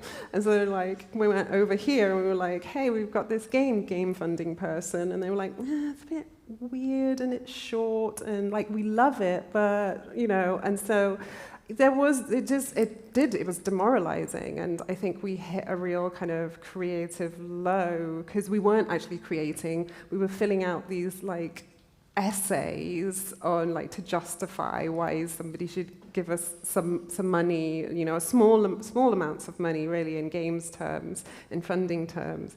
And at some point we were like, this is the last one, that's it. Yeah, I think it was the arts one was like, this is a game. It's like, but you listed games on the relevant thing. And so we were like, okay, we're done. We're just going to make as much of a game as we can with our own funds. And that's how we dealt with it, was just to, yeah, just carry on. And it did get low.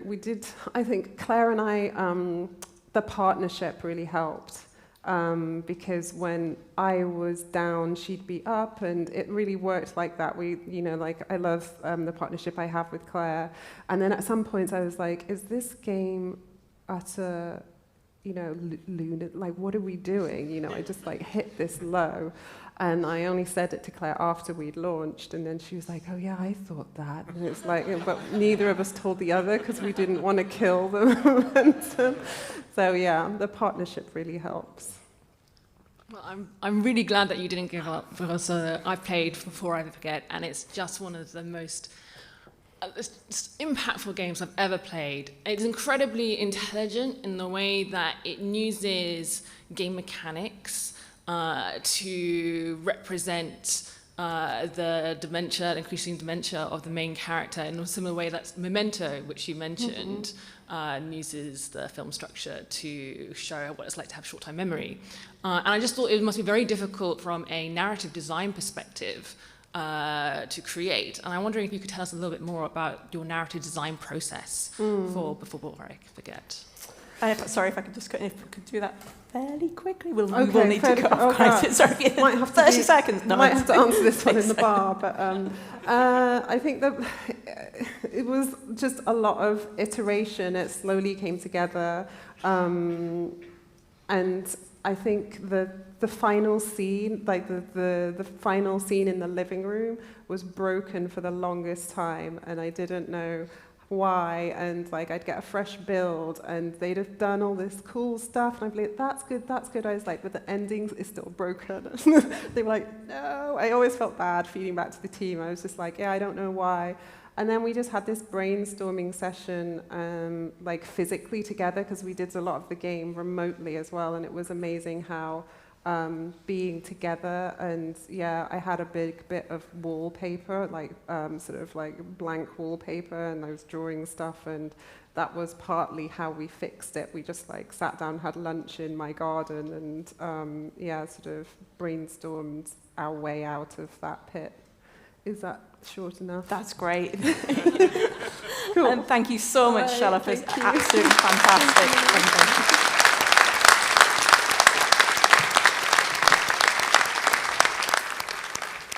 It was absolutely wonderful. We've had some fantastic talks today, I think, that really kind of challenge what a game can be.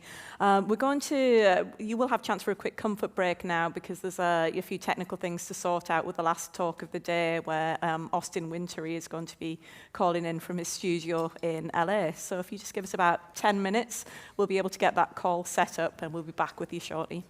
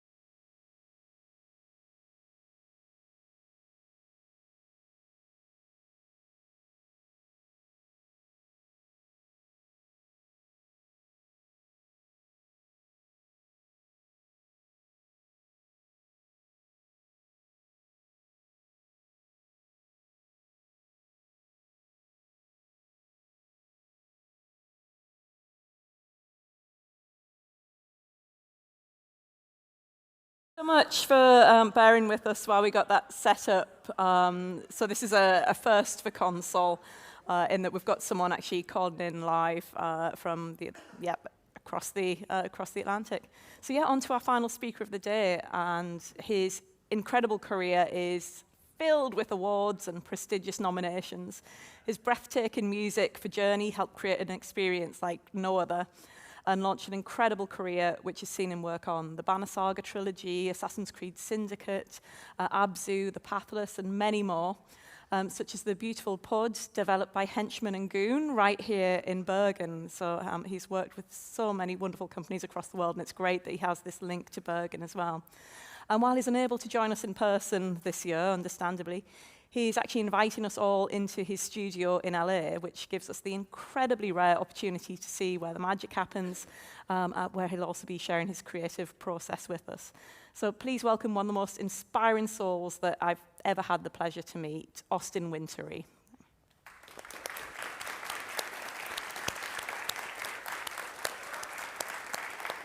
It's a very unfairly generous way to set this up. Well, I really appreciate it. I'm really sorry that I can't be there in person. Very narrowly, I was looking at a lot of different ways to try to make it work, because God, if nothing else, I just miss traveling. But I'm not an ultra homebody type who thrives on sort of sticking to my chair at my desk all the time. And I really love that I've been lucky to travel a lot, not least of which has led me to meeting you, Gabby, and which of course also led to meeting Ingvill and the sort of broader ecosystem of folks on that side. It's been a real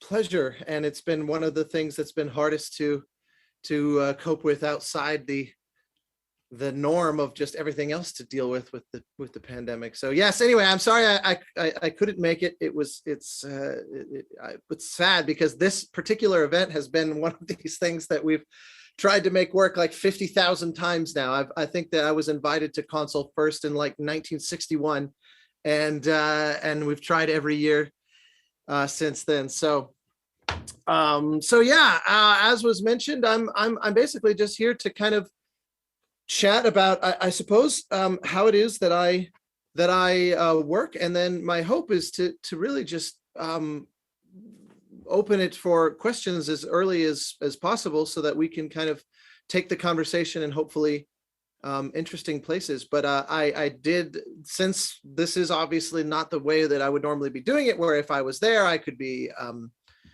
on stage, presumably giving some type or semblance of a presentation.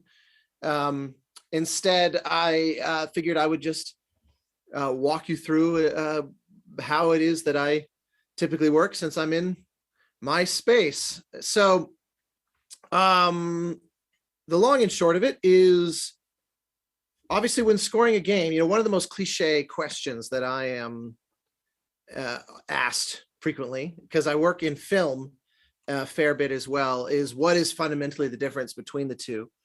And working in games as a composer is actually quite distinct from film, even though at the end of the day, they share in common this salient characteristic of storytelling, and of the idea that music is there to support a larger framework in general. There are exceptions, but my job is essentially to talk with a game designer and a team at large and say, how can we use music to further what you're trying to do?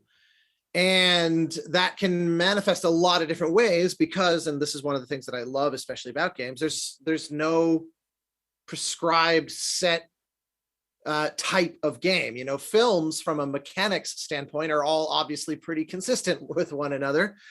Your film starts here, it ends here. There's not a hell of a lot of variation that's going to emerge out of that. Whereas games, and just even the manner with which we play them, can vary so widely that even just the process of how I do my job can vary widely. So So yeah, I just thought it would be fun to kind of talk through some specific examples of games that I've worked on and just how we kind of stepped through them. And then, you know, with that, I'm happy to just shift to having a dialogue and answering your questions. I also said I would happily kind of show you around my space here, which is, it's not, you know, a huge amount to see, but it's something.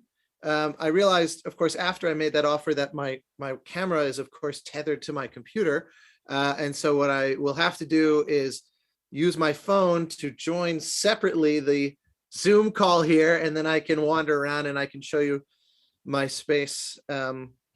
But yeah, before I well, actually, you know what? Let me start with that, because I'm going to go down a rabbit hole talking process. So hopefully this doesn't totally break everything.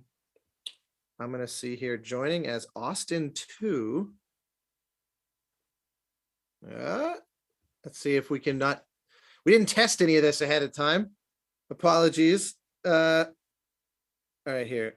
Start video, but mute microphone.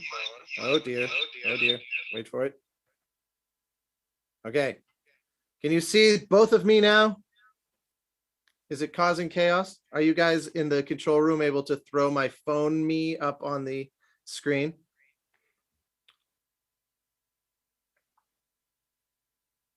The host would like you to speak. Well, that's very generous. All right. Unmute. Did we do it? Hold on. Feedback. Here, I've muted my system, so you're not getting it from me. How about now? Can you guys see my little cell phone? All right. This is truly the unvarnished realities, because this place is freaking filthy. Hold on, I'll reverse my camera if I can figure out how to do that. There must be a way.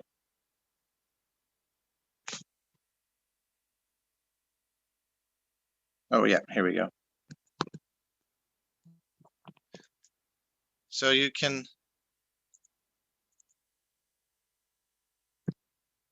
Come on, revert. There we go. There we can see yourselves. Amazing. Oh, look at that. Look at all the wavingness. And you see my very fancy setup of the camera on the keyboard, as I always do every time I do my podcast. So yeah, you can see here is my setup. It's actually reasonably simple. Basically, just a lot of gear, a lot of retired gear. I have 1, 2, 3 computers I don't use anymore and that are not even plugged into anything. This is my current machine, which is all gutted and ripped out of its travel case. And then a little hidden away Alienware that I use for playing builds and stuff. So, and the funny thing is that this wasn't originally designed as a, it wasn't originally, the piano was up against that wall. But during the pandemic, because, you know, I've got like a couch there where I have meetings and things. And, but then when the world shut down and I stopped having meetings, I realized, well, it'd be kind of nice to have the piano somewhere in reach where I could just turn around and play it. And so I never put it back. So I kind of immediately, you know, closed off this space to sort of normal use. One of the things that, you know, if you look around, it's very gray in here by design, because I am all about sort of my very artsy, pretentious description is that it's all about the music being the sort of primary source of color in the room. I don't like if the room feels like it's biasing me in a certain favor. The other thing is that I also don't really keep reminders of past work in here. Like, for example, if I go into the front room, which is mostly storage at this point, like this is where, you know, I will have these posters and things. And it's where I keep these distractions because they are, this to me is very antithetical to creating new work. I'm very grateful that that my career has been as generous to me as it has. But none of this stuff, this is all stuff that I happily keep in a different room. So it's, probably the most exciting is like, I got a nice Star Wars pinball machine right here that's old but still works and is very exciting. And the obligatory 1983 B-wing hanging from the ceiling, which only sometimes leaks from the rain. And a bunch of painting. This is actually my girlfriend Angela. This is a painting she made as a side note while we were recording the Banner Saga. She was in the room with the orchestra and that, which I always loved. She also painted this, which for anybody who's played the Banner Saga would recognize that image. But anyway, I started to say there's no reminders of past projects by design. The one sort of exception is that I have been given a few gifts along the way that I kept in here because they're all about the people who gave them to me. And this was from the folks at Ready at Dawn on the Order. This was also from, actually Angela made this, but as a reminder of this little game that we did called Deformers. This wonderful singer from Maluka gave me this after we did the Banner Saga. Got some little crocheted Jacob and Evie and a separate Evie that the actress Victoria, who plays Evie, signed for me, which is very nice. Little things like that. A little John Wick Continental coin from Mike Biffle. Those kinds of things. Back there is just storage. Although, because Troy is always over here, there is an obligatory one of these. All right, enough of that. I'm shutting this one down. How do I leave call? All right, I had the rest muted, so I'm just assuming I wasn't wandering around talking to myself for the last 3 minutes, right? That was visible to you guys. Okay, good. Strangely, not all of you gave me a thumbs up, so it's possible that somehow only some of you could see. Anyway, you can see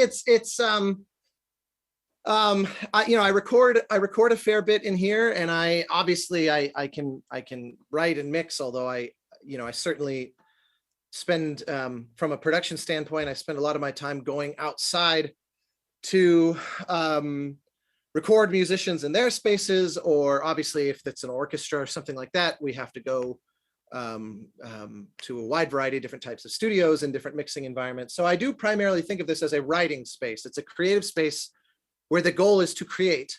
It is not a goal, it is not a production facility, where the goal is to finely tune all the aspects of the mix and all of that, even though I do often do a lot of that here.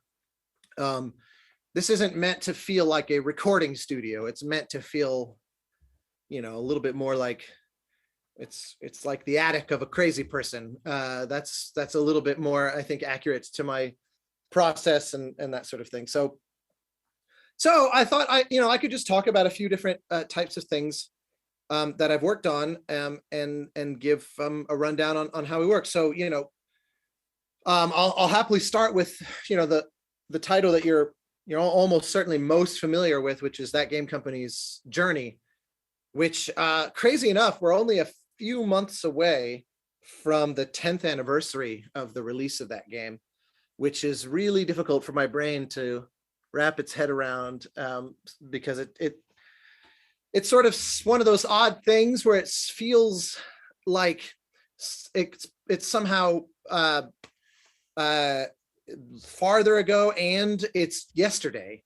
Another baffling trivia that occurred to me yesterday was that by the time Journey comes out and we hit that 10th anniversary, 20% of the time between that day and when it came out, 20% of that 10 years will have been spent in the pandemic, which is also a very baffling thought. But So the way that one worked, and you know, I've given whole hour-long breakdowns of Journey, so forgive that this is going to be a little bit superficial, but I'm not obviously quite sure. Actually, out of curiosity, since I can see a good chunk of you guys, out of curiosity, who would call themselves a game developer sort of first and foremost? And no matter which sort of field or discipline within that, but I'm just curious sort of, you know, to what extent I'm talking to a group of developers. It seems like, you know, I don't know, maybe half, maybe not quite half. Does that mean that the rest are maybe, are there composers en masse in the group? What do we have in terms of musicians or composers? Are we, is there any representation of the few, the proud of my brethren here in the crowd? Oh, good. Well, that's a good position to be in. It's not often that a composer finds themselves in a room surrounded by people that potentially need music. So that's good. I hope those of you in the room who just now raised your hand, don't squander this magnificent opportunity. Well, okay, since I can't hear you at the moment, I don't have the ability to sort of ask where the rest of you fall. So you'll just give me a sense of that when we shift to Q&A. And so also, folks backstage, can you remind me, are we good until what would be my 8:30, like 40 more minutes from now? I just want to make sure I'm not about to bump up against a hard out and then miss the chance to actually have these Q&A. Okay, cool. Super blurry thumbs up in the foreground. Love it. Okay, so Journey, the way that worked is, first off, the game started development right after Flower shipped, which was in early 2009. And the game took a full 3 years of development to finally ship. And I was very fortunate to be there every single part of that, every day of development. In fact, not just that, but I was essentially the first person to actually start creating content for the game, because Genova Chen, the creative director, and Matt Nava, who was the art director at the time, you know, part of how they like to work in particular, but it really was true of TGC in general, was that rather than the typical sort of dependency, you could even argue, on concept art as a way to focus the team and to create a kind of visual benchmark that everyone's aspiring to and that sort of thing, they would use music. Genova's whole philosophy, at least at the time, I think this still holds true with a lot of things of what he did on Sky, although I didn't work on Sky, so I'm not entirely sure if this is accurate, but it's always been the case, even back when we worked on Flow, which was almost like 15 years ago. Genova's attitude was, more than anything else, the goal is to create a feeling, you know, a purely kind of emotional takeaway for the player. He's not looking for an intellectual takeaway. He's not, obviously his games don't rely on things like high scores and extra lives or any of these kinds of more conventional gamey constructs or mechanics. And so the emotional takeaway is all that matters. So his philosophy was, if I can discover a piece of music, or if I can collaborate with a composer to create a piece of music that evokes a very specific feeling in me, and that's the feeling I want the player to take away from playing the game, then having that piece of music as kind of like, it's almost like a pin that you can put on a mood board and say, every decision I make about the game design is going to either move me closer to or farther away from the emotion of that piece of music. And so that it becomes the North Star in the sky. And so by having it early, the primary direction to the team can essentially be, well, you know, gut check your work. Does it make you feel the way this makes you feel? And if not, then, you know, course correct. And one of the things that's sort of implicit in that I like is, by deciding on a piece of music, everyone is actually going to have a slightly different reaction to it and relationship to it. And it becomes a little bit of this embrace of that subjectivity, where it's not, I want you guys to make a game that feels the way this piece of music makes me feel, but it's more like, make your work reflective of how this piece makes you feel. So the game ends up being a slightly, you know, heterodoxical in the way that the team contributes emotionally to it, which is really cool. I think that's what helps make their games feel sort of universal in a way, because it's not, it's not so single-mindedly obsessed with a single point of view. Like TGC doesn't prop up Genova as a, you know, Kojima-esque auteur where everything in the game is about adhering to his sole vision. It's more communal. The team, in fact, if you look at the end credits on Journey, for example, they don't even put people's titles. They just alphabetically list everybody on the team, so that you have a production assistant being listed side by side with the executive producer, because, you know, they were both just that game company. That's all that mattered. So the way we started was he basically, knowing all of that about their process, he basically described to me what the aspirations of the game were, you know, philosophically and emotionally. And he just, you know, we talked about Joseph Campbell and the hero of 1,000 faces, and the sort of archetypes of the so-called monomyth.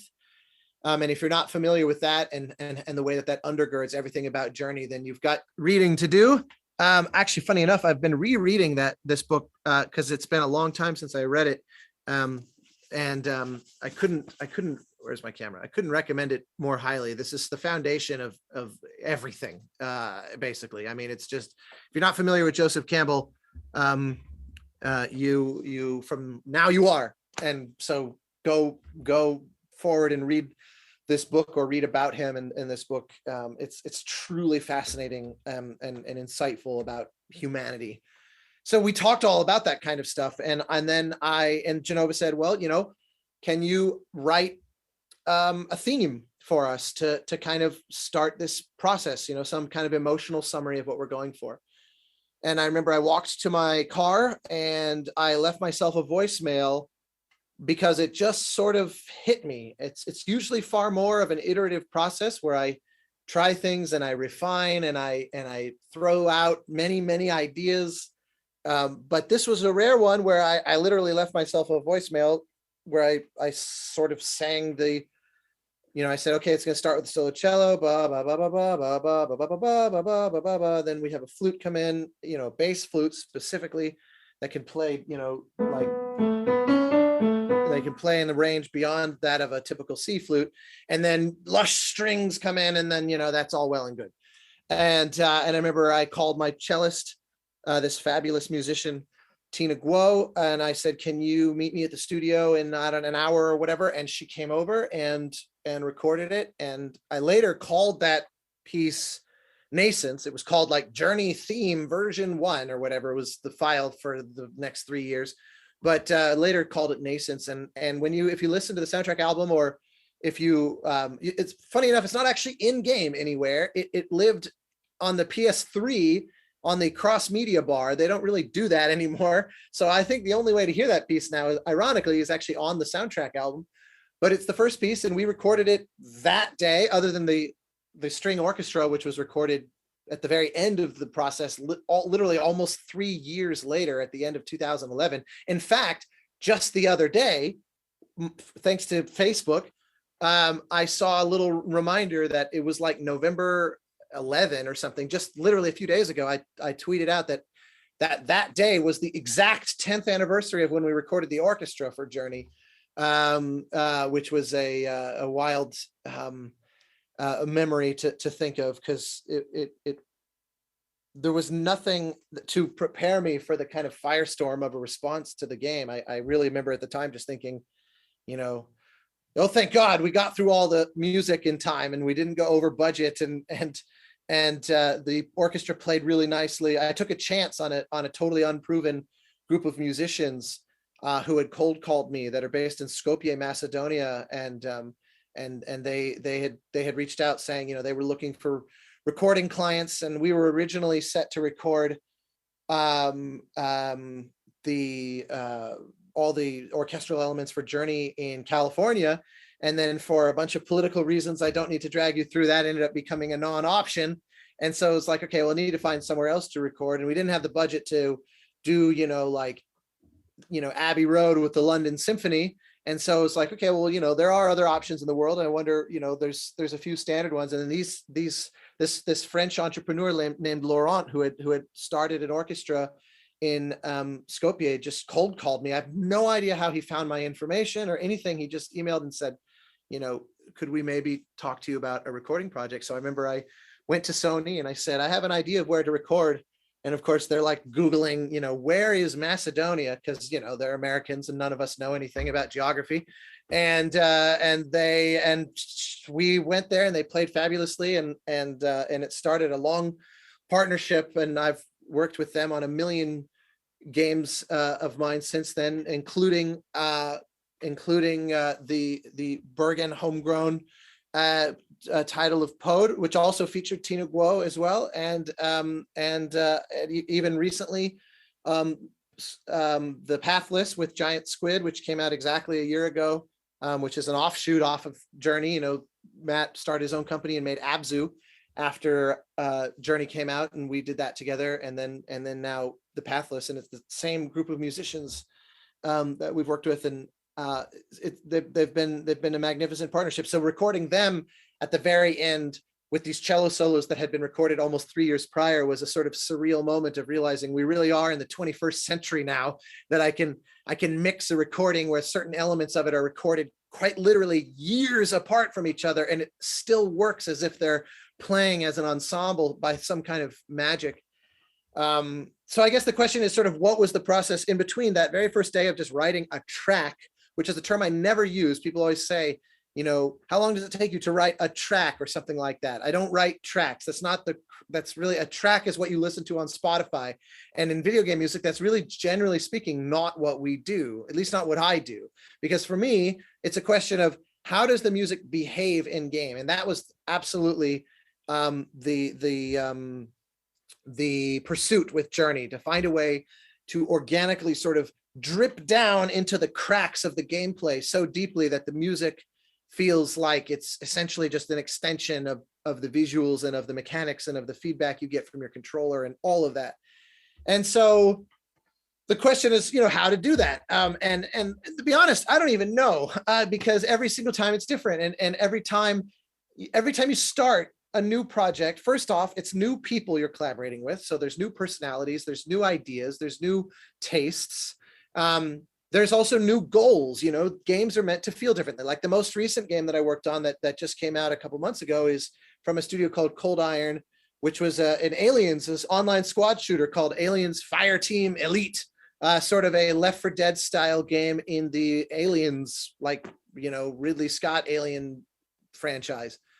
And, you know, the emotional goals, needless to say, of a game like that are quite distinct from a game like Journey. There's little to no overlap other than the philosophical sense of how do we make it feel like it's just interwoven with the player's experience. So in the case of a game like Journey, the way that we worked, because that game company's process is so unusual, my process ended up being very unusual, where what we would do, they would start creating these very rough prototypes of a given area of the game.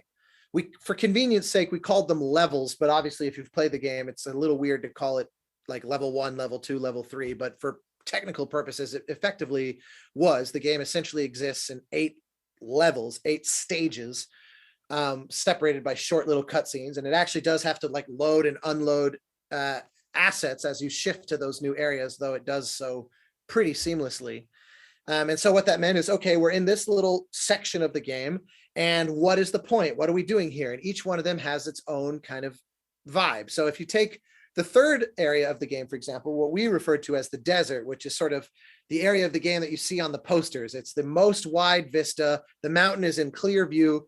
The sky is kind of a green color, which was a very significant, conscientious choice from Matt. He really wanted that blue sky at the finale of the game to feel like something that you earned, you haven't seen before. So the sky is noticeably green in this earlier part of the game. There's clouds, there's the sort of meteors flying overhead, and it almost feels like it's an open world game. It's not technically, it's really just a giant hallway, but the walls are quite far to each side. So it creates this impression of being in a sense, a literal sandbox. And I remember Genova said, okay, every stage of this game is effectively metaphorically a chapter of a person's, you know, sort of an average lifespan.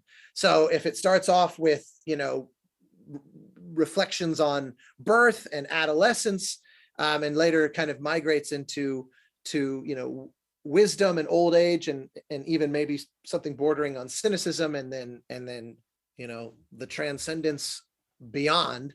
This portion should feel like teenage youthfulness, where everything is fine and there's no sense of danger, and you have this kind of hubris of, I can do literally anything, nothing could ever hurt me. So there should be a playfulness to it and a real carefree attitude. And this is where you first interact with the little creatures. It's a shame I don't have a good camera angle to show you the on my wall. I can't really see it. I have one of those little things that was made by Robin Hunicke while we were working on the game. Hold on, I'm gonna leverage my camera's awkward zoom. You can just barely see the tail of this thing hanging on my shelf, of the little creatures that fly around with you on Journey. Sitting on top of my shelf there's also a Journey scarf that was handmade by Robin as gifts for the team at the final Christmas party before the game shipped. Like I said, I only keep things that I associate with people. I don't like to keep reminders of the work, but that was a special memory. And so anyway, the little thing that swims around and interacts with you is sort of dolphin-esque, little, like, it's all about fun. It's all about charm. And so what I would do is I would just write a piece of music that to me feels approximately like that. And then we would just slug it into the game in a very awkward, just blunt way, as like, here's a 2-minute loop that it just plays. There's no interactivity whatsoever. And then what I would do is I would play test the game with that in there over and over and over and over. And I would just see the way that it feels as I move around different parts of the region. And occasionally little happy accidents would happen where, I would write the music to do some kind of little sort of, like, let's say it's doing this,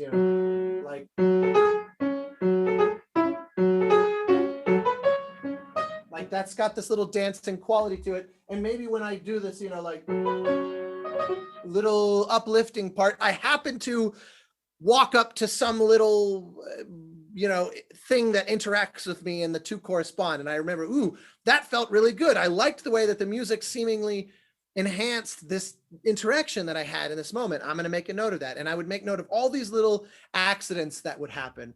And also I would make note of when it worked as a just kind of free form expression that was looping oblivious to my gameplay. And I try to internalize all that. And then I would start to rip the music apart and sort of deconstruct it and say, okay, for those moments that felt really special and really crucial, how can I make sure that the player will, must have that happen? How do I make it so that every time I walk up to this little thing, the music can do that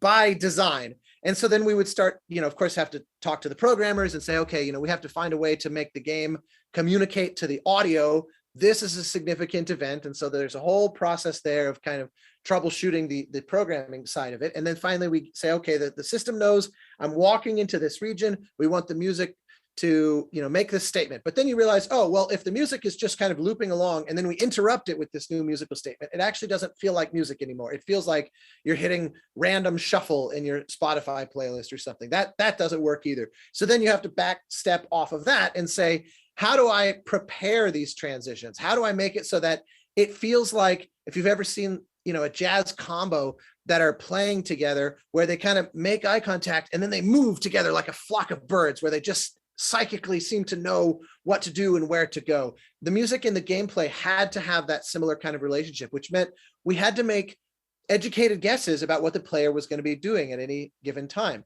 And so it became about just, creating, if you remember sort of the old days of the internet, or if you're on a really slow connection and you load like a JPEG, you get this really pixelated, crappy version, and then it kind of sweeps downward and doubles the resolution, and now you can sort of see a little bit closer what it is, and then it sweeps through again and increases the resolution yet again, and it sort of increasingly comes into focus with each subsequent pass.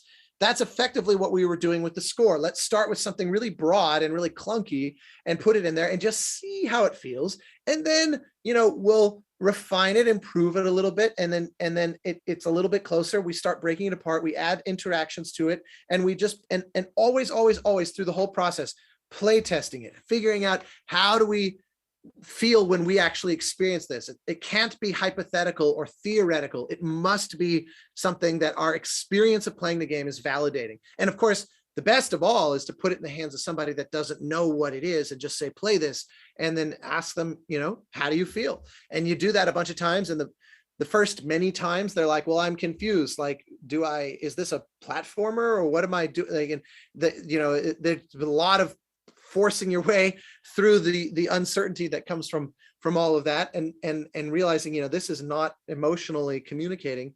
But over time, you make changes, you kind of iterate gradually. And hopefully what's being taken away from what I'm saying right now is that this is not a lightning bolt, you know, look at us, we're a bunch of geniuses. Not at all. That game company worked so hard and so long. This game took twice as long as it was supposed to. You know, Sony had greenlit, I think, you know, a smaller team and a 1.5-year development cycle, and the team was larger, and it took 3 years than expectations by the time it shipped. And there's a lot of, if you go look up Genova Chen's talks on the subject, like from GDC and such, you'll see that was itself quite a source of drama. That game company almost didn't survive that as a result, but fortunately they did. And it was also a lot of hard work for me. You know, at no point did I feel like I was being struck with some divine insight. At best, I felt like I was lucky that I was, you know, able to work on something that gave me a lot of good ideas. But I also threw out huge amounts of material. I constantly just tossed music in the trash because it wasn't working. So yeah, it is not, lest any of you fall for the mythology that a game that turned out well must have somehow been the result of some kind of divine providence on behalf of the developers. It's just simply never that way. If anything, you don't even know if it's good until you hit the button to make it go live on Steam or whatever, and then people like it and you go, oh, well, look at that. Isn't that a relief? I definitely felt that way with Journey. I remember the night before the review embargoes were going to drop, I just remember thinking to myself, well, look, I don't know if anyone else is going to like this game. I do feel like we managed to kind of say what we wanted to say as artists, but what I don't know is if what we had to say has any value, or if anyone else in the world will actually care about what we have to say. I just know that it feels very personally reflective of our goal, and if the rest of the world likes it, then that's going to just be bonus. And it was not, I had no hunch at all that the reviews were going to start coming in as positively as they did, and that even more important than that by far was that the players were going to respond as well as they did. And it's wild because still to this day, I mean, literally, essentially 7 days a week, people will message or write tweets or send emails or things to talk about the game. Even as we approach the 10th anniversary of its release, the fact that it still somehow matters to people is something that I never stops feeling surreal to me. But for me, you know, all that effort on it, by far the best part of which was that it yielded some really genuinely meaningful relationships in my life. It has spun off almost everything in my life that matters to me. I mean, obviously, not least of which, you know, contextual to talking to you folks, the fact that I was able to go to the UK courtesy of Gabby and Sadish, who invited me to their festival, which is where I met Ingvill, which is why I was able to work on Pod, which is a game I absolutely adore and cherish the privilege of having worked on. I even got to visit Bergen because Genova got married. In fact, he got married the day that Abzu came out, because Abzu was a separate company. It was a spin-off giant squid started by the art director from Flower and Journey, Matt Nava. And I remember Genova got married in Norway, and actually, I guess he got married the day before, because then I took the train to Bergen before I flew home, and I was literally wandering around Bergen reading the reviews of Abzu, just hoping that people liked the game. It was the same exact experience, but I was in this absolutely beautiful city on that day in August of 2016, and it was awesome. And like all of that for me is an offshoot. That's the thing I absolutely I cherish so much about this career, and it's something I always try to impart to people when I'm given the opportunity to speak to crowds like this is that, obviously we're very, very lucky to be able to make games and to be able to work in a creative field and engage this side of our brain and not just have to be, cold and calculating and analytic in everything that we do, but we get to sort of feel our way into creating art to varying degrees. I don't care if you're a programmer or an engineer or an artist or a composer. I think that is true no matter what, that there is an inherent creativity, and the fact that we get to do that professionally is absolutely incredible. But even more seminally important to that is the people with whom we share those experiences. And for me, that is always my priority in how I work. It's who I get to work with. And because you will go through difficult times together, you'll go through great times together. And especially if you really lean into getting to know these people, it can really, it can really be the difference between it feeling like a good experience and a horribly taxing one, is that sense of camaraderie and siblinghood, as it were, or family, ishness. That can be achieved. And to me, that's everything. That's the reason why I do it. That's the only reason why you saw here in the studio, I've got a few little sort of tchotchkes that are somehow related to games that I've worked on.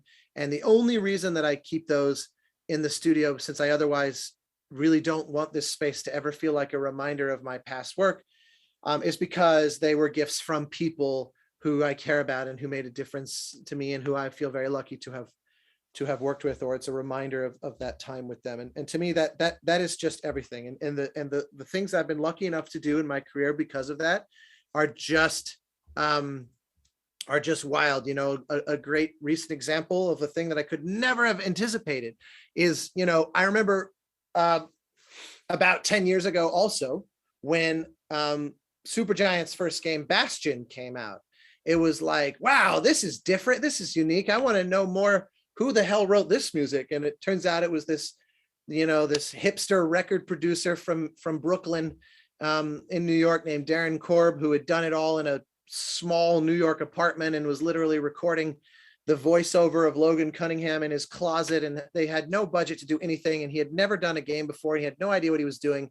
And he somehow managed to write this classic. And so I hunted him down and was like, I need to be your friend because you are unreasonably talented. And we became really close friends, and it always became my tradition at GDC, where he and I would have breakfast and argue about Star Wars. And it turns out he's a massive nerd. And so we became real close. And then, he outdid himself with Transistor. I thought that everything about that was even better than Bastion, and just absolutely incredible. And even though it didn't seem to strike as wide of an audience as the prior two games, their third game, Pyre, he managed to just write some absolutely magnificent music yet again. And we just maintained this friendship, and we found ways to kind of work together a little bit. I did a game called Tooth and Tail, where I thought it would be fun to feature some covers. Like on the soundtrack album, I would reach out to a few friends to do covers of my score to include on the album, and Darren did a really great one. And then this wonderful thing happened where Supergiant a couple years ago, it was right before the pandemic, so it was actually, I guess, pretty much exactly 2 years ago in PAX in Seattle, whatever that would have been, September maybe of 2019. Supergiant was having its 10th anniversary, and Hades was in early access still, so it wasn't officially released. And to celebrate their 10th anniversary, Darren reached out and said, what if we did a concert together of like kind of some of the greatest hits of Supergiant games? And so he went and picked what he thought was the sort of most popular music that he had written over the last 10 years for the three prior games, and including a little taste of music from Hades that he called the Lament of Orpheus. And I produced this concert where we transformed all of these songs that he had done for guitar and drums and bass and himself and Ashley Barrett singing, and we transformed them into these like operatic orchestral pieces. And I conducted the orchestra, and he sang it live, and we did it to this packed house at PAX, and it was like this amazing life-changing experience. And we were sitting there talking to people after the show, and they were asking for autographs and things, and everyone kept asking, you know, where can I hear this again? This was amazing.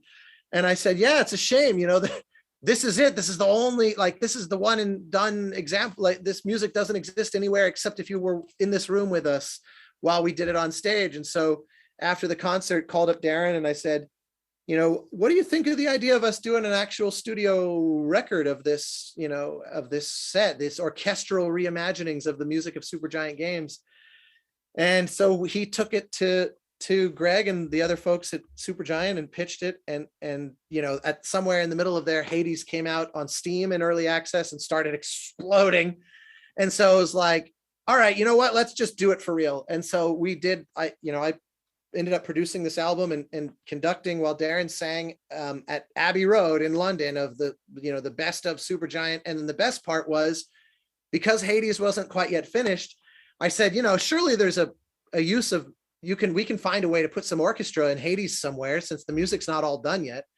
And so he was like, you know, spoiler for those of you who haven't finished the game, which I don't blame you. It took me about 5,000 tries to freaking finally get to the end. But he was like, you know, this idea of once you finally beat the final boss, what if this orchestral music is what comes in as like as a contrast and a relief from all the rest?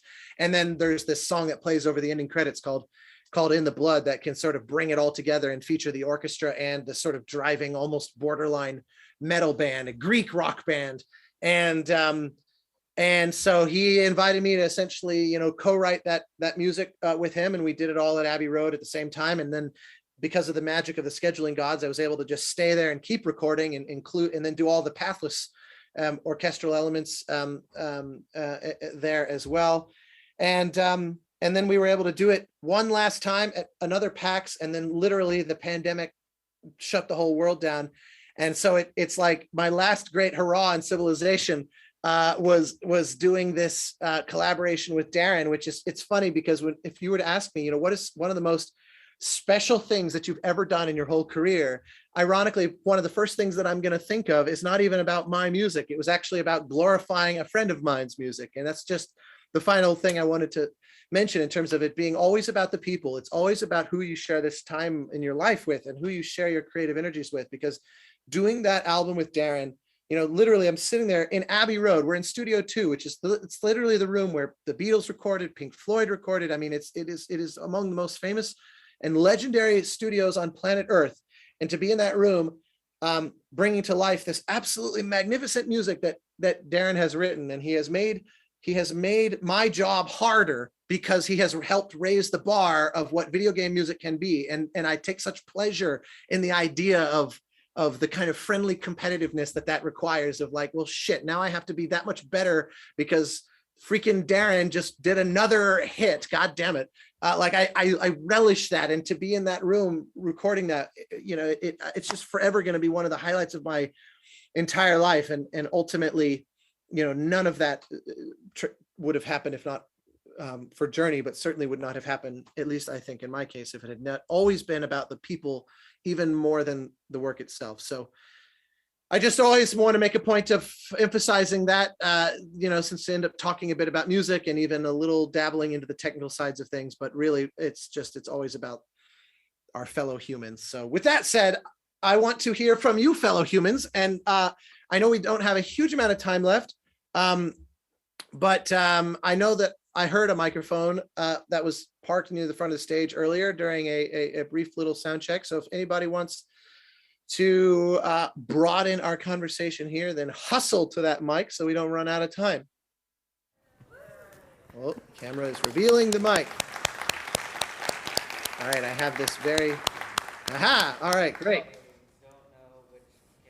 You are seeing us, oh, that one? Okay, hi. And that one, yes. Hello, I am a student currently learning stuff about asset making and art making concept stuff, yep, for games. Terrific. And I was just wondering, how close do you typically work with the concept art and asset makers on games and like projects during early development and then later development when stuff is finishing up and tweaks are made? It's a great question. And honestly, it really widely depends on the game, because sometimes I'm brought in as early as on like Journey, where I'm there from the start. And, you know, what I kind of glossed over, but I didn't mention was that Matt Nava was creating all this concept art in the early days of Journey. And as you probably know about the way game design often works, it takes a while for there to be any kind of playable prototype because there's just so much initial legwork that has to happen before there's anything that can really exist tangibly. So the concept art ends up being one of the main things that I can look at in those early days to have something to kind of react to and to try to write music inspired by. But other times I'm brought in where they've already made it past that initial process of prototyping and gray boxing and whatever. So by the time I'm involved, I always try to avoid this. I try to be in there as early as possible.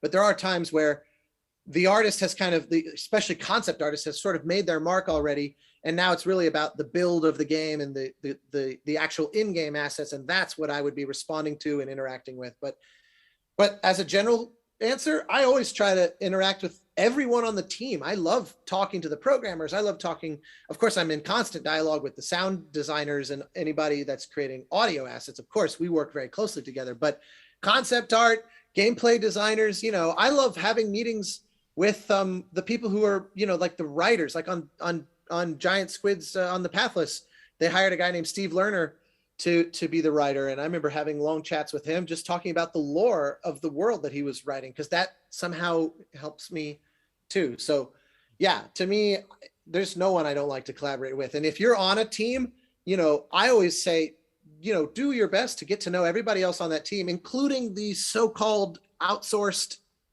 freelance contractors like music. If you have a chance to interact with those people, you can never predict what sparks might fly. Maybe nothing, but maybe something that none of you could have predicted. And so, yeah, always worth doing. All right, thank you. Thank you. Hi, thanks for the talk and thanks for Play, Watch, Listen. It's always a joy.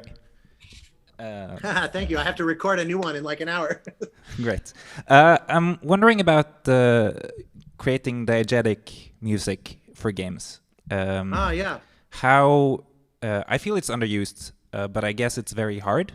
So I'm wondering if what's your experience with that, and how does it differ from creating other kinds of music in your games? Actually, in my experience, it's diegetic. So for those unaware, diegetic music, being part of the diegesis refers to being part of the internal world of the characters. So a diegetic piece of music would be one that the characters on screen can also hear. So like music on a radio, or if there's someone in the corner playing guitar, all of that counts as diegetic music. And sometimes it's original music. Like if you think of, Dragon Age, where they're in like the tavern and the person's playing and singing like a ballad, or it can be, GTA, where it's a licensed piece of music that you turn on the radio and it's just playing, but it's like real music that you could know from the outside world, like from our world. All of that would count as diegetic music. And I've written that a handful of times. Probably my favorite example of which was on Assassin's Creed Syndicate, where they asked me to write a series of songs that would be played in the bars and on the streets after you killed one of the major targets. This 19th century genre called a murder ballad would play, where after you take down, what's a good example?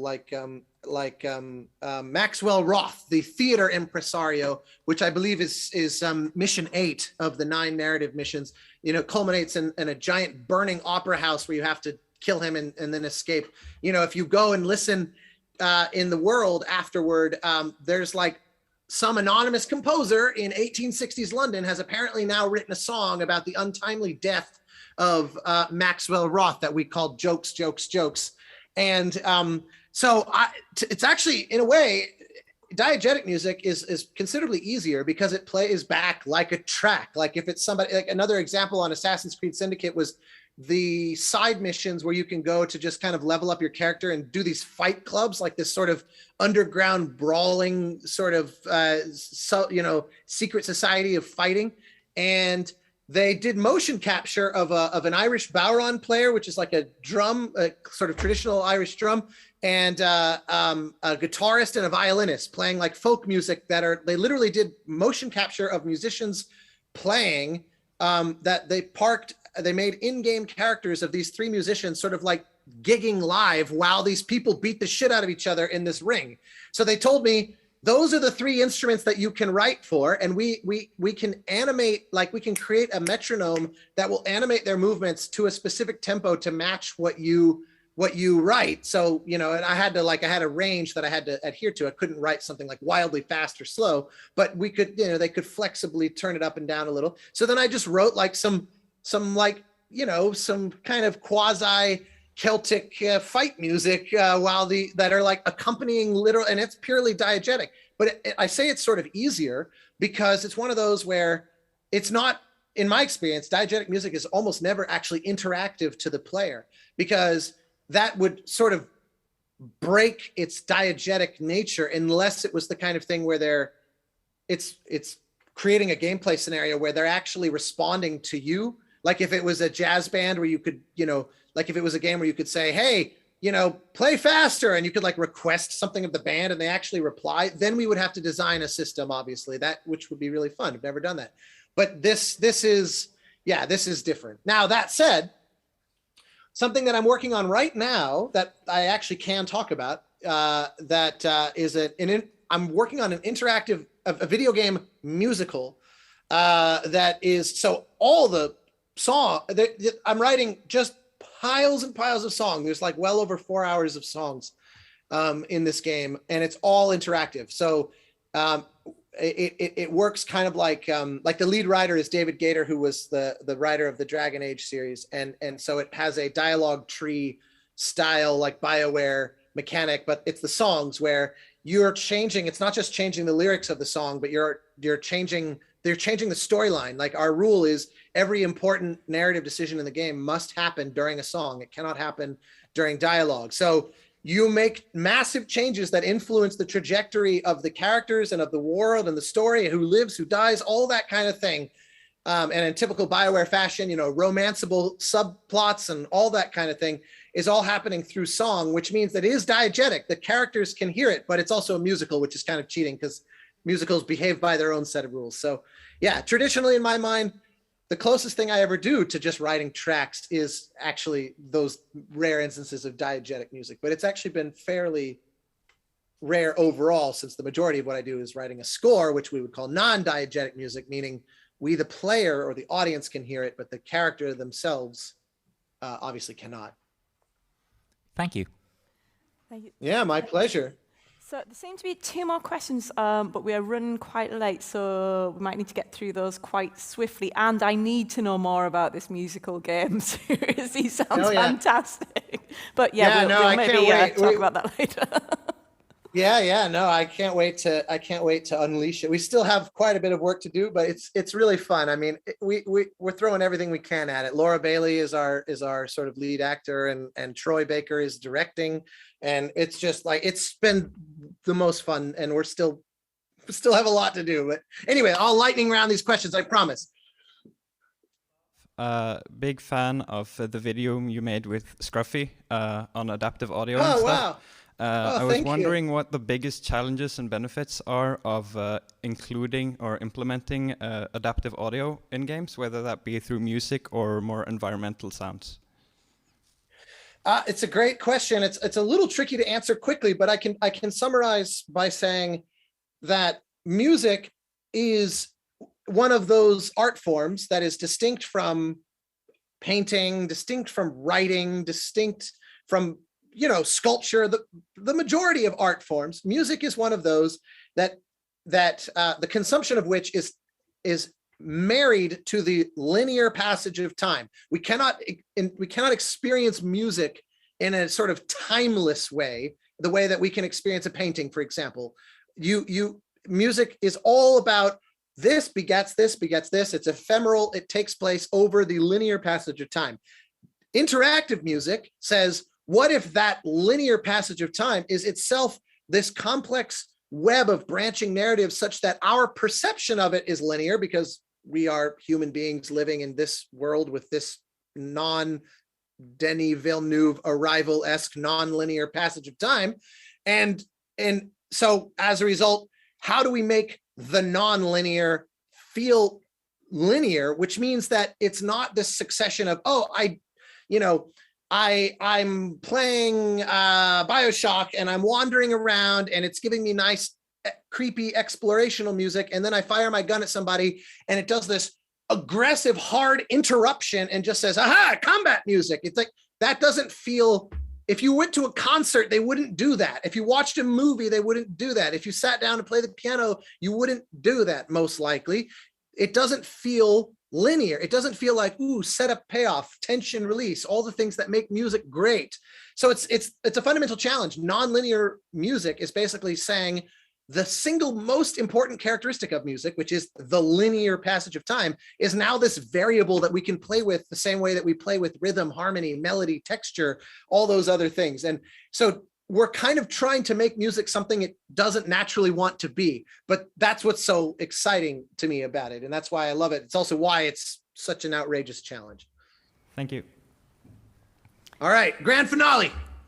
Thank you all for sticking around. I know we're running over, and it's 8:30 in the morning for me. So I've got like sunrise and birds chirping and all beautiful unicorns and rainbows, and you guys are probably feeling the evening settling in and getting lethargic. So thank you for sticking around.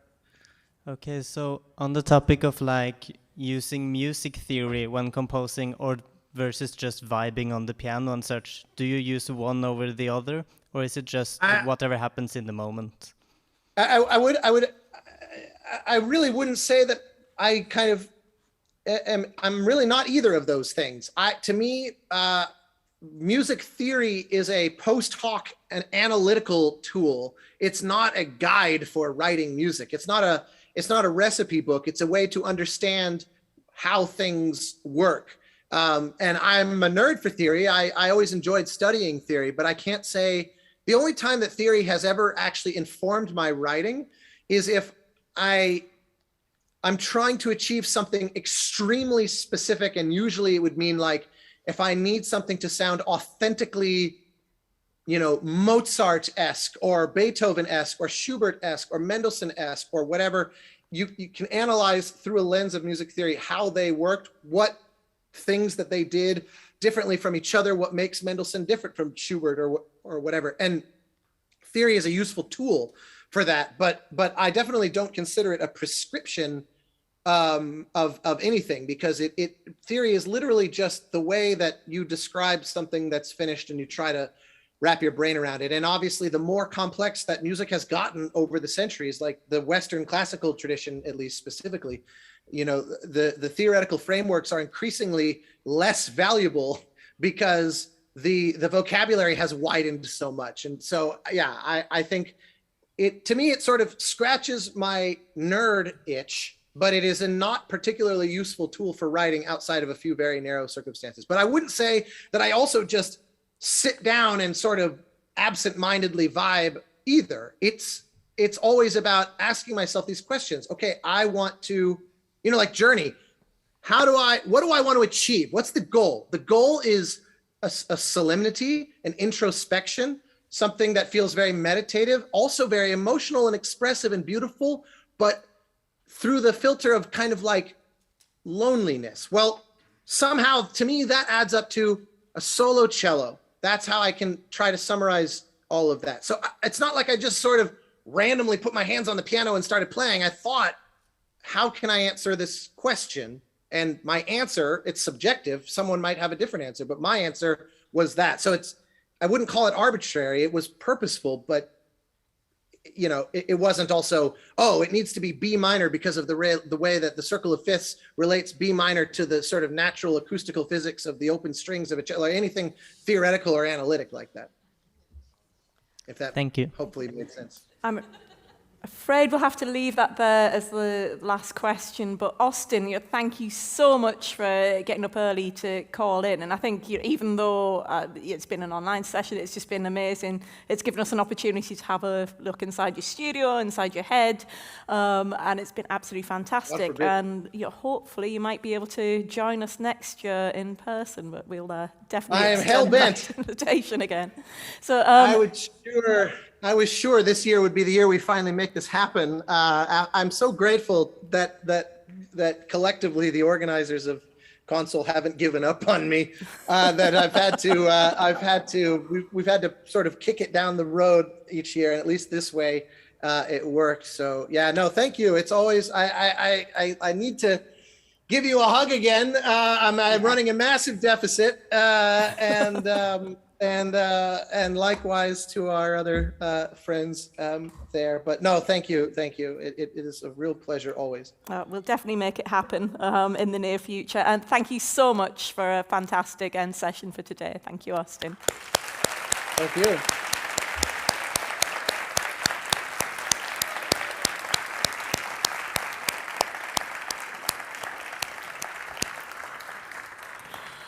Okay, and thank you all. That was an amazing experience for the end of the first day. Just have your passes with you for the party tonight. You do need to be age 20 or above, so you can still pick up your passes on the way out. But thank you for joining us for the first day of the 10th anniversary of Konsoll, and we look forward to seeing you all tomorrow. So have a good evening.